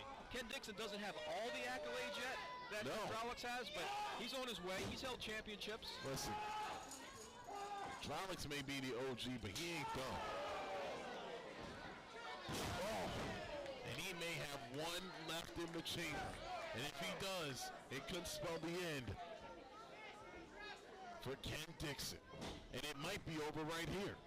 Look at Ken trying to kick out. trying to kick out at 1. And that's what you have to do when your career's on the line. Especially when your career's on the line, you want to kick out as quickly as you can. No doubt. You don't know if the referee's kings changed or whatever the case may be. Right. You don't want to leave anything to chance. You are literally talking about your career, your livelihood here in MCW. And again, Drolix goes into that cage, and his face is getting raked right across the cage. Oh, this is a violent situation. Have you ever met a man who enjoys his work more than Ken Dixon? No. I mean, look, he is in his element, in his environment, but so is Drolix. And for Ken Dixon, you gotta think. Sometimes, listen, I think sometimes he thinks he's in the shadow of other people. And then maybe, just maybe, a night like tonight, he jumps out of the shadow. And it could happen right here. And Drolix says no.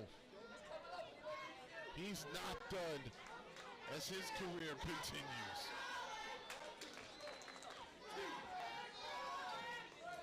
And you think what Drolix has accomplished. Ending the longest title reign in history with Christian York. Defeating Matt Hardy to become MCW champion. Defeating one of the best lineups in history to win the Shamrock Cup. He would love to add Ken Dixon to that list of accomplishments. And I would never take anything away from Drolix's accomplishments, but you keep mentioning them. I don't hear you putting over all the things that Ken Dixon has. I just talked about how he's a 2-time MCW Rage Television champion. As a matter of fact, one of those over Billy Gunn. There's a cover and a kick out. Ken Dixon has done a lot in MCW. All I'm saying is, as great as Drolix is, let's not forget what Ken Dixon has done here as well. Trust me, I've not forgotten what Ken Dixon has done. I always said he is the superstar in waiting. However, he can be done in a matter of minutes. If he doesn't, why is he not focused on Drolix? Yeah, your career's on the line and you're yelling at the audience. Totally agree. That's a rare mistake, a rare mental mistake from Ken Dixon. And I tell you what, I don't know who that fan is, but that fan may cost Ken Dixon his career. Oh my God. You can feel that and hear that all the way up here.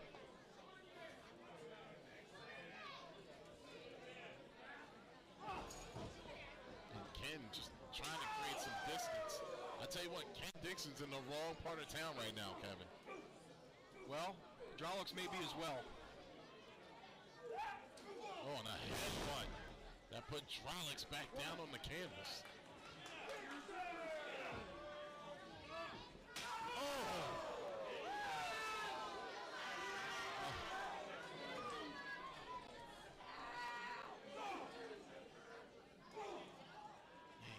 Hear those shots.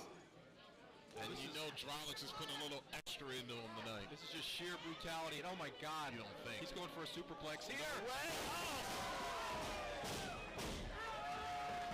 Could have broken his back. Well, that took a lot out of both men, but obviously took much more out of Ken Dixon. Oh. I tell you what, oh, there's a cover. Is Dixon's career is over? No, it's not. I tell you what, this crowd is totally invested in this match. You know, you gotta think they realize what's on the line. Obviously, they realize the magnitude of this, that they are literally watching the final match of one of these two men. Right. It had to come to this. And it may end right now. Oh, and nice counter there from Ken Dixon. A career-saving counter by Ken Dixon, who's looking to bring his history of violence to end Drolix's career. Oh no, and he kicked out.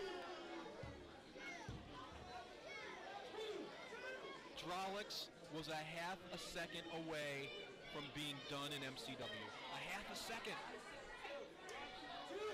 The OG still have some fight. Now what is this?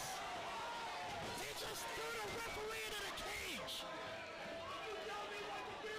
You can't breathe, monkey. What the hell's wrong with Ken Dixon? Well, obviously, how can he win the match with no referee, Kevin? Obviously, tempers are flaring here.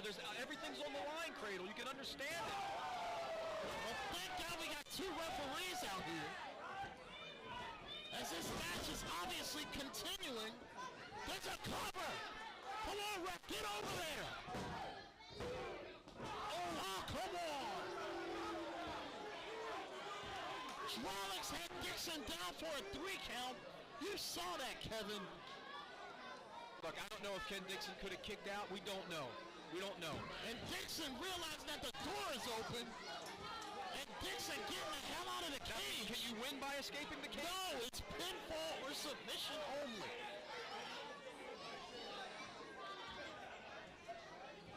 And now look at this. These men are fighting outside of the cage now. Amazing. A cage can't even keep these 2 guys confined. I mean, they fought all over the building. They fought everywhere. And look, even a cage, they found a way out of it. I never thought we would see this. They had actually locked the cage. Their hatred for each other, it literally has no bounds. Look at Dixon taking advantage, or excuse me, Drolix taking advantage of the situation. Cradle, well, they're both taking advantage of the situation, quite frankly. We've seen rivalries, we've seen heated feuds. I don't know that we've ever seen just the unadulterated hatred between these 2 men. Oh, you can hear that chop all the way up here. Dixon just thrown over the table. Why is anybody standing around these 2 individuals? I have no idea. You might want to get the hell out of here. You might want to put some yellow tape around the 2 of them.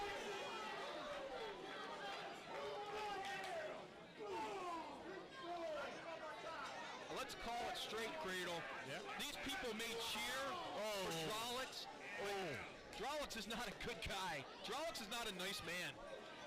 He will do whatever it takes to not only win, but to hurt Ken Dixon. And Ken Dixon will do the same. These fans respect Drolix. They like Drolix. But Drolix, make no mistake, he is a badass. Dixon just went under the ring. It looks like he's getting... What the hell? Did he just take... He just took the camera away from the cameraman. And I don't know what he's going to do with that camera. Oh. Well, I can only guess that he was going to use it as a weapon. I mean, these guys will use anything that's not tied down. Oh, my God. Look at that sledgehammer. Was H here today? Look out! Oh, wow! He just almost put a dent in that steel post. You want to talk about changing the game? They hit him in the head with a camera. Dixon was bound and determined to use a camera. Ken Dixon took the camera away from the cameraman and just knocked Drolix out. That was a Kodak moment if I've ever seen one. Oh, come on.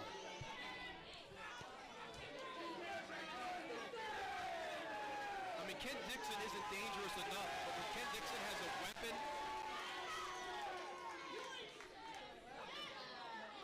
Oh, look at this. Dixon now. Wow, face first goes Drolix. And Ken Dixon. Whoa!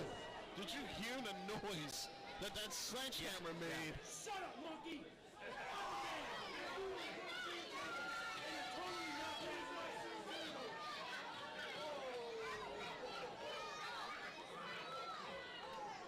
Don't mess with Ken Dixon. And there's still some fight left in Drolix. And Ken Dixon's feeling it now. Drolix beating the hell out of Dixon on the floor and throws him back inside that cage. Remember, this match can't end until both men get back in there.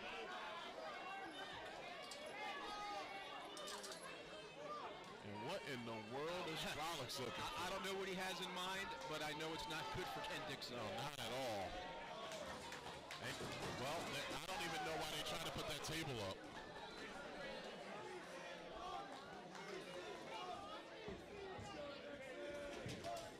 Oh, wow. My God, there's all kinds of weapons. And look at this. Strolix with a whole collection of them. He's got a crutch, he's got a kendo stick, he's got a trash can. Like he needs more than one. You're surrounded by steel, and he's bringing even more steel into the ring. But Dixon's got that sledgehammer, and thank goodness he missed with that. Oh, shot after shot as these men are both back into the cage. Dixon getting rammed into the cage now. Right in the face with that trash can.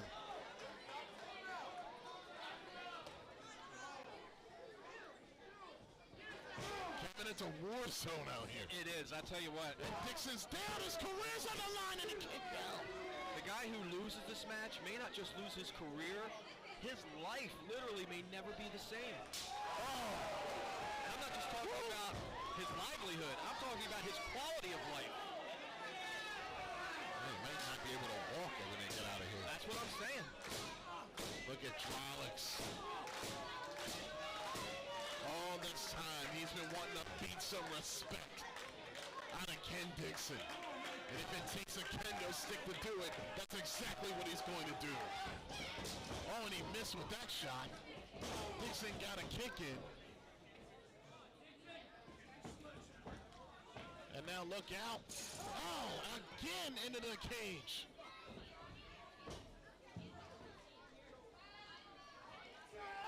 Oh! Well, the ropes are not going to save Dixon. Well, it might help him. Well, they are helping him here. I know what you're saying. You can't break up anything with the ropes, but holding on did help him. Look out. Oh, and Strolix almost driven through that cage. Oh, no, Strolix. Your career's on the line. Harder. Oh. Oh. If that could be the closest 3 count I've ever seen, and one of the most important 3 counts. As we've said time and again, this is not just a winner and a loser. No. The loser goes home, and that's forever. Forever. Someone's career will end inside of that steel cage.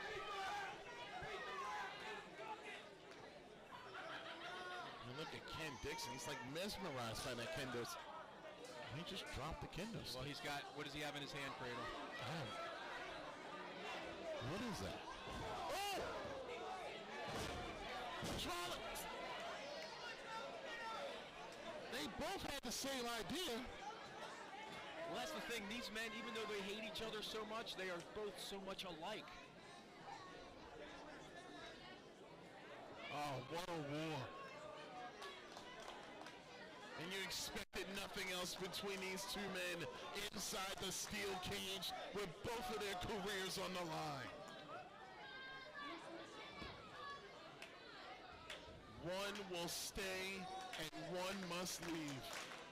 It has come down to this here in the main event of Season's Beatings for MCW Pro Wrestling.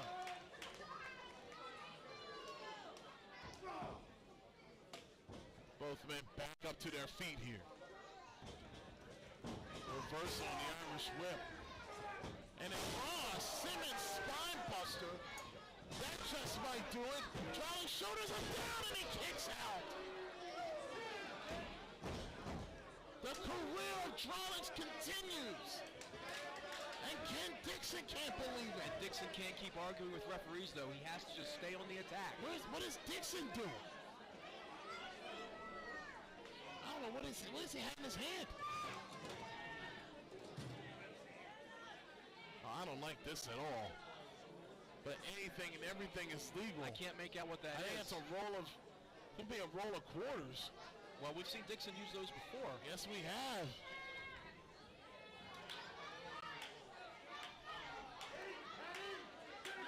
And it's legal, Kevin. It's all legal, Cradle. Oh, Drolix. Drolix doesn't see what's coming. Drolix is struggling to get to his feet. And this could be lights out for Drolix. It sure could, and on a knockout shot. Drolix is back up. You believe that?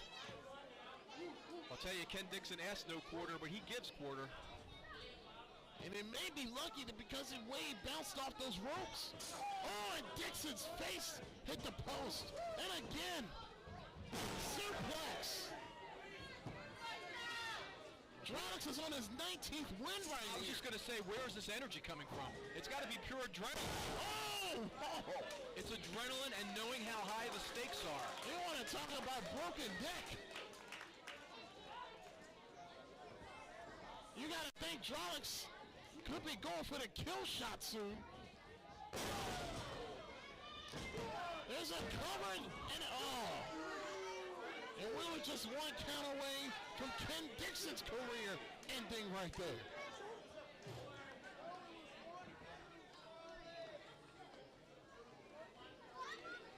Good Lord, what a match.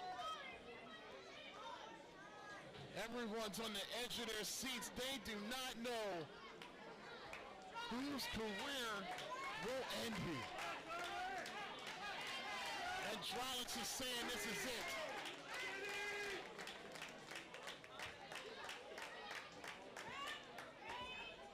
I hate to say it, Cradle, but this could be the end of Ken Dixon right here. Well, if it is, Ken Dixon had one hell of a career. And Ken somehow got out of it before Drolix could lock it in. Oh, Drolix hit that top turnbuckle. Look out. Ken has got Drolix up and drops him right down. Drolix hit the kendo stick on the way down. And Drolix kicked out.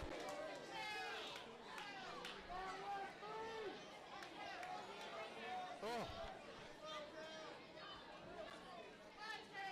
I don't know, what's it going to take? I'm wondering that myself. What could it possibly take to end one of these two men's careers? These guys have hit each other with everything, and neither one of them will stay down. Kendo sticks, ladders, tables, crutches, trash cans, sledgehammers. Is Dixon trying to remove the turnbuckle here? The turnbuckle pad? It certainly looks that way. I mean, we might as well use the turnbuckle as a weapon. Everything else has been one.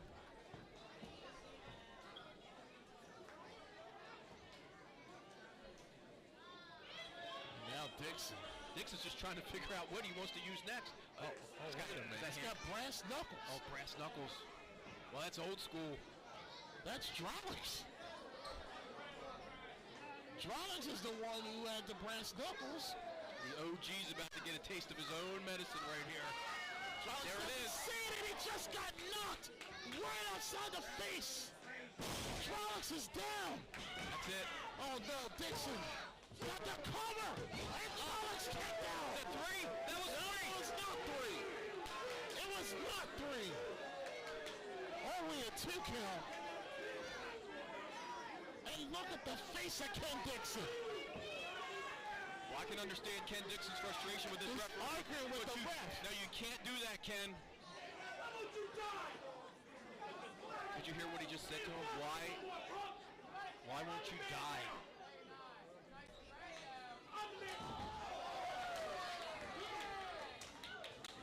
You're not the man yet. Not while Drolix is still in MCW.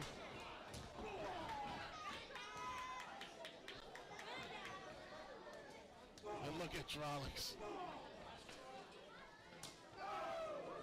Oh, shot after shot. Look out.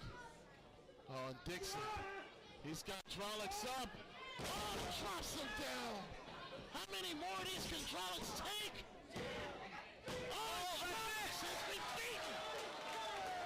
Now that was a 3 count. That's it. Oh my God. Cradle. Do you realize what just happened? Ken Dixon's won this match. That's it. For Drolix. I mean, this is surreal. Ken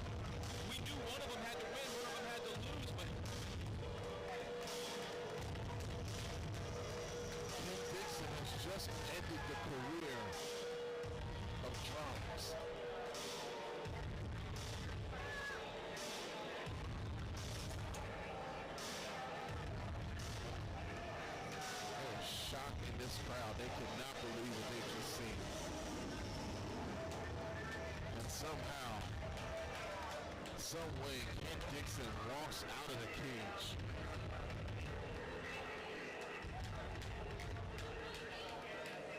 The winner of this match. That was a hell of a fight, Cradle. Only one of them could win it. That man was Ken Dixon. He will go on. He will live to fight another day. Rollins will not. Look at Ken soaking it in. I think he even realizes that what he's done.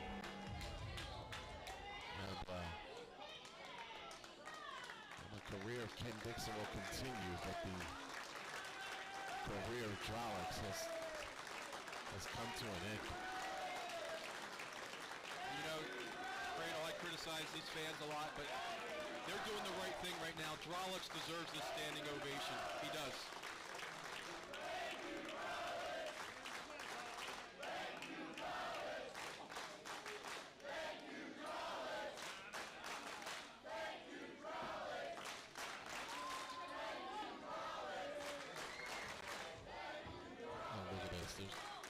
Chuck Lennox is coming out here. There's Drolix's son.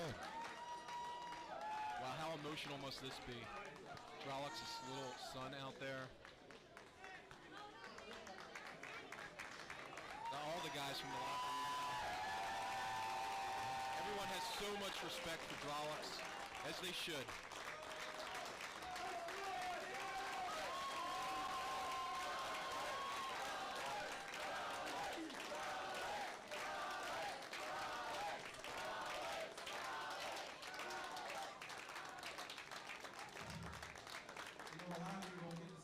Don't get to see me be nice a lot. I'm usually part my French's kids here. I'm an asshole. But thank you. 10 years I've been in this company. To see where it is now, from the time I started here, it's been great.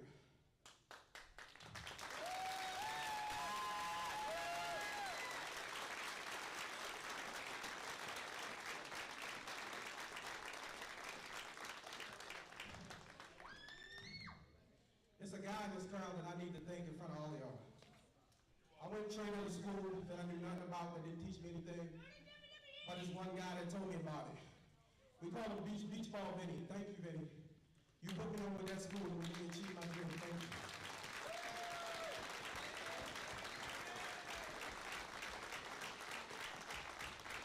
I also like to thank Dan McDevitt and Dennis.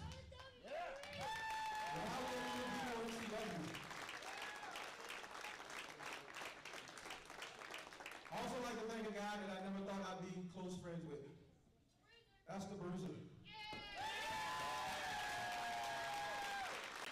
Bruiser, can you come right here for a second?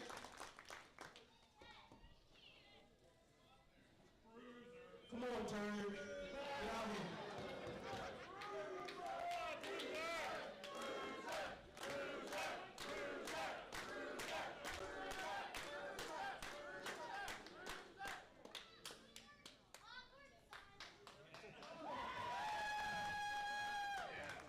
All you new guys, SOS, Caesar, Rush Hour, cherish what you have in him. He's teaching you the way to go. Bruiser, RJ, thank you. I love you as a friend. Thank you.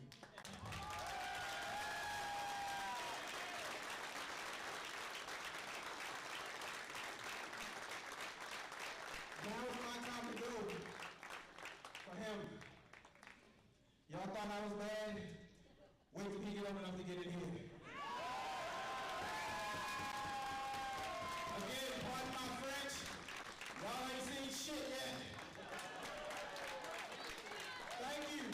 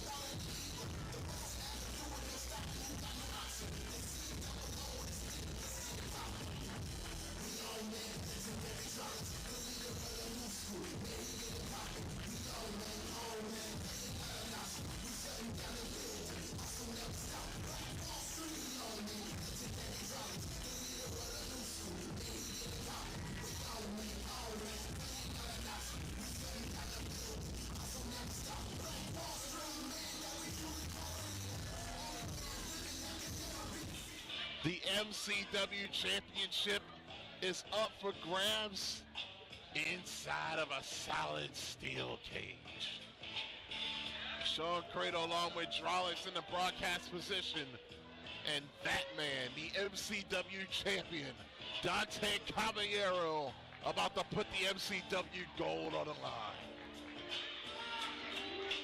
And look at that unforgiving steel cage.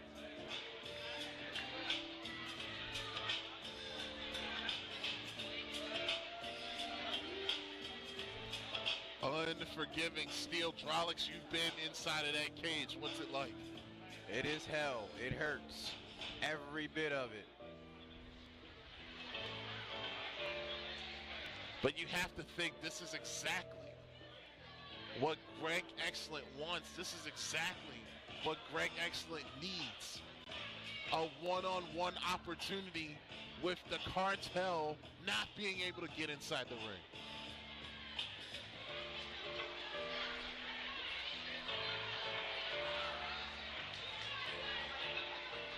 Champion doesn't seem to be in any hurry to get inside of that cage. He shouldn't be. He's a champ. He has to get beat. He doesn't have to beat anybody. Well, you're right. He's finally inside of the cage. Look at him testing that cage. You feel like sometimes your career is on the line in matches like this. Yes, definitely.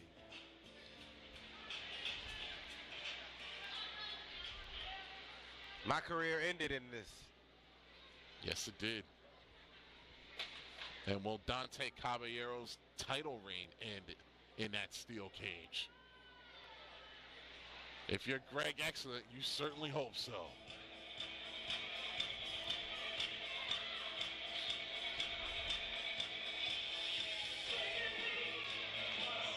And here it comes.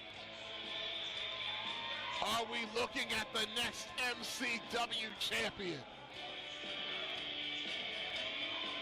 And he's not coming alone. Well, if you got Portia on one side, Aya Palmer's going to be on the other. As Greg Excellent and Dante Caballero one-on-one inside of that cage.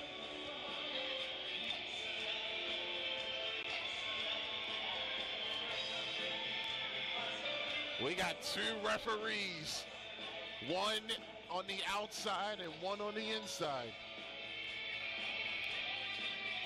Nick Poppa Joppa, the keeper of the key. He will make sure that that cage stays locked. Mike Keenan will be the official inside the ring. Let's send it down to Pat Anthony for the introductions. The following contest is a steel cage match, and it is for the MCW Heavyweight Championship. The only way to win this contest is by pinfall or submission inside the cage. Introducing first, the challenger from Roscoe's Chicken and Waffles, weighing in tonight at 255 pounds, Greg Excellent!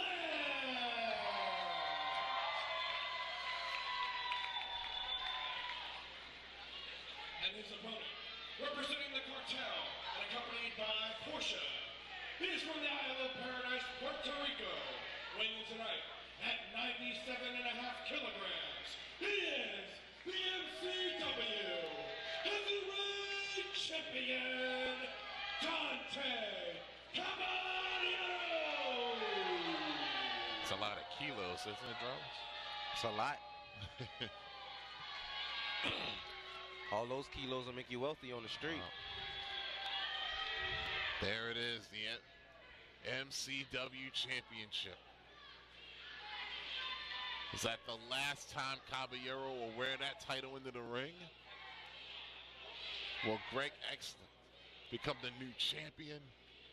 Or will the reign continue for the leader of the cartel? Keener hands the title over to Nick Poppa Joppa. Poppa G. And the door is shut and will be locked.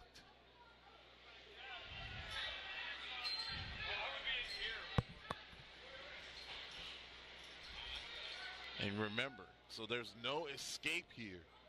That rule is taken out. The only way you can win this match is by pinfall or submission inside of that cage. If the action happens to spill out on the floor, so be it. No escape rule.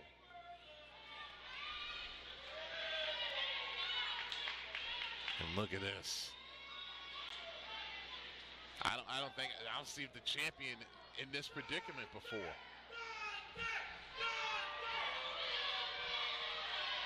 He's trying to psych himself up. Anything you can to win this. He's locked in a cage with Greg Excellent. Nowhere to run, nowhere to hide, no cartel. Just him and Greg, one-on-one. The king of keto, baby. The king of keto. Greg Excellent's lost 80 pounds since when he was the Range Television champion. And that was only, what, a year ago? Yeah.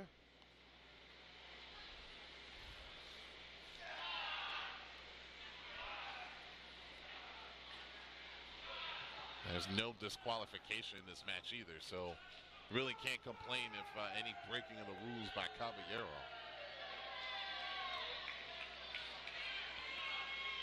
Oh, look at him.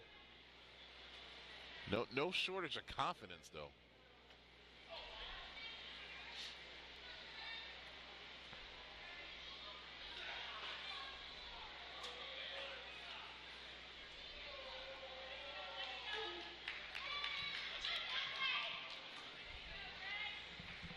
Champion caught in the corner. Look at this. Oh!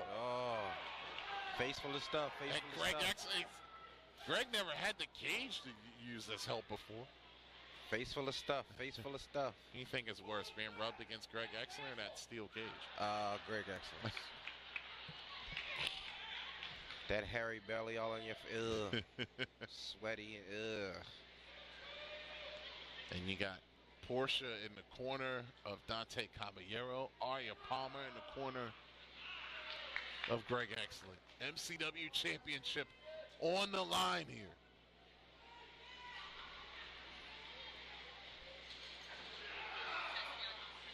And you got to think, you're Greg Excellent. You're being really careful in this match.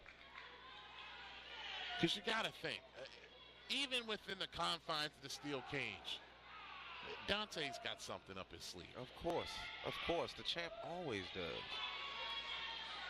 That's how he has remained successful for all these many months. When you're the MCW champ, you got to have a plan A, B, C, D, and E. Because there's so many people chasing you.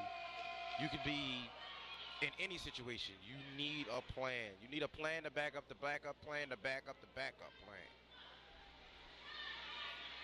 Look at Caballero walking around Greg Excellent, who's wisely controlling the center of the ring. Caballero getting his shots in, champion in control at the moment. Portia definitely liking what she's seeing right now.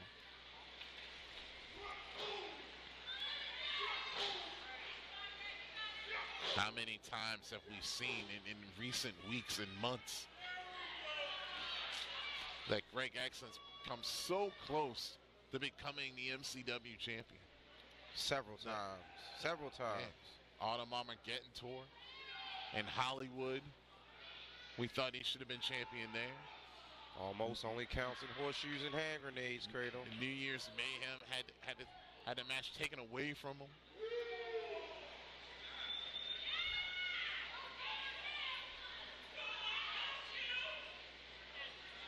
Or at Winter Blast Hollywood, I should say. Which you can see here on MCW Range TV. As the champion got knocked down. And Greg, reverse knife edge chop. Like, he might be clowning around now, but he's actually pretty serious right now. He better be. He knows what's on the line. He better be. This is for the gold. This is what everyone aspires to be in MCW Pro Wrestling. Drolix, you've held it 3 times. What does Greg have to do to win his first one? Oh! He needs to pull out everything he has. He has to dig down deep. Well, don't tell him to dig down deep. That was ill.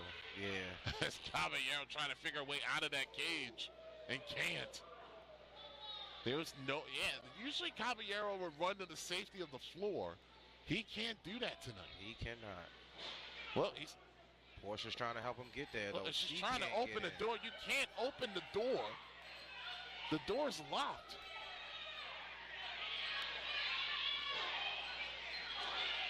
And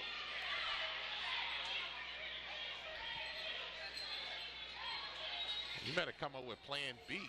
And what is Portia trying to do? She's trying to get in the cage to help her man. Is she going to climb over the top? That's the only way she's getting in there. Look at Excellent getting his shots in on Greg Excellent. And Arya Palmer coming over. We got a problem out here on the floor. Portia trying to run away from Palmer.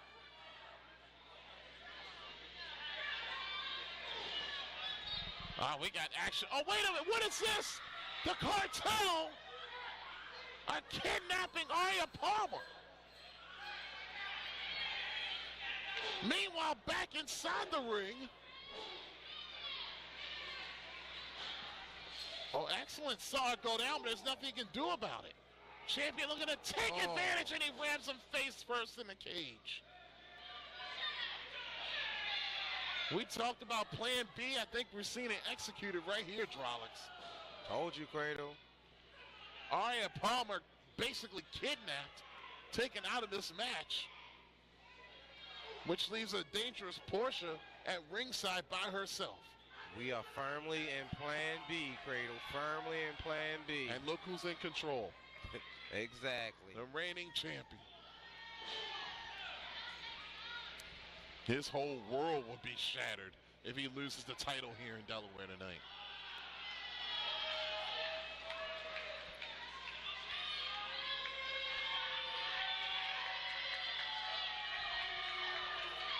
Crowd certainly not liking what they see at this point in time.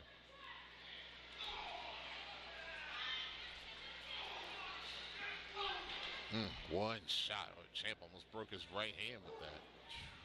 Yeah, And Greg's in trouble. Greg checking his face. Oh, look at this. Oh, his face getting grinded right into that steel. That cage will grind you up like hamburger. Oh. There's an awful amount, as nasty as it sounds, there's a lot of flesh being left on that cage. If only that cage could talk, there's a lot of stories. There's a lot of flesh left on that cage. There's a lot of flesh left on there. And Greg Excellent in trouble. You do not want to be in this situation with the champion. Oh. Champ is laying it in. Yes, he is. He's a champ for a reason. He doesn't seem to be in a hurry to try and pin Greg Excellent either. Again, Greg has to beat him. He doesn't have to beat Greg. Well, actually tonight, Drolix, he does. Remember, there's no disqualification, no count out. Yes, that is true. So the champion does have to defeat Greg Excellent here tonight. And look at this. Greg is so pumped up, he's not even feeling them chops anymore. Those chops are having no effect. Dante's got nowhere to go. Whoa! Those chops have effect, though.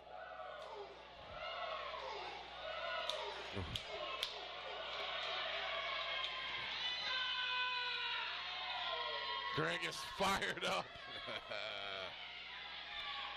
The King of Keto is chopping him like a spatula. The King of Keto could become the King of MCW in a moment. Oh! Greg's face bounced right off of that steel. Oh, Yakuza kick right in the face. It's over. I think you're right. There's a cover and a kick out.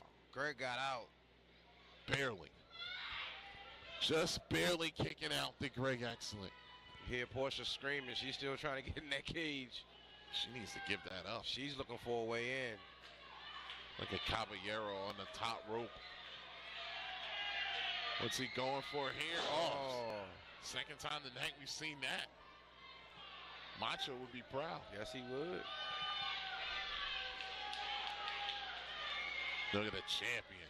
Look like he's going for it again. Using that cage to get up to the top rope. Another sledge. Double axe handle right to the head. And I thought the champ was going for a pin. Instead, he said one more time. Oh, and Caballero got caught. And this is where you don't want to be.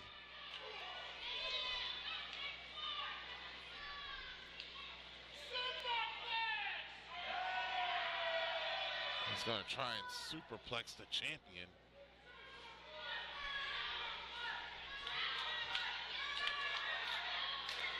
Trolix, correct me if I'm wrong. I don't know if he can get this considering how close the champ is to the cage, can he? I think so. Either way, finger right in the eye. Look at the champ, always taking that shortcut. That's going to definitely block anything. Look out. Oh! Great move. That was smart by Greg, and you can't get disqualified. Wait a minute. So you're telling me Greg Excellent did that on purpose? Hey, you do what you got to do to win the MCW championship.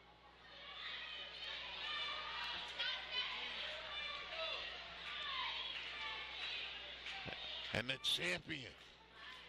Man, if he thought he had any advantage, it was all taken away with him bouncing right off that top rope. And Excellent. Look out.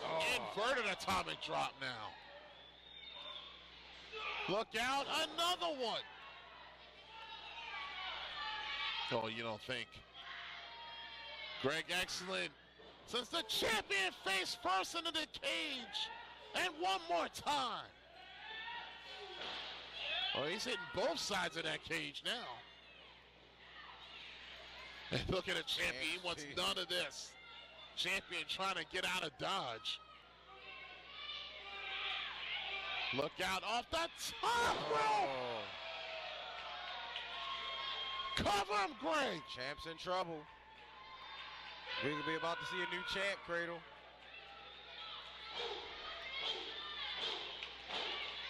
Greg's getting those shots in. Oh, here comes the bionic elbow, and the champion felt it coming. Oh, missed with that clothesline. And got the elbow in. There's a cover. We got a new champion and almost. Not yet, not yet. You're not going to beat the champ with an elbow. You got to think for a man who spent literally 14 years trying to get into MCW. Had one of the longest range television title reigns in history. Can he do it? Will he be the new MCW champion? And he feels he's so close to achieving that goal.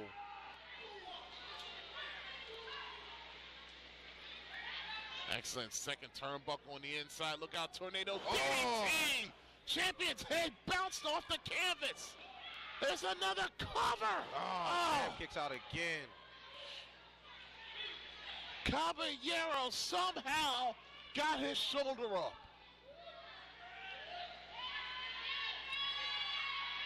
And if you're Greg Excellent, you can't stop. You got to stay on the champion inside of that steel cage. Oh, look at Dante begging off. Trying to sucker Greg in if he can.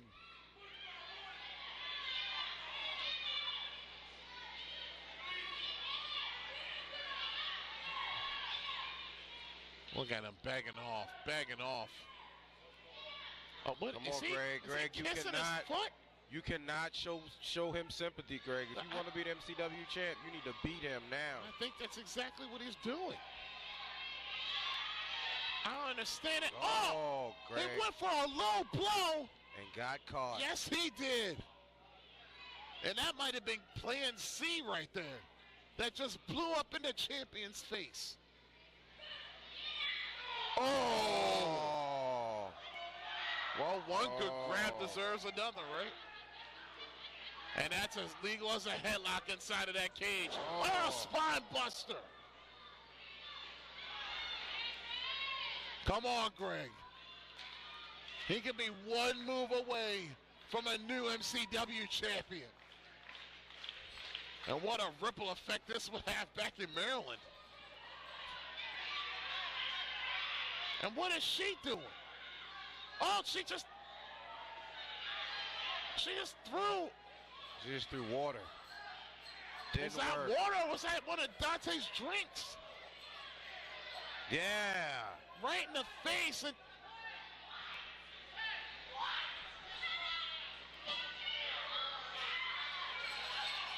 she can't get in there.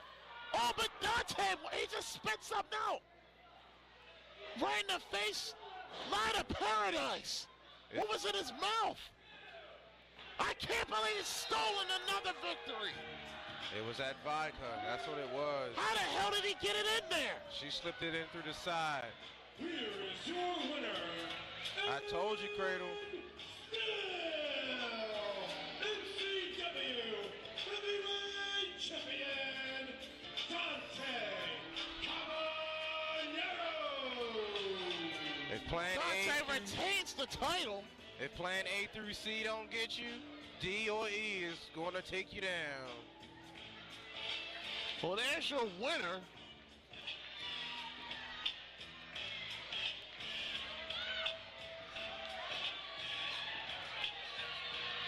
And still champion. Uh-oh. Well, Palmer's in there.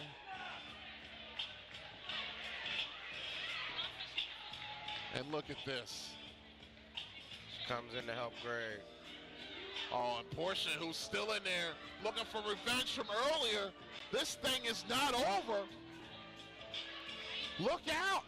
Uh-oh. The fight continues here.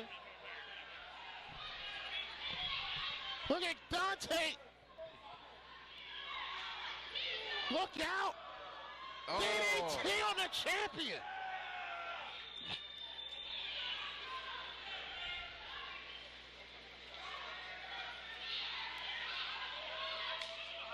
Uh-oh. I think Greg's got one left in him. Look out, cannonball!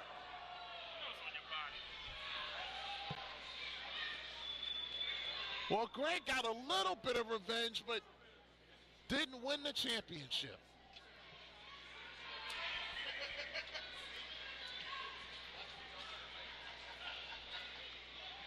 Dante Caballero's a lucky individual as he retains the MCW title.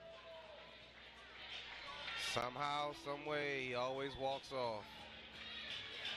Well, that's going to do it for the Winter Blast Tour in Felton, Delaware. Make sure you check out Winter Blast, the final stop in Manchester, and also the post-game show coming up next. For Sean Cradle, oh, excuse me, for Drolix, I'm Sean Cradle. Yeah, who am I? Forgot who you are? Yeah. We'll see you at Manchester. War game style tag team contest. Here are the rules. The individuals who are numbers 1 and 2 will come in and start the match. Every 3 minutes, one person from a team will enter, and subsequently the next person 3 minutes after that. The match officially starts when all 4 members are in the ring. The only way you can win is by pinfall or submission.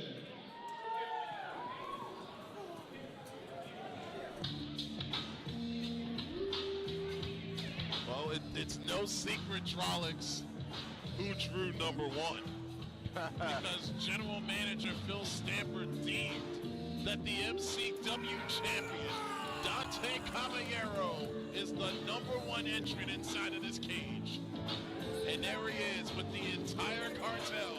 There's the Bull, Diego Cruz, Lord Diaz, Portia, and of course, Introducing first, the Unforgiving cartel from the island of Paradise, Puerto Rico, weighing in tonight at 97.5 grams. He is the MCW Heavyweight Champion, Dante Caballero.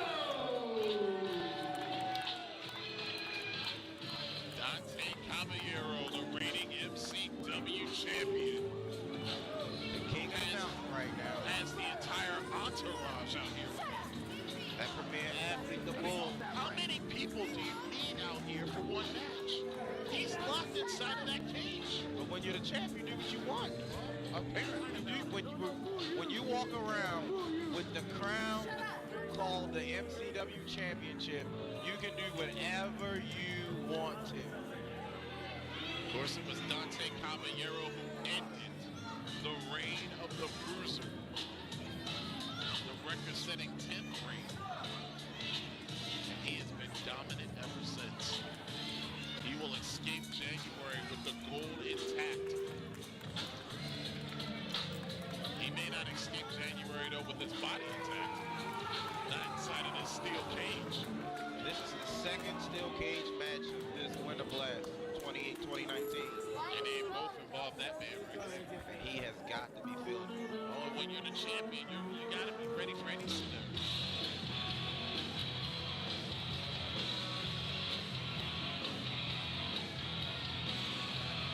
And I think we know true #2.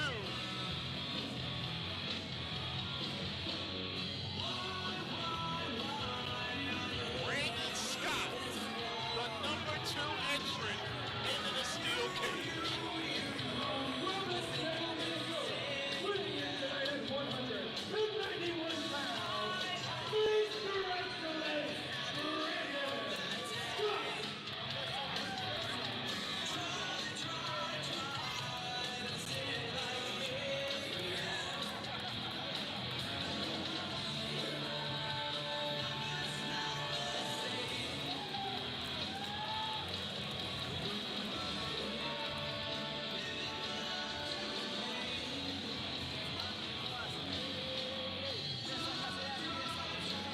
Brandon Scott might want to get inside of the cage because that might be the safest place for him. Yeah, with the cartel out there. Right.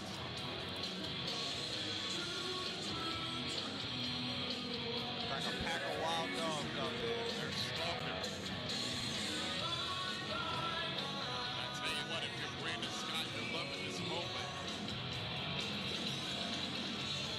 Because you get the champion all to yourself in that cage.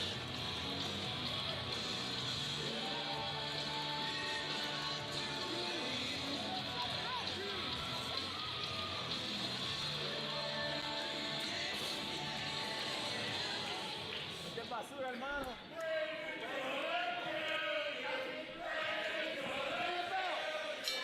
Here we go. Bell is underway.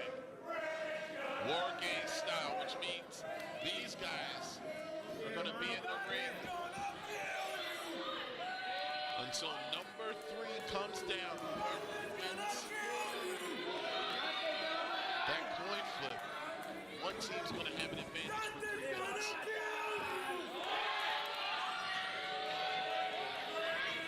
Dante's trying to get this crowd behind them instead of Brandon. I think Dante's trying to stall for time. He doesn't know who #3 is. And if it's the Bruiser, he's going to be in some big time trouble.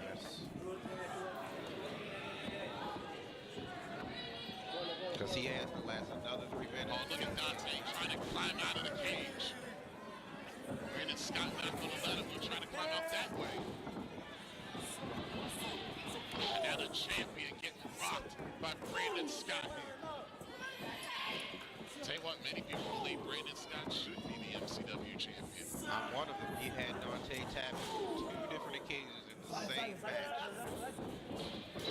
Oh, again, face first in that top turnbuckle.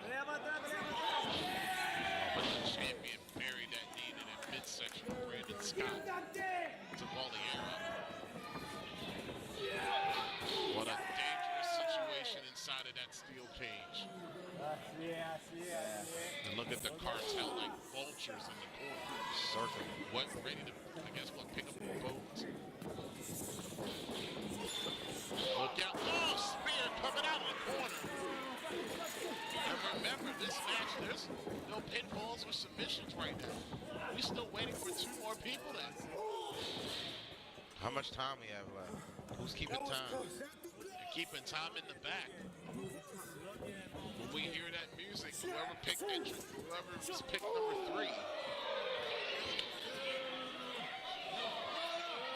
If you're Brandon Scott, you hope it's the Bruiser. If you're Dante Caballero, you hope it's King McBride.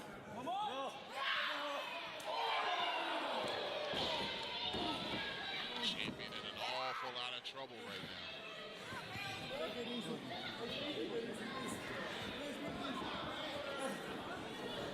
Look out. Oh, the chop. Brandon, you know Brandon's not afraid of those ropes either, or the top of that cage.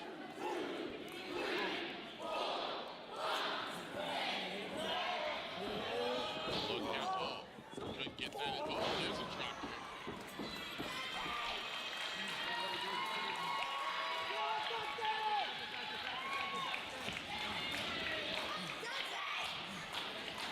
Champion in an awful lot of trouble in that cage.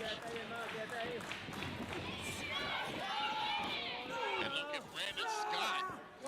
Well, he's going for the submission, but it's not going to count.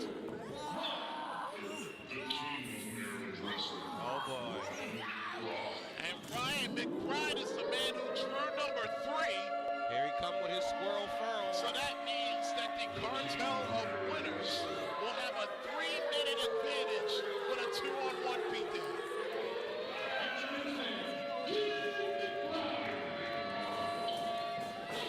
And look at Brandon Scott cutting the king off the pass.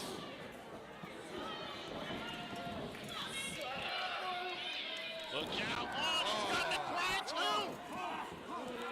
Still not going to count. No, even if McBride taps out this thing. Oh, look at the champion breaking it up. Realizing they got, well, now probably, what, 2 minutes and 15 seconds to beat down Brandon any way they want. And when the Bruiser comes. Look out. Brandon Scott face first into the cage.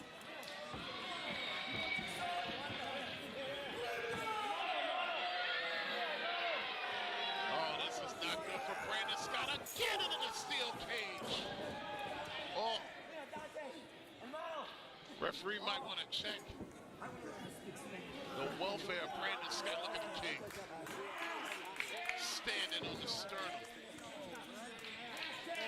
Oh, look at the champion. Correct me if I'm wrong. Is this the first time that McBride and Caballero ever teamed up? Yes, it is. 2, well, I should say 2.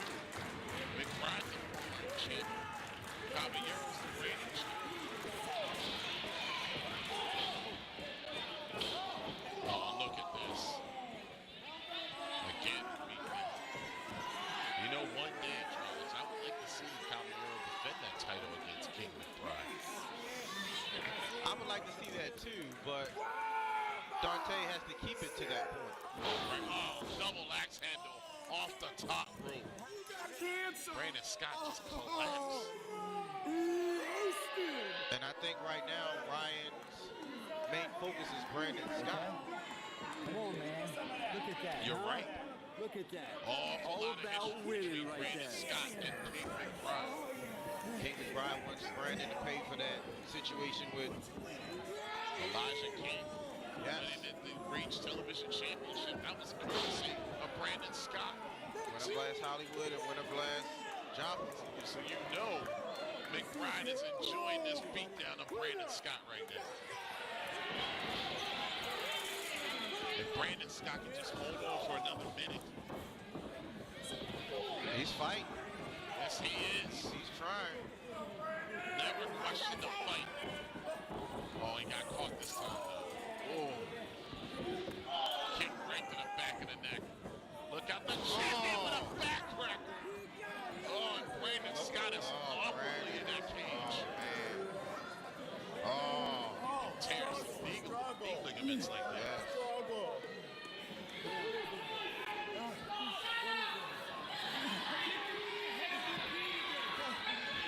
Look at, oh, wait a minute, what is this? What did he just do? He just took the chain off. That chain is now a weapon inside of the ring. Man, these circus clowns. But Justin Schlegel may look like a fool, but he's dangerous as well. And look at McBride saying, please let me have this. 5, 4, 3, 2, 1. Uh-oh. Oh, wait a minute. Oh, boy, here we go. Look at the cartel. Here we go. The cartel are trying to stop the Bruiser from getting out here. Bruiser's got a chair right across the back. And again. Kill Viper. Oh, Kill Viper. Oh, poor Schlegel. Oh, Schlegel gets a chair, too. The cartel of Bruisers right now. The Bruiser will just walk through the whole cartel. And look, oh my God, look. Caballero and McBride are holding the cage door shut. Bruiser's trying to open it. Oh, Bruiser just slammed the door right in the face. And now the cartel again attacking the Bruiser. Oh, Diaz face first into the cage. Bruce just went in. Oh, kick. Oh, Viper. Viper gets beat down. Kill the Fruit Loop. Kill the Fruit Loop. Schlegel lost his hair.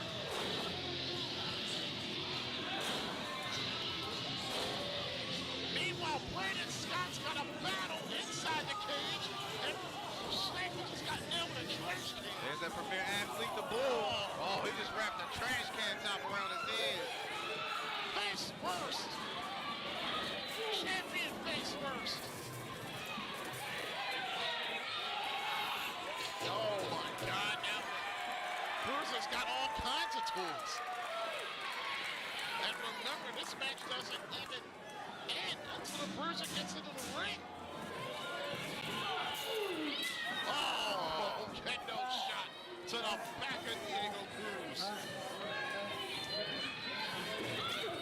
Look down. Oh, trash can. Right on Diaz. This isn't going to end well. Oh, Bruiser swinging for the fences.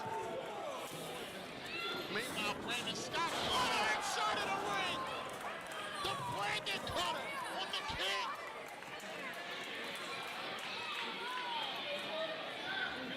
The game plan of the cartel of winners not going so well. Oh, look out the boom! Oh my God! Solid chair shot right to the back of the bull. He's killing the premier athlete, the Bull. And look at Brandon Scott with that chain around the neck of the champion. There's fighting everywhere. Oh, right on the mouth. Maybe that'll shut Schlegel up for a while.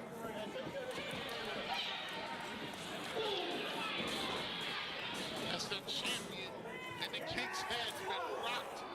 Oh, wow. The Bruiser just hit face first.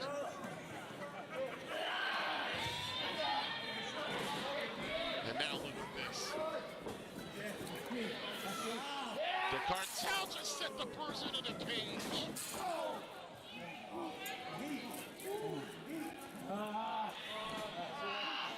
Man, what a war we got out here, man. Chaos, Creel. This is chaos. Oh, now they just jumped Brandon Scott. So now Bruiser gets beat down again outside on the floor. Meanwhile, Brandon Scott gets beat down inside the cage. Oh, now look at this. Now they figure that the Bruiser is in me to put him in the cage now. The match has now officially begun. The first team to score a pinfall or submission will be the winner. Wait a minute. The entire cartel, everyone is getting in there. It's supposed to be 2-on-2. Looks like about 6-on-2 to me. Diaz is in the ring. Schlegel's in there. Viper. Cruz closes the door. This can't happen. This is just a glorified beatdown right now.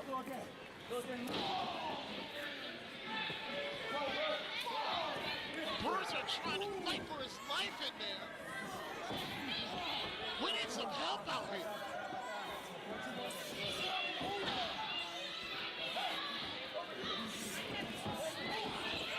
Trollocs, you gotta think this is the game plan all along. Of course. To get them inside that cage. Just like I told you at Winter Blast felt. When you're the champ or you're affiliated with the champ, you gotta have a plan A, B, C, D, and E. And it looks like plan C is working. Remember, there's no disqualification in this.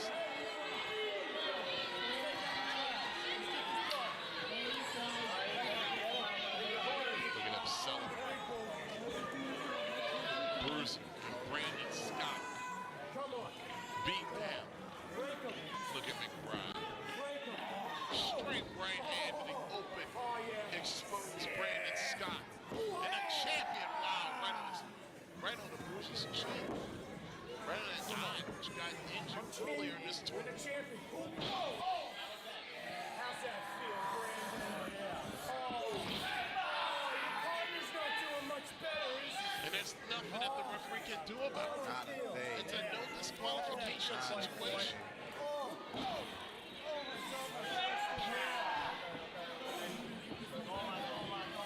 Look at Viper and Schlegel laughing at this.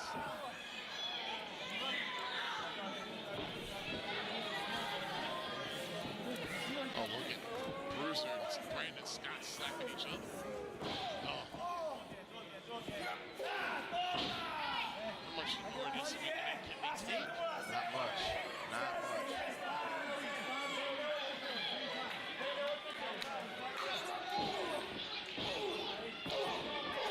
Look at that shot after shot.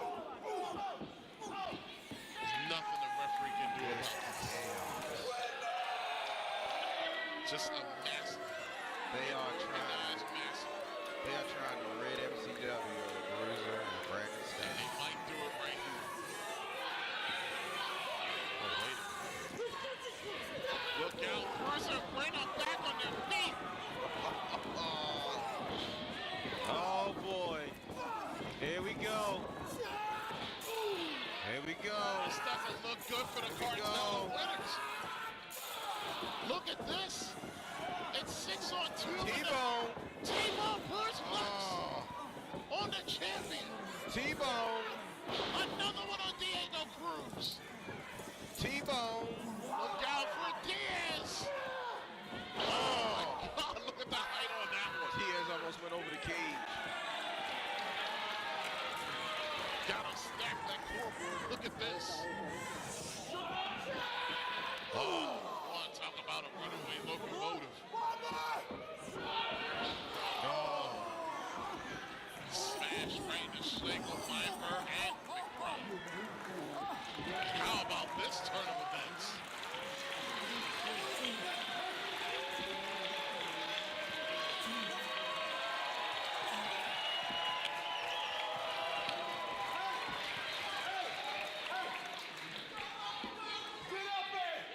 Oh, wait a minute, you don't think. Oh, I do think. Bruce is telling Brandon Scott to go on the top. Like I said before, Brandon is not afraid of the top of the cage. Going to the top rope. Looks like he's going to splash him for nothing. I remember him doing the block button. Wait a minute. Oh, my God. Is this cage sturdy? Is it going to hold him? I don't know if this is a smart move, Bruce, but Brandon's going to do it. Brandon's climbing to the top of the cage.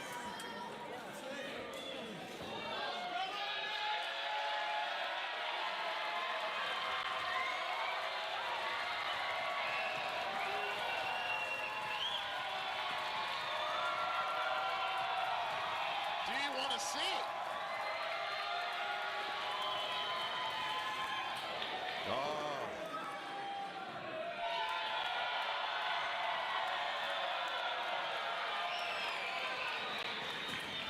Brandon now on top of that cage.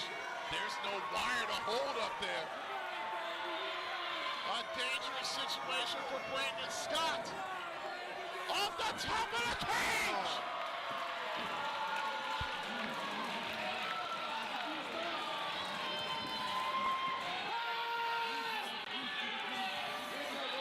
Brandon Scott just sacrificed his body for his team.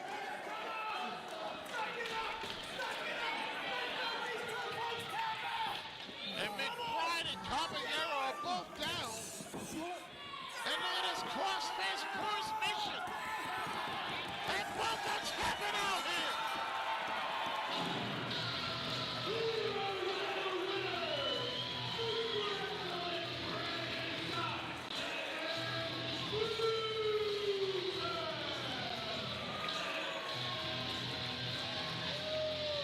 How in the world did the Bruiser Brandon Scott survive this cage?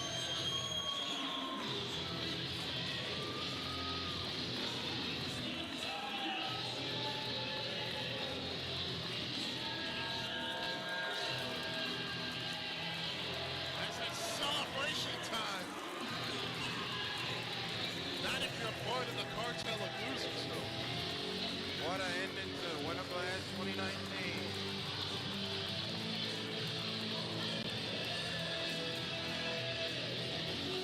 You see the cartel trying to get out of the ring. Brandon Scott and the Bruiser are your winners in this steel cage confrontation. Ultralics, that ends the Winter Blast tour. What a tour it's been. No doubt about it, if you missed any part of the tour. Check it all out on NCW Reigns TV. Stay tuned right here for the post-game show. And I don't think Brandon Scott and Brandon Scott and Bruiser are done, Drolix. Look at this, another T-bone. Double T-bones.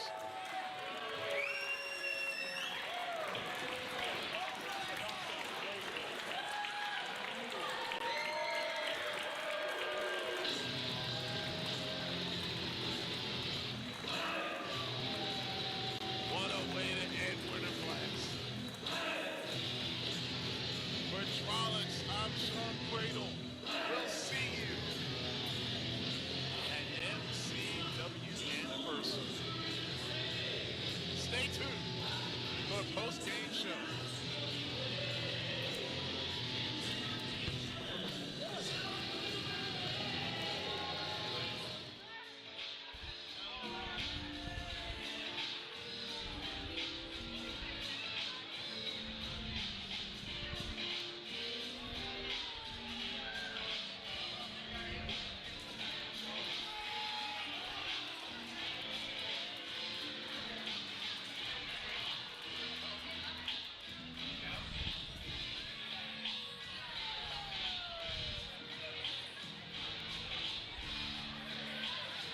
And here comes the cartel.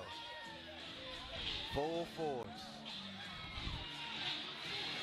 Diego Cruz, Lord Diaz, Baby Joker, The Bull, Portia, all accompanying the reigning and defending MCW champion Dante Caballero as he looks to defend his MCW championship against Greg Excellent. The previous time that we were here, That's the premier athlete, the Bull. oh, I don't know about that. The ravishing Rick Rude of our era, the What? Bull. Look at that. Look at that man right there. Look at that. Starting to wonder, did he pay you off? Please. There's the MCW champion. I know talent when I see it. Yeah, you ever watch Dragon Ball Z? Look at the boy. He looks like Nappa. Doesn't mean he has talent. Otherwise, he'd be the champion and not Dante Caballero right now. He looks like Nappa the Saiyan. Look at his face. With the mustache. Oh, my goodness. There's the MCW champion in the ring in all his glory. But Drolix is tonight the end of his title reign. I thought Greg Excellent. Well, I know he had an outstanding opportunity to defeat him here in Hollywood, Maryland once. Dante did everything he possibly could to retain the title. But the cartel can't interfere, not with that steel cage out there. I bet you they find a way to get in. Well, they always do, don't they? Well, they better try and try hard. Because this is advantage. Greg Excellent inside of the steel cage. They're like mice. They always find a way to get in, doesn't they?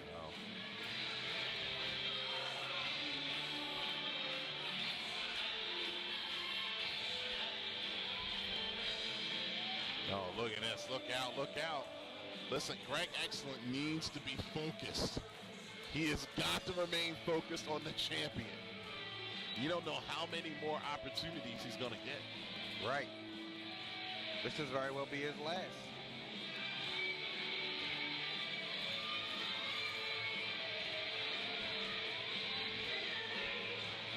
This could be a coronation ceremony for Greg Excellent in mere minutes. Let's send it down and ring announcer Pan Anthony for the introductions. The following contest is a steel cage match. And it is for the MCW Heavyweight Championship. The only way to win is by pinfall or submission inside the cage. Introducing first, the challenger from Roscoe's Chicken and Waffles. Landing tonight at 228 pounds, Greg Excellent!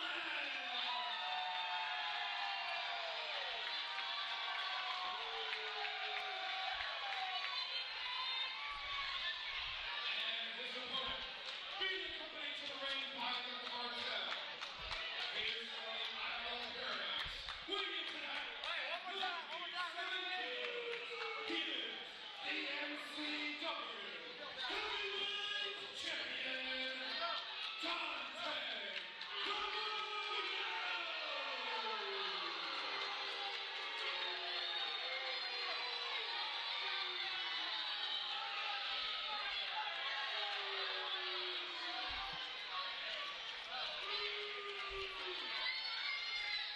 Over here, yeah, all of us. Oh, is he kissing that title goodbye or just kissing? That's what it's all about right there, ladies and gentlemen. The MCW Championship, a title you have held multiple times. 3 times. What does Greg Excellent have to do inside of that steel cage to get it done? Whatever it takes. When he thinks he's done, he has to dig down and pull something else out. That's the only way he's walking out of here the MCW champion. Okay, so if you're the champion, if you're Dante Caballero, what do you do to retain the championship? Anything you must. If that means having the cartel climb that cage to get in and assist you, you do it. When I was the MCW champ and I had Black Wall Street, I did anything I had to do. Like I said before, you need plan A, B, C, D, and E. Because if you don't, you can easily become a former MCW champion. Look at Greg Excellent playing mind games. He might be playing mind games, but even he realizes the severity of this championship match. He has to do something.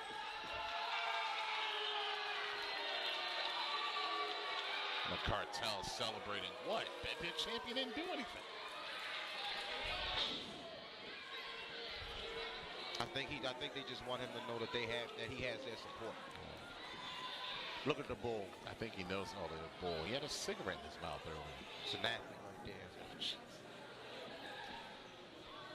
That's an athlete. Yeah, okay. Have him run the ropes like. Greg, excellent, in the best condition he's ever been in. He's lost well over 100 pounds. The king of keto. I want to say, what, 130 he's lost? The king of keto. Look, at his heaviest, he was, what, 360? Yes. He's down to, what, 230? Yeah. That shows you the dedication. How bad does he want to be the champion? The Calvin Klein underwear model, can he? Well, he's everything Caballero isn't. And Dante can't stand that. He doesn't even want to be in the ring with Greg Excellent. Perhaps he sees his title slipping away to Greg Excellent. That's why he wants to stay away from it. Oh, trying to twist that arm off. And you're Greg Excellent. You gotta feel comfortable. You know you're surrounded by steel. 15 feet of steel. So you don't have to worry about the cartel pulling your leg, distracting the referee. They can't get in. No. Like I said before, they're like mice. They find a way. Well, unless they cut a hole from underneath of the ring, I don't know how else they're gonna get in there. Champion in trouble. Oh, missed with that shot. Champ didn't miss with his, though. Listen, Caballero has dominated the MCW championship since Shamrock of last year. Yes. He's becoming one of the most dominant champs ever, isn't he? Well, he's on his way. Listen, we get caught up in the amount of times people have held the title. But Caballero has held it once, but it's been, what, about 9 months? Yes. Oh. Big chop.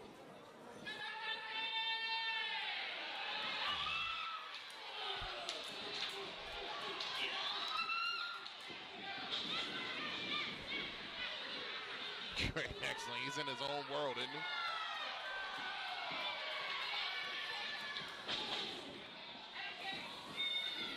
We talked about Caballero, exactly 236 days as champion and counting. That is a long time. That's a testament to how tough this kid is. Right. You realize how hard it is to hold it just once? Yes.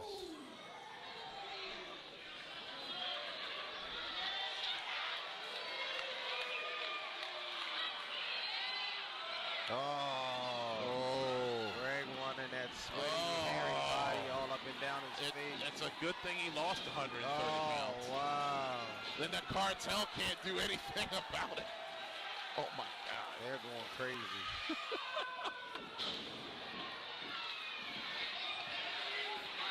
Look at the bull. He's about to rip the side of the cage off. Oh, yes, he is.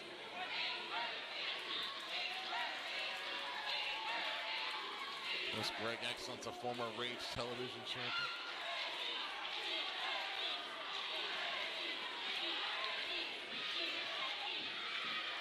Look at Excellent just soaking it all in. He's never been this confident, and he's got a right to be.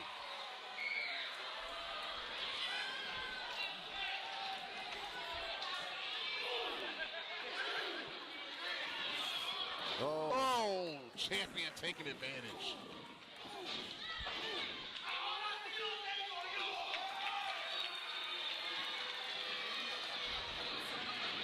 He got reversal on the Irish whip. Oh, wow. Runs right into the boot. Right into the cage. Excellent. Right into the cage. Man, that hurt. I told you, Cradle. He's moved to plan B. He's moved to plan B. You're right. And again, using the cage as a weapon. And the cartel is holding it, so it has no give to it. Oh.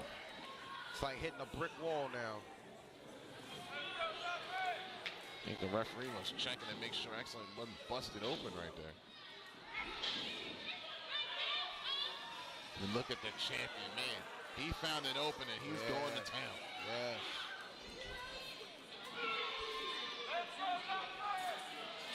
Dante is thinking in his mind right now, I'm about to show him why I'm MCW champion. Look at this. Oh. Trying to destroy Greg Excellent. Have you ever been in a cage match, Cradle? No, I have not, thank goodness.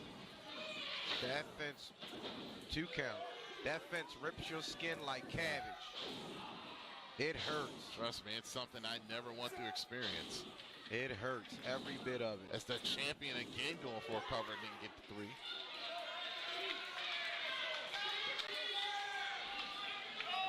You were talking about earlier how the cartel held the cage so it had no give. They are trying to damage Greg Excellent here. So in a way, they've somehow found a way to interfere in this match. Didn't I tell you? I told you. They're like mice. They always find a way. They always find a way. And I bet you Dante wants to end this with Greg tonight. He doesn't want Greg to come back and do anything. Try anything. Look at the champion. Oh! That drop kick was deliberate because it pushed Greg Excellent's face right into the steel cage. There's a cover and a kick out barely by Excellent.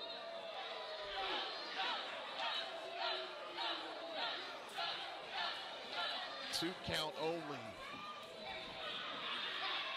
And Caballero, running senton. That might get the job done. No, it does not.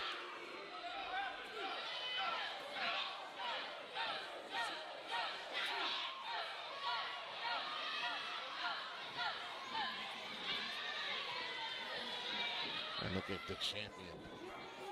Just measuring Greg Excellent here. Remember, Dante Caballero's MCW title is on the line here in the steel cage. Greg caught him. He can pretty much do what he wants with him. What's he thinking about? Oh, DDT! What a counter there by the champion. See it, Cradle. There's a 2 count. I think Greg might have taken too much time there, Drolix. He's still alive, though. Greg is still alive.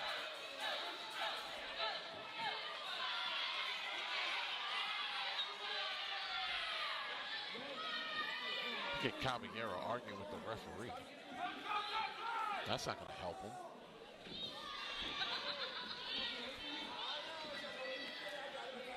Still beefing with the ref.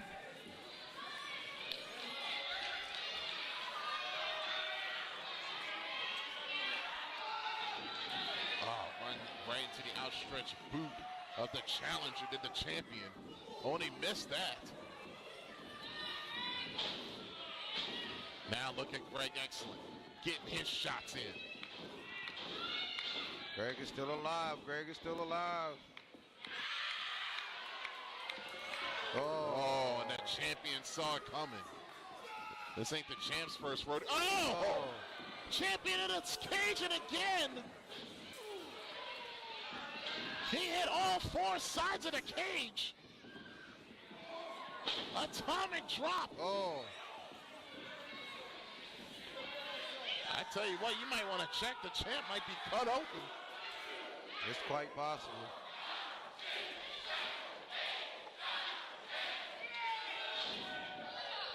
The King of Keto has got the champ rocking. Look out, big back body drop. Caballero's in trouble. His title is in trouble. Watch out for the cartel. They're circling. They're circling. Well, they're panicking right now. Wait a minute, what the hell is going on? Here comes Plan D. Here comes Plan D. Diaz is climbing. Here comes Cruz Plan is climbing. D. Baby Joker's climbing up to the top. They're trying to get into this cage. Wait a minute.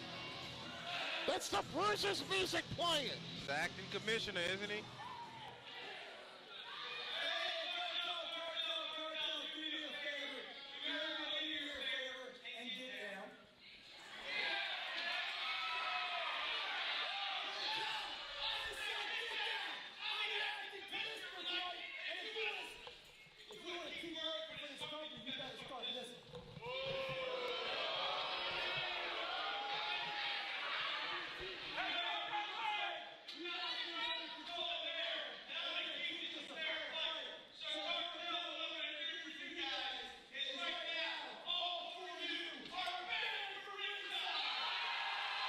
Oh!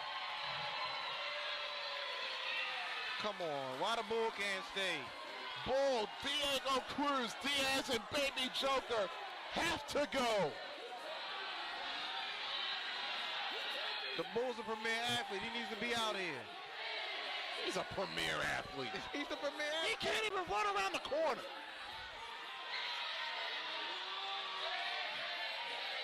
He better run in the back. Look at him. Yeah, like he really wants to get at the Bruiser. He does. Well, Bruiser's right there. And look at, first one back in the curtain is the Bull. He had a phone call again. Yeah, okay. Meanwhile, back inside the ring, titles on the line, backslide by Excellent, and a kick out by the champion. Oh. Roll through. Greg Excellent on top, and again in a kick out. Oh. That ain't gonna do nothing but make him mad. I think we're on plan E now, Cradle. Better be. He still has Porsche at ringside, though. Oh, look at the champion trying to get out of Dodge. Trying to get out of the cage is what he's trying to do. Yeah, we're definitely at plan E. He realizes he's got nowhere to run. And what is Excellent thinking here? Look out. Trying to ram him in, he can't do it. That's a dangerous situation with these two men fighting on that top rope. Yeah, this is not good. Oh, a headbutt. I wouldn't advise doing that on that top rope. Somebody's taking a bad fall. These two men are laying in haymakers up there. They're almost 10 feet off the ground. Oh, what is this? Perhaps a superplex? Superplex. Greg's gonna go for it, and Dante's holding on to the cage. A headbutt. 3 headbutts. Champion's still up there. Greg's gonna go right back up after him. Look out, suplex on the top. Champ is down. It's over. It's over. We got a new champ, Greg. We got a new champ. Cover. He's got him. Oh, come on. Oh, so close. And so Dante close. kicks out. I thought we had a new MCW champion. So did this audience. And was that the last gasp for Greg Excellent here?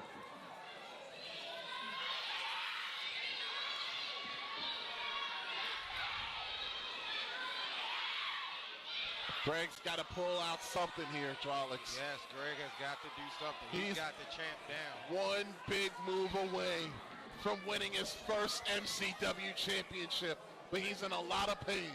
If somehow he can get Dante in the corner and hit that cannonball, we got a new champion. You're right about that.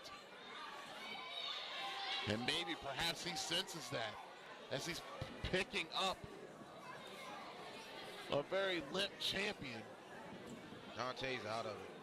Oh, no, he's not inside cradle. He's got the shoulders down and kicked out. Picks him up. Oh, almost. Oh, wow. Caught him with that straight kick out of the corner. Champions got him down on a kick out barely by Excellent. How many times have I said this? Greg is not dead yet. Oh. Greg is not dead yet. Look at Portia running around trying to motivate her man. Well, she did more than that. She just gave him the flask. Cradle, we have moved to plan F. He ain't got time to drink, Dante. Your title's on the line. The hell is he doing? How much can you drink? Look out. Oh, it just spit right in the face of the referee. There goes the ref. Here's the Down goes the champion. Here it is. We got a new champ, Cradle. Yeah, we got a new champ. The ref can't see. Cannonball in the corner. We got a new champ, Cradle. Yes, we do. One. But we have no referee. Oh, come on. Greg has got him beat twice. Other referee needs to get in the ring. But to do it, he's got to unlock the cage.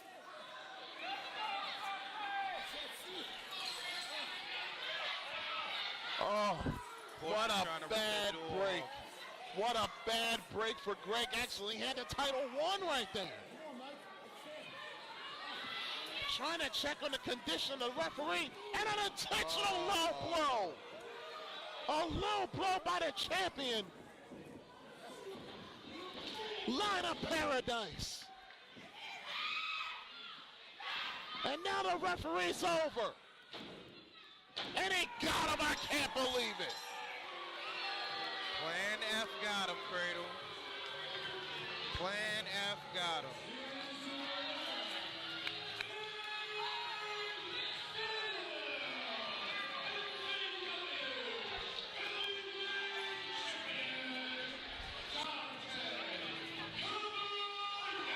They got that cage door open.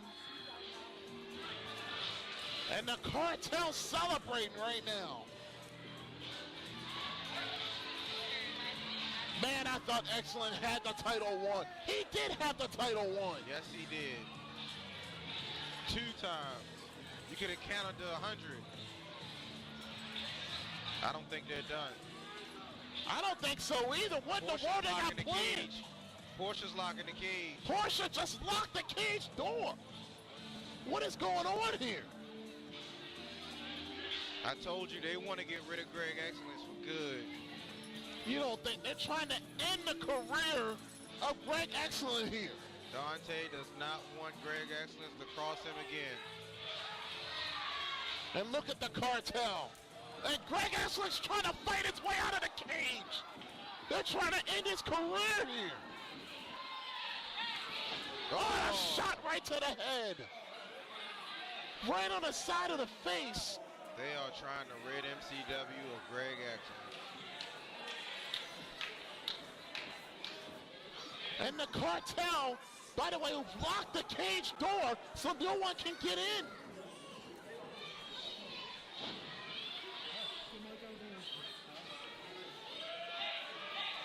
Referee trying to shield Excellent here. I don't know to what avail he can do. No one can get in the cage. Now the other referee's got another key. And Greg is busted. Yes, he is. Oh, Greg is hurt and hurt bad. This is not good at all. Greg is busted bad. We need to get some help out here quick. Oh my God, look at the side of his head. They are redding MCW. Wait a minute, and Portia's locking the cage door again. They're trying to end the career of Excellent. They've already won the match. And now Greg Excellent is in deep trouble here. This match is over, by the way.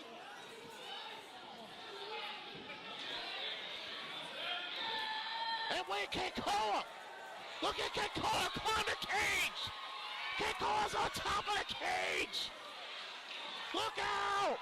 Oh.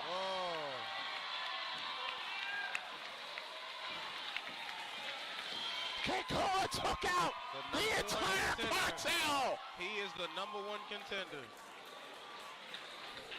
And look at Keikoa with Dante's MCW title in his hands.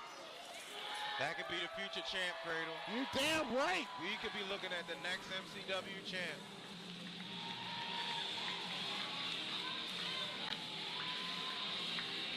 Challenge has been made.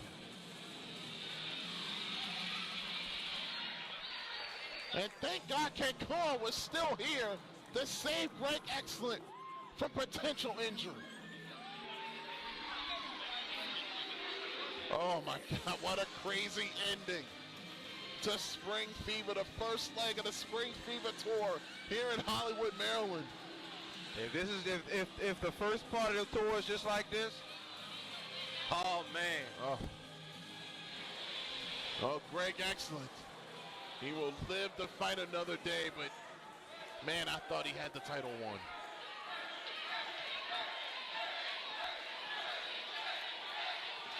Oh.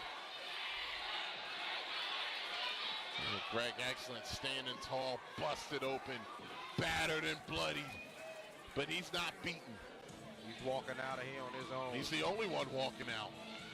The cartel is still down.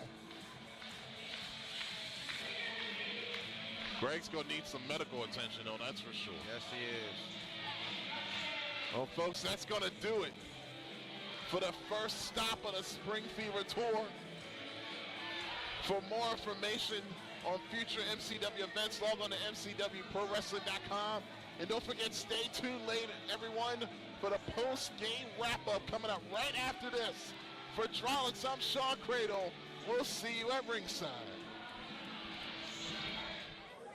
Ladies and gentlemen, it is time for your main event of the evening. No escape, nowhere to run, nowhere to hide, no excuses. A 15-foot high steel cage to decide who will be the MCW Heavyweight Champion.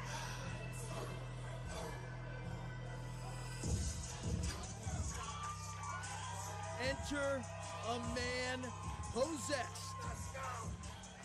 He certainly is. I would not want to be opposite him when he is that jacked up. No thank you. Moses is on a mission to get that MCW Heavyweight Championship from around the waist of Brian Johnson. He has been thwarted, screwed out of every opportunity, cut off at every corner by the Mecca, Brian Johnson. But there will be nowhere to run inside the confines of an unforgiving, unloving, cold, sociopathic, unfeeling steel cage. Moses said, you might as well be knocking on the gates of hell, Brian Johnson, because that's where you're gonna be entering, hell.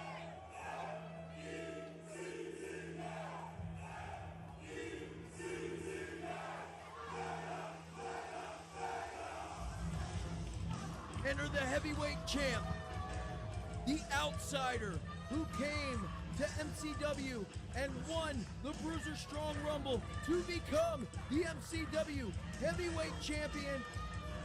And he has victoriously defended this on multiple occasions. Whether you like the way he's done it or not, he has been successful.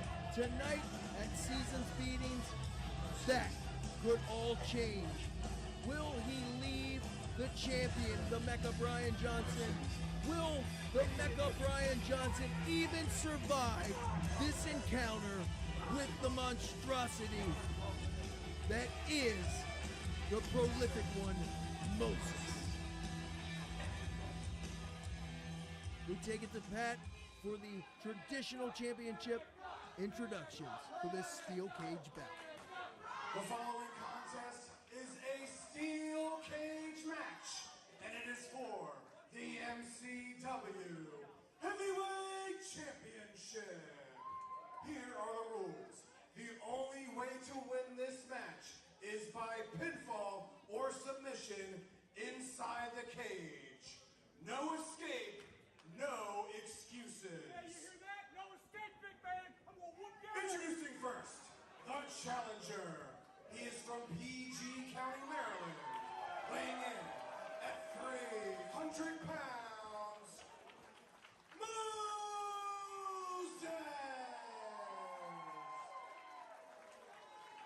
Hey, Brian, I'm gonna kill you, oh yeah? And his opponent standing to my left, he is from Philadelphia, Pennsylvania, weighing in tonight at 195 pounds. He is the MCW Heavyweight Champion, the Mecca, Brian Johnson. Big fight feel here at Seasons Beatings in the MCW arena. This is one of the biggest matches we've ever had here, guys. You toss your opponent, you trash talk. Brian Johnson did a little bit of it. Moses just said, I'm going to kill you. No gray area. Not I'm going to hurt you, not I'm going to win. I'm going to kill you. You may have to kill him to take that championship off him. You heard him as he entered the cage yelling that MCW was his company. Boy, a lot of friends not made on behalf of Brian Johnson since arriving. Oh! First blood drawn, that powder thrown in the eyes. Moses is blind. I mean, that is as dirty as it gets, but guess what? You're in there with an animal. You got to do what you got to do. You call it dirty, I call it smart. Do what you got to do. Referee reading them the riot act. But the thing is, that referee, he's officiating this match, but he's not having to stare across the ring, locked in a cage with an animal. A man that literally just threatened him with death. Oh, Jesus! Moses, you got to thought that was Brian Johnson tossing the ref. Oh, look at that! That Philadelphia locomotive. Now there's nobody there. I was going to say, what do we do now? Well, we take our shirt off. Brian Johnson going to the outside, the Mecca. Got to be looking for some plunder. And a toolbox will do. Mayhem is going to ensue. This is not for the faint of heart. If you got a weak stomach, turn off Rage TV now. This one is going to be ugly. That is a full toolbox. Those things weigh 50 pounds. Well, In the midsection. He took something out of Brian Johnson to hit him with it, so. Are we just keeping the referee in there? Brian Johnson locking the cage. I mean, this is a brave move. I didn't think he would be the one to lock it. Hey, he said that it's Mecca versus everybody, and he's proven it. He is taking the fight to Moses. And that's what he's got to do if he hopes to be victorious in this heavyweight title defense. Now, Moses blind, has not recovered. I think the referee was going over there to give him some water to get the he had to wash powder. Yeah, and Moses sort of bit the hand that fed him. Emptying out that toolbox. Dare I say that'll put a wrench in things? This is certainly going to get violent, no doubt about it. Again to the midsection. He's of hammering Moses. away. Oh boy. I'm done now. I was going to say, how many of these do you got? This will be Mecca Championship Wrestling! I don't think he was hurt very much. He was not. No, it's some mommy issues perhaps on the part of the Mecca, but it served him well. He's a curmudgeon. He's a proverbial Scrooge of MCW. Hasn't made many friends, no friends, any friends, whether it be the powers that be. Oh, going to work with those pliers already. Whether it be the powers that be, you got to believe they didn't envision Mecca being the MCW champ at the end of Bruiser Strong. Hasn't made any friends with the boys in the locker room. He doesn't care. As you said, Ricky, it's Mecca versus everybody. Mecca versus everybody, and now he's using the zip ties? Yeah, zip ties just choke the life out of Moses. I mean, those are used to handcuff someone of Moses' size. Those are used by serial killers to strangle people. This is, it's getting dark, Kim. Don't look at me like that. This crap is going to get dark, and it's already, the shades are drawn. This is getting ugly in a hurry. Talking about being used by serial killers. Moses did say that he was going to kill him.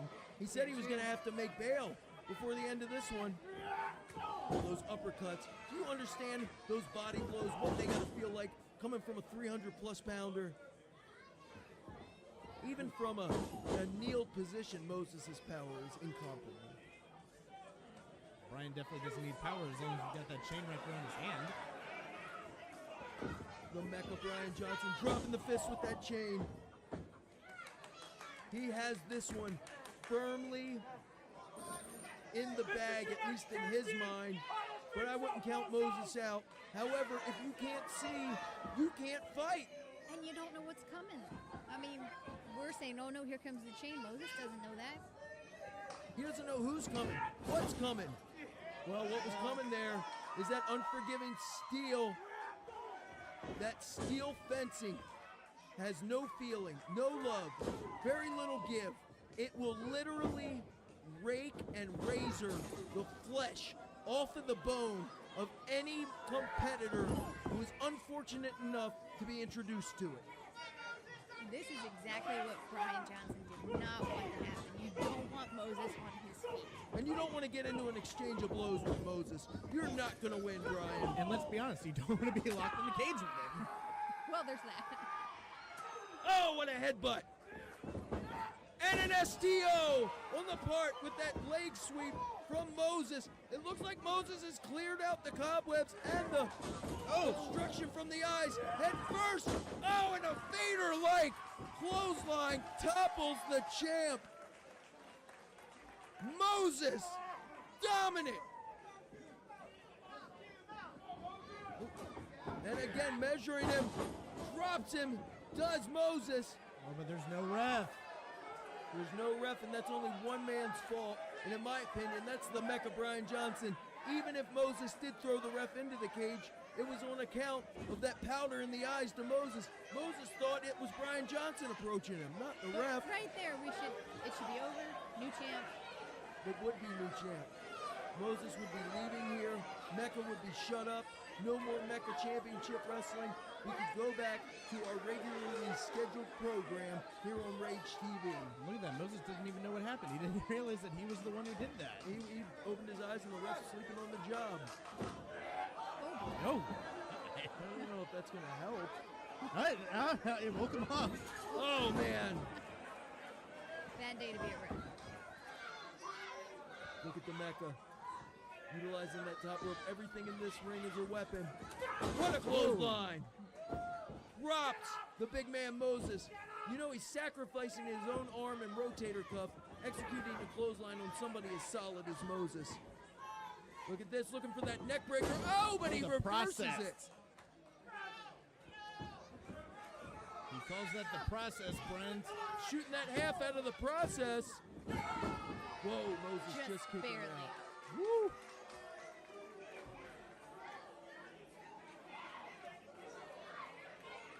And the Mecha now wondering.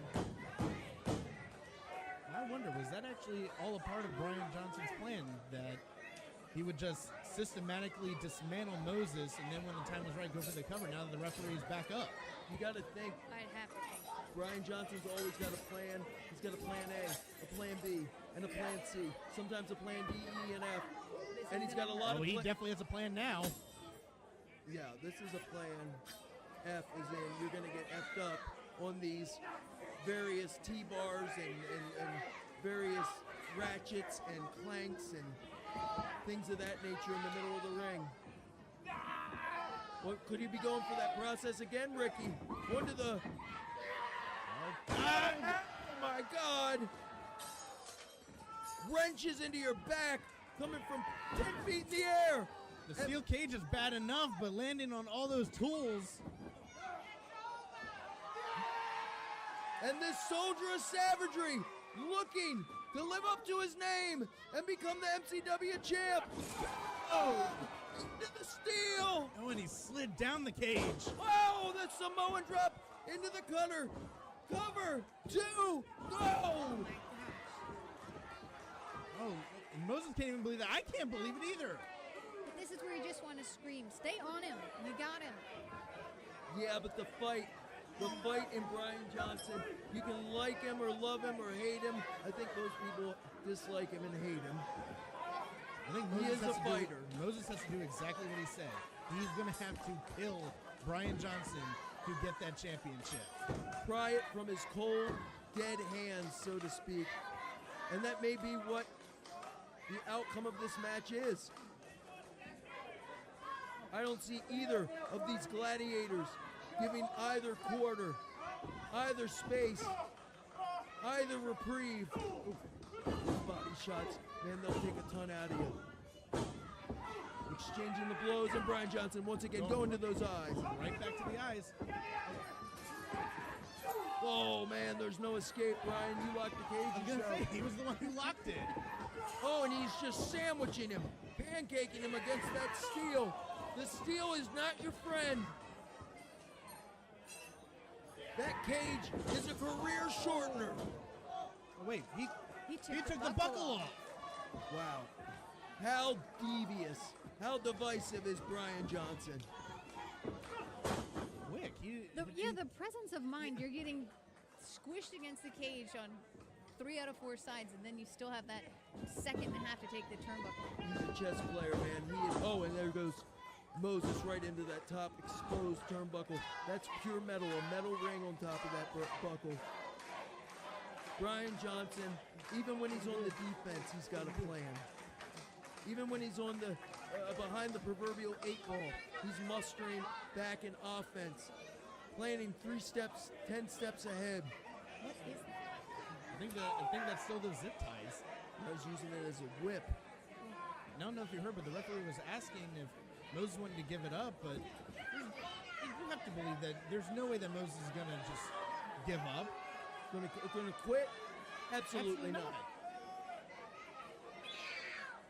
What's he trying to do? Is he trying to fasten the arm and hand of Moses? But if you zip tie him here, you can't pin him where you can't win. But you can hurt him. And you can take away one of his best tools, that power game in that left arm. I think with Moses, if you don't stop his heart, you're not going to stop him. Moses is in the confines of that zip tie on that top rope. He's a sitting duck. This is the time for Brian Johnson to bring out that he's got a mallet, and he's going to execute this maneuver with malice aforethought. A mallet, a goddamn mallet to the back of the head of Moses. This is brutality personified. So what, is he just gonna hurt him until Moses can't fight back anymore? Moses is spending a season in hell with Brian Johnson inside this steel cage, and those pliers, those wire cutters. No, but what this allows is for Brian Johnson to take his time. Why is there a spike? Why is there a spike in the ring?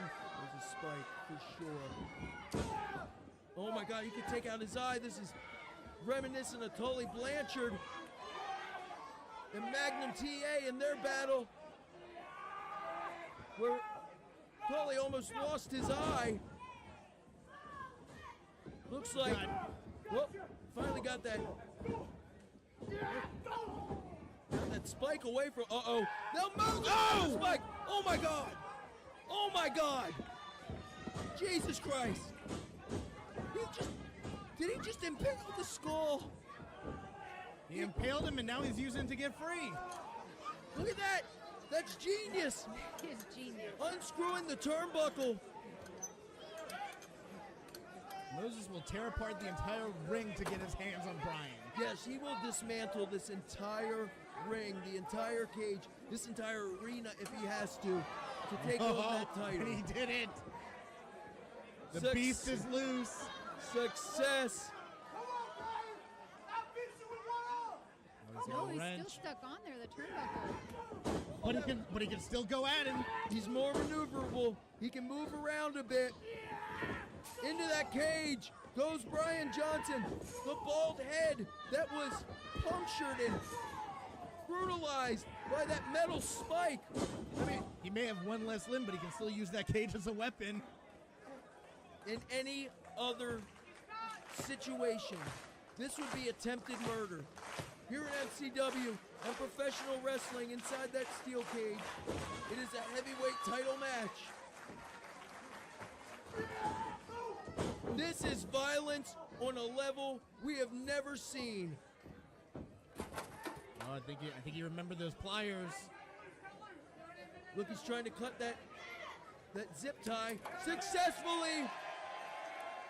Well, he was doing a hell of a job with one arm, and now he's got both. Oh, I think Brian's screwed now. The blessed one versus the stressed one. Steel cage encompasses their entire beings. Who will leave the MCW heavyweight champ? Look at me, Brian. You tried everything. I'm still fucking standing. Well, that said it all. It needs no description. I was going for that powerbomb again. Oh, wow.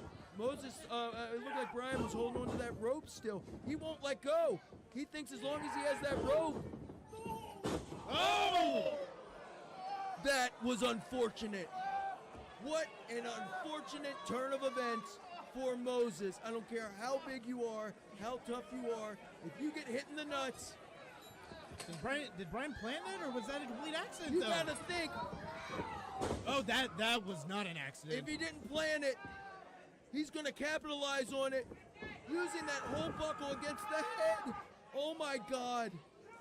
There it is. There's that process. Did he survive? Did he win? Oh my Lord. Way. By the skin of his teeth and the hair on his chin, Brian Johnson was successful. Was he? I mean, is that successful? Neither one can even get up. Brent, by luck or by skill, Brian Johnson still walks out as the MCW champion.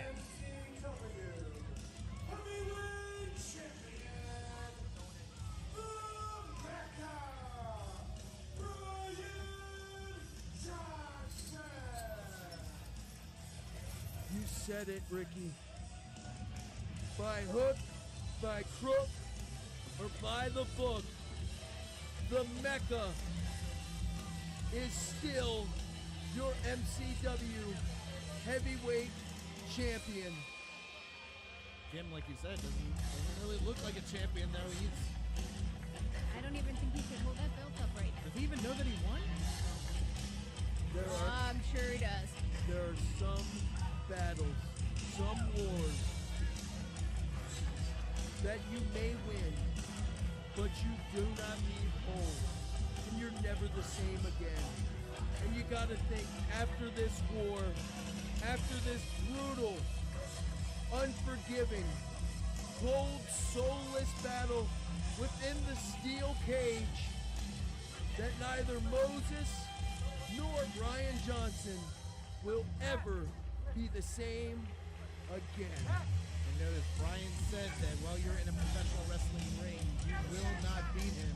And it was a part of the professional wrestling ring, not the cage, that came back to haunt Moses.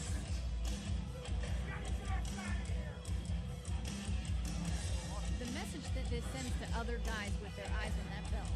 Well, let's take a look at how this one started, Kim. Starting off with powder to the face, the poor ref gets knocked out, and then it's just bringing in anything he can find. Brian Johnson just went for it. Here comes Moses. Everybody's here for it, and Brian Johnson just couldn't be outdone until that moment right there. I mean, Brian Johnson saw so many sides of that cage, and then it was just him getting smarter. The zip ties. Thankfully, we didn't see the spike impale anyone. But just right there. That's That was it. the game changer. Yep. There it is, the coup de grace, the process after that turnbuckle steal, and the 1, the 2, the 3, Mecca Championship Wrestling. You know, you say alive and well. Things are hard-fought victories. I can't think of a clear example of a hard-fought victory. I think Moses was out ever since that shot with that turnbuckle, and that process, it was just the explanation. It truly is Mecca versus everybody. That is pure adrenaline right there, because I guarantee you that man takes an ice bath for at least 3 days. It truly. There you see it. The steel cage, confines of destruction, the final battleground for a king and a warrior.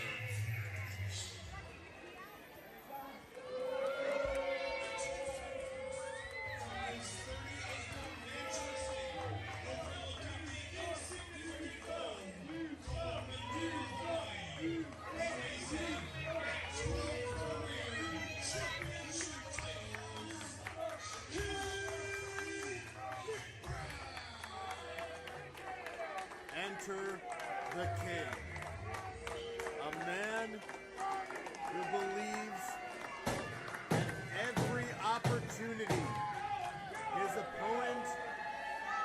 his words was given should have been his.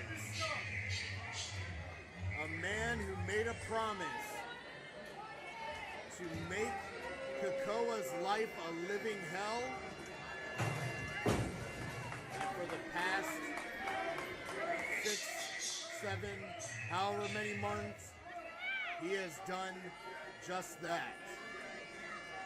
He has made sure that Kikoa did not walk out of Spring Fever as Rage TV champion. He made sure that Kikoa did not walk out of Bruiser Strong as MCW Heavyweight Champion. And now he looks to end it all inside of that steel cage. A little different than we've seen in the past. It's not just the steel cage. I see chairs, tables, trash cans with a stop sign, kendo stick, weapons galore inside the cage.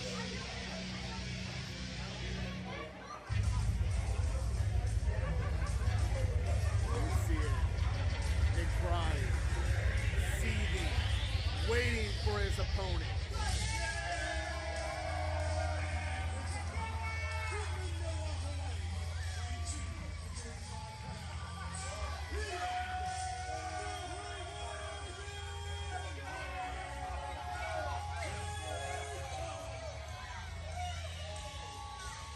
Enter the Warrior, a man who vowed to dethrone the king,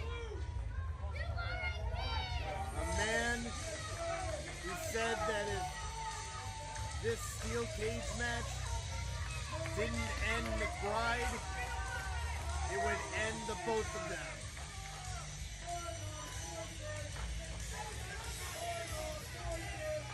This could be the best case scenario for Kikoa.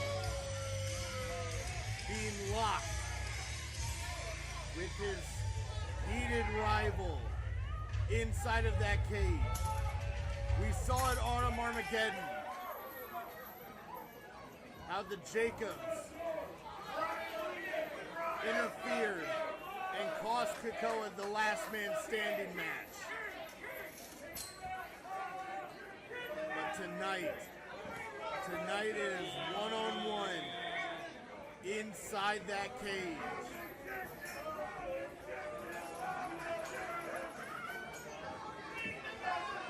Jason and Becky locking the door. Only one man can walk out of that cage victorious. Whoa! McBride launching the chair at Kikoa. Kikoa reigning with those rights. Oh, spin kick to the gut. Knee. Oh, clothesline from Kikoa.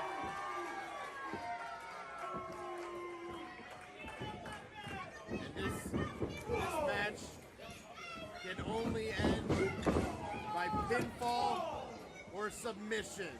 The door is locked and has been chained. Oh, Samoan drop. Just the way Kikoa wanted it. But you heard McBride. He believes that he's beaten. Oh! You also heard that trash can bouncing off the skull of Kikoa. And McBride, he said he's beaten Kikoa twice, and yet Kikoa gets another opportunity. But each of those victories that McBride has won came with a bit of controversy.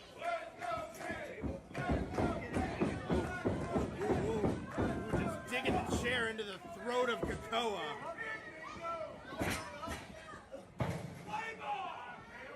You can see McBride just scanning all over that cage. Any weapon, and he's chosen the table. This may be more of a torturous game for McBride. Just looking to pick apart and annihilate Kakoa. Kakoa said that he was looking to dethrone the king. Oh! Kakoa, lucky he's got his hands up. Because McBride was looking to take the head off of Kakoa. But Kakoa drives it into his chest. And then just slam that chair onto the back of the king. Oh wow, you can see how bent the chair is. That's a steel chair, ladies and gentlemen, that he bent over the back of another human being. Now he's looking to do more damage with that trash can. Oh. Not sure what. That chair may have a couple more dents in it, but not as many dents as that trash can might have. Oh! Oh, to the side! Oh!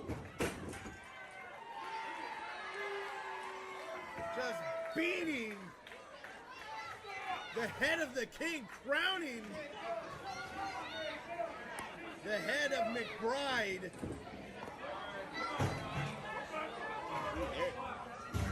Folks, I don't know if you saw that. There was kind of a devious smirk to Kakoa. As we said, McBride, he has cost Kakoa opportunities. So this may be a moment or an opportunity for Kakoa to not only beat McBride, but to also torture him just as much as McBride has just tortured the life of Kakoa. Giving the fans the option, go for the table or the trash can. Voicing their opinion, they want the table. They want to see McBride go through some wood. Oh, but McBride went for the eyes. It's all legal in this steel cage match as he's throwing Kakoa into that cage and into that trash can. And as he'll cover, only a 2 count, and as that trash can gets more dented, as that trash can gets more beat up, it becomes even more dangerous. It becomes sharper. It can cut the skin, tear the flesh, just like that cage can do. McBride, winner. There's only one winner out there. As we've seen, McBride, as he said, he dismissed Andy Weinberg. He's had his issues with Sam Adonis. Oh! And he has a trash can lid in his hand that he just smashed on the back of Kakoa. You can see the pain etched on the face of Kakoa. And McBride, he's going for that sign, but I don't think there's any stopping this. Like I said, he's just looking to maim, he's looking to torture Kakoa, including throwing that stop sign right in his face. You can see McBride cover. Kakoa able to kick out. Oh, look, McBride smiling.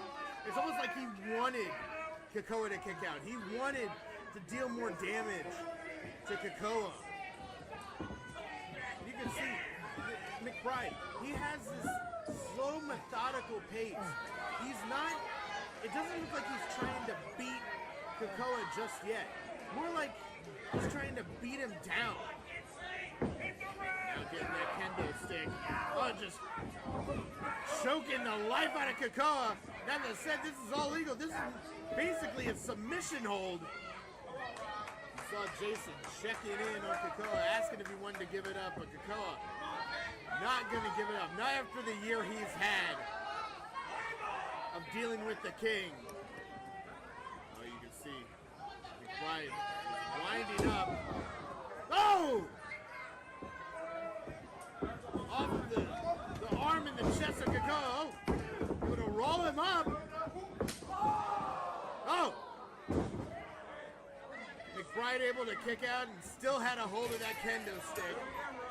And Kakoa, he felt it. Felt it right across his back, and those will leave welts.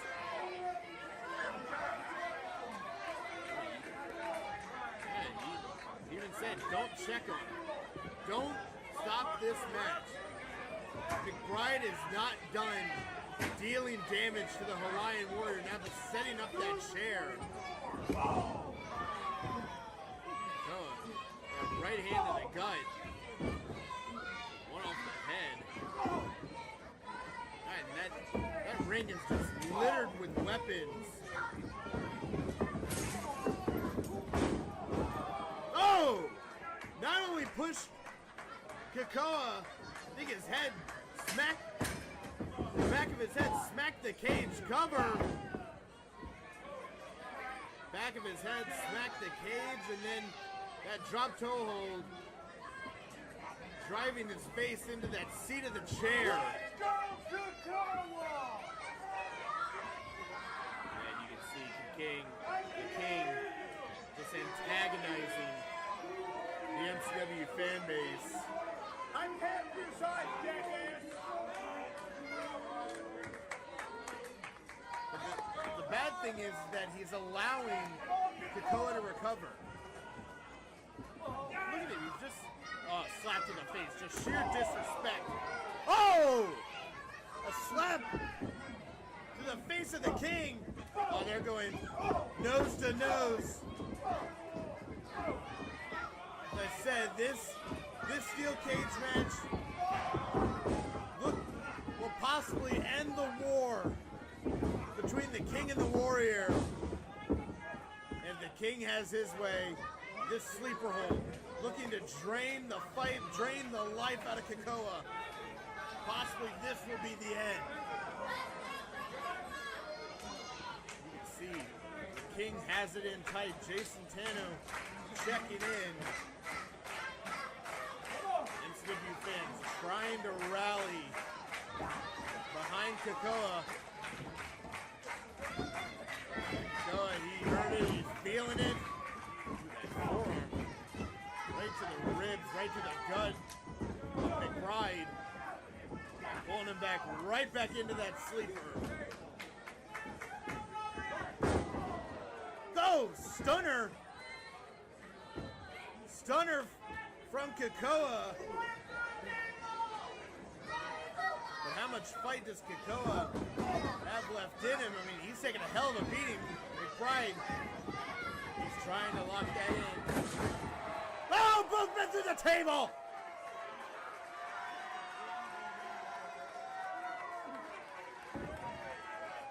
Possibly the smartest move for Kakoa.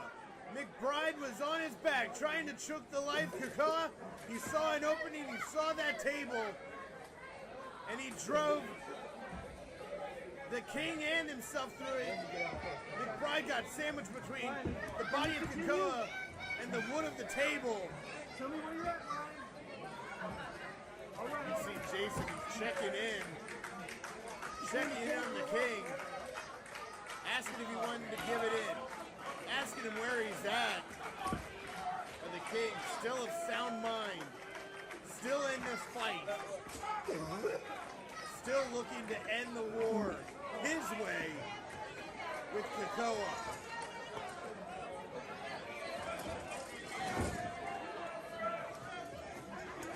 Both men looking spent in that ring.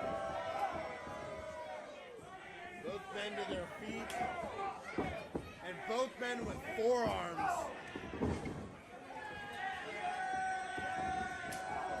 Trying to stun the other. Maybe look for an opening and a mistake. Just trying to make the other feel pain, trying to beat down the other until they can't stand, until they give it up. I until they have no fight left in them. Oh, you've seen this from Kakoa. The Hawaiian Warrior offense. Back fist right with a jaw in the flapjack. And Kakoa, he's feeling it.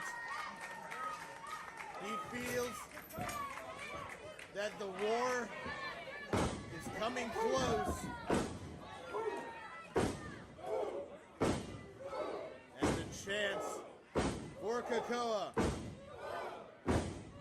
Tuning up the band, tuning up the choir. McBride up on his shoulders. Oh, drop kick. Oh, into the trash can. And just hit him so hard. Not that kick. Super kick. Cover. Oh, but only a 2 count. McBride able to roll that shoulder out.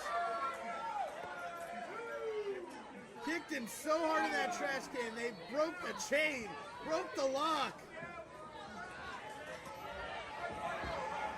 Kakoa, he needs to figure. Oh, wait a second, the Jacobs and Mary Beth with this sick infatuation with Kakoa, this obsession. Jose trying to get in there, but Kakoa just launching that chair, launching that stop sign, trying to keep the Jacobs at bay.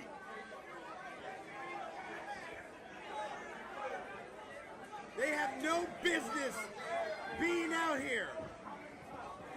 Kakoa has made it clear he wants nothing to do with Mary Beth. Well, the King tried to take advantage, but Kakoa with eyes in the back of his head. Low blow!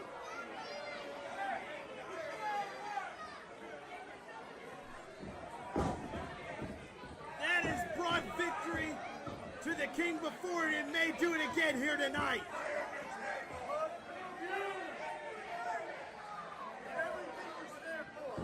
Little sign language to Kakoa, and he may be taking a one-way trip to the desert. Death Valley driver, cover 2. Oh, but Kakoa rolling that shoulder out. Kakoa still in this fight. Kakoa still in this war with the King. And the King is shocked. The King threw his best weapon at Kakoa. But Kakoa is still in this. Yeah, you can see it. The frustration, the disbelief from the King. What else does he need to do? Well, I think he spotted something. He spotted the table. The second table. The King felt the first one. And he's looking to make Kakoa feel the second. And possibly put Kakoa away for good.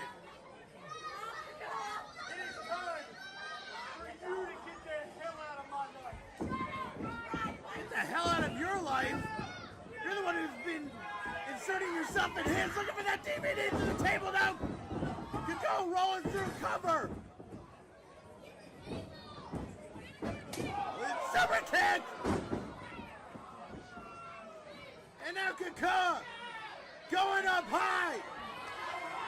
Looking for the frog splash. Possibly driving the wind and the fight out of the King cover. Oh, but the King able to kick out. The King. King McBride defiant as ever. And you can see Kakoa, the same look of disbelief, the same look of frustration that the King had moments earlier, knowing that he threw his 2 best weapons at the King, and McBride was still able to kick out. As the Jacobs are still lurking on the outside. Oh, Mary Beth sliding the weapon into Kakoa. I don't need your help. Stop. I don't need you, and I don't want you. What don't you understand, Mary Beth? He's already said it. Get down from there! Oh! Oh, that is not the way that she wanted to get down! Super kick! Super kick again! Oh, he won't let the king fall this way. The king will fall when Kakoa says so.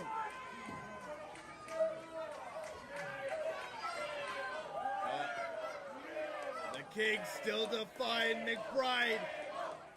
Still flipping off Kakoa. But Kakoa returns it and Kai! Through the table, McBride! Kakoa! And looking to end the war! Looking to dethrone the king with the frog splash! Kakoa! Cover! 2, 3! The Hawaiian Warrior Kakoa! Victorious!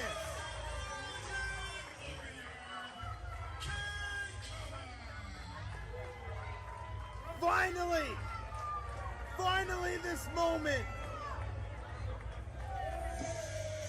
The moment that Kakoa was looking for to end the war with McBride has finally come to pass. But he may have a bigger threat in the form of the bloodthirsty Jacobs family. Rattling the cage. Making, Big Brother Clay has arrived here at the RJ Meyer Arena.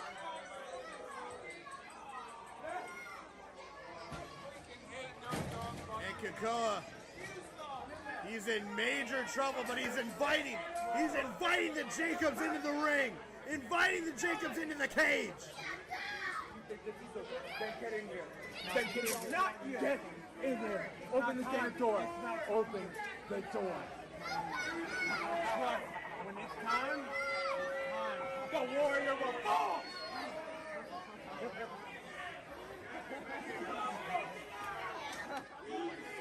Not so ominous, but a warning from the patriarch of the Jacobs family, Clay Jacobs, stating that when the time is right, the warrior will fall. And you can see Kakoa staring daggers, glaring at the Jacobs family. He knows another war is on the horizon. But as for tonight, Kakoa able to settle the score with the King McBride inside that steel cage. Kakoa victorious. The warrior dethrones the king and just walks over the body of the fallen king. Ladies and gentlemen, thank you for joining us here at MCW Breakthrough. For all of us here at MCW, for Pat Anthony, everyone backstage, I'm Ricky Owens. Thank you for joining us for MCW Breakthrough.